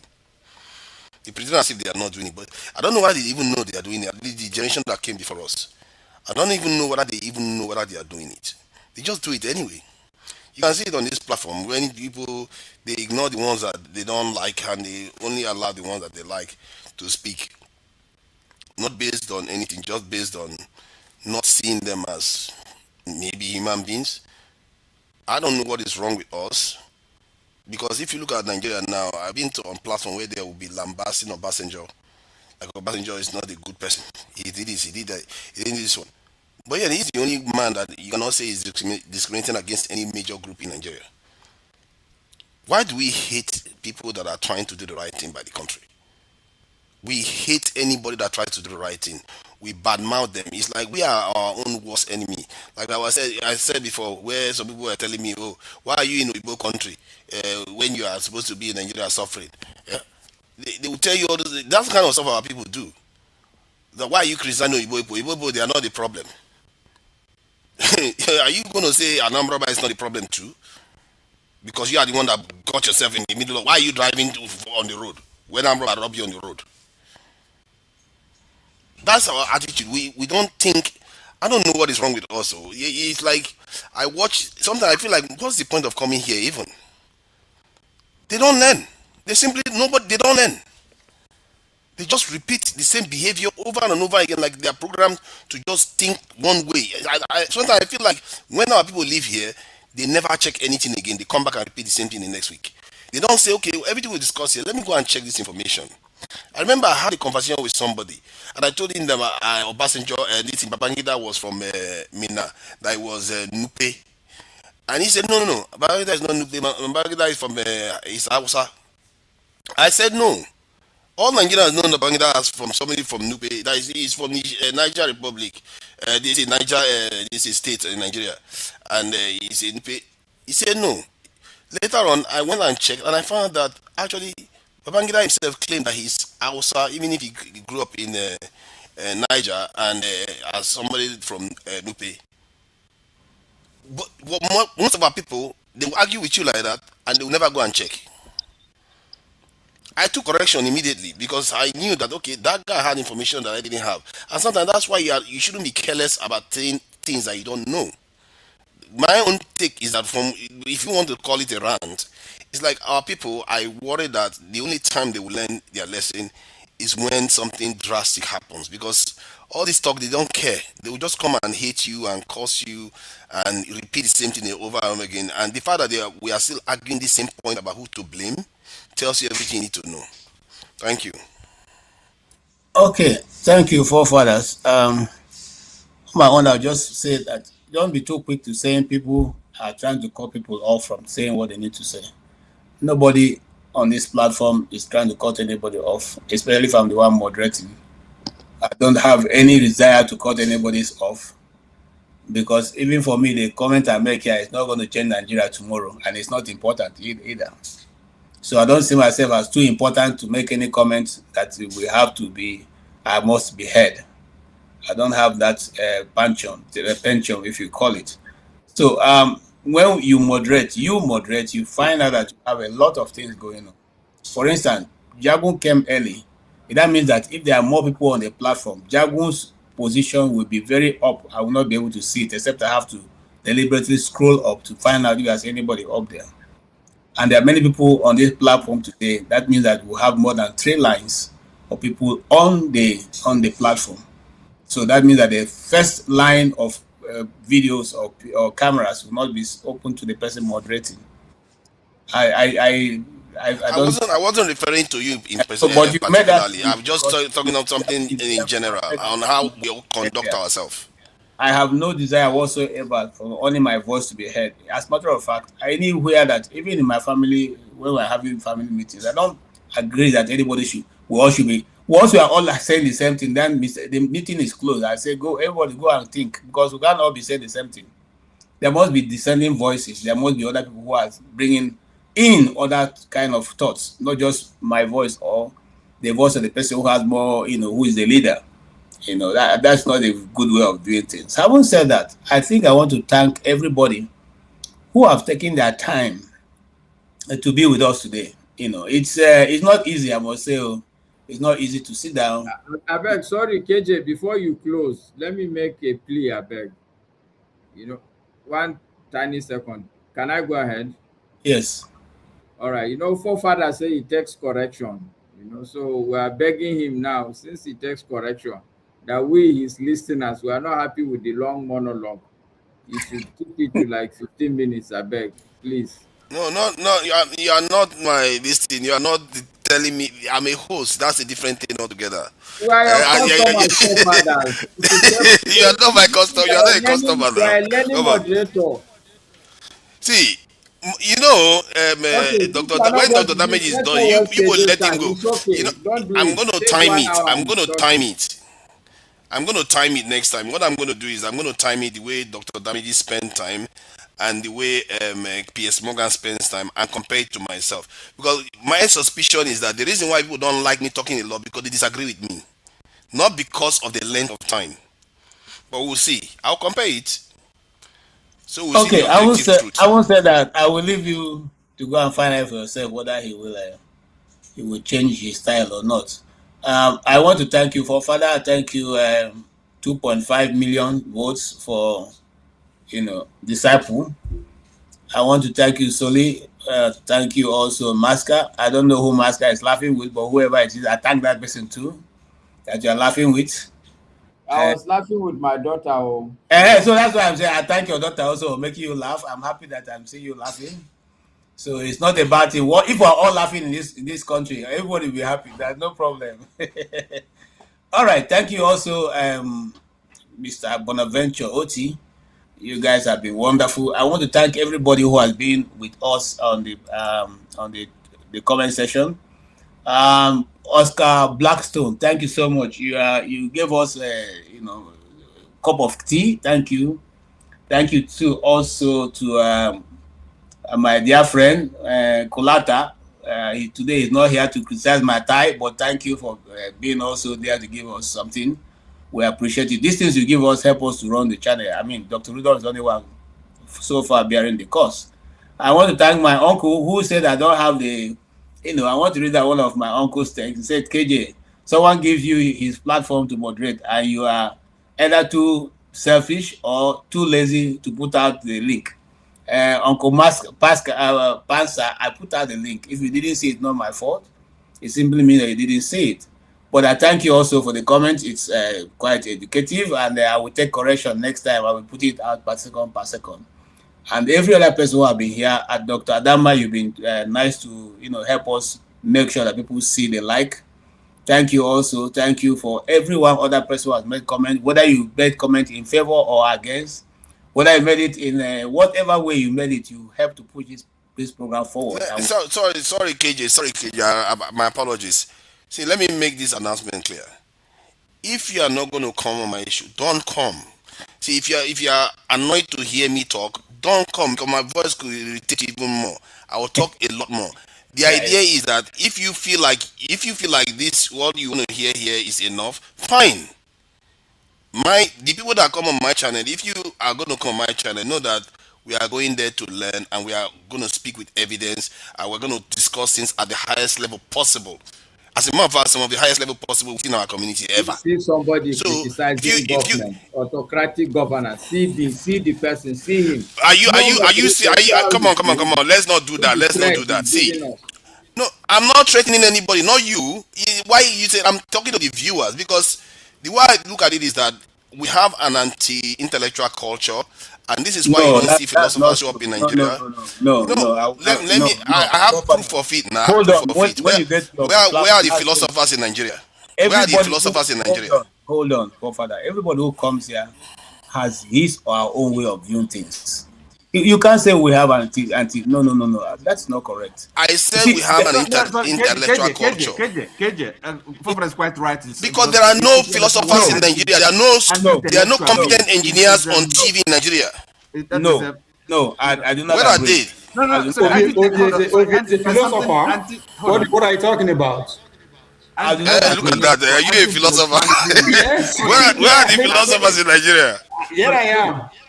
I do not agree. We have a counter-intellectual culture. Do you know they even attack you for using ChatGPT? They attack you for using Google. It's like, why? What do you want me to do? Go and read them from a tablet, from a stone tablet.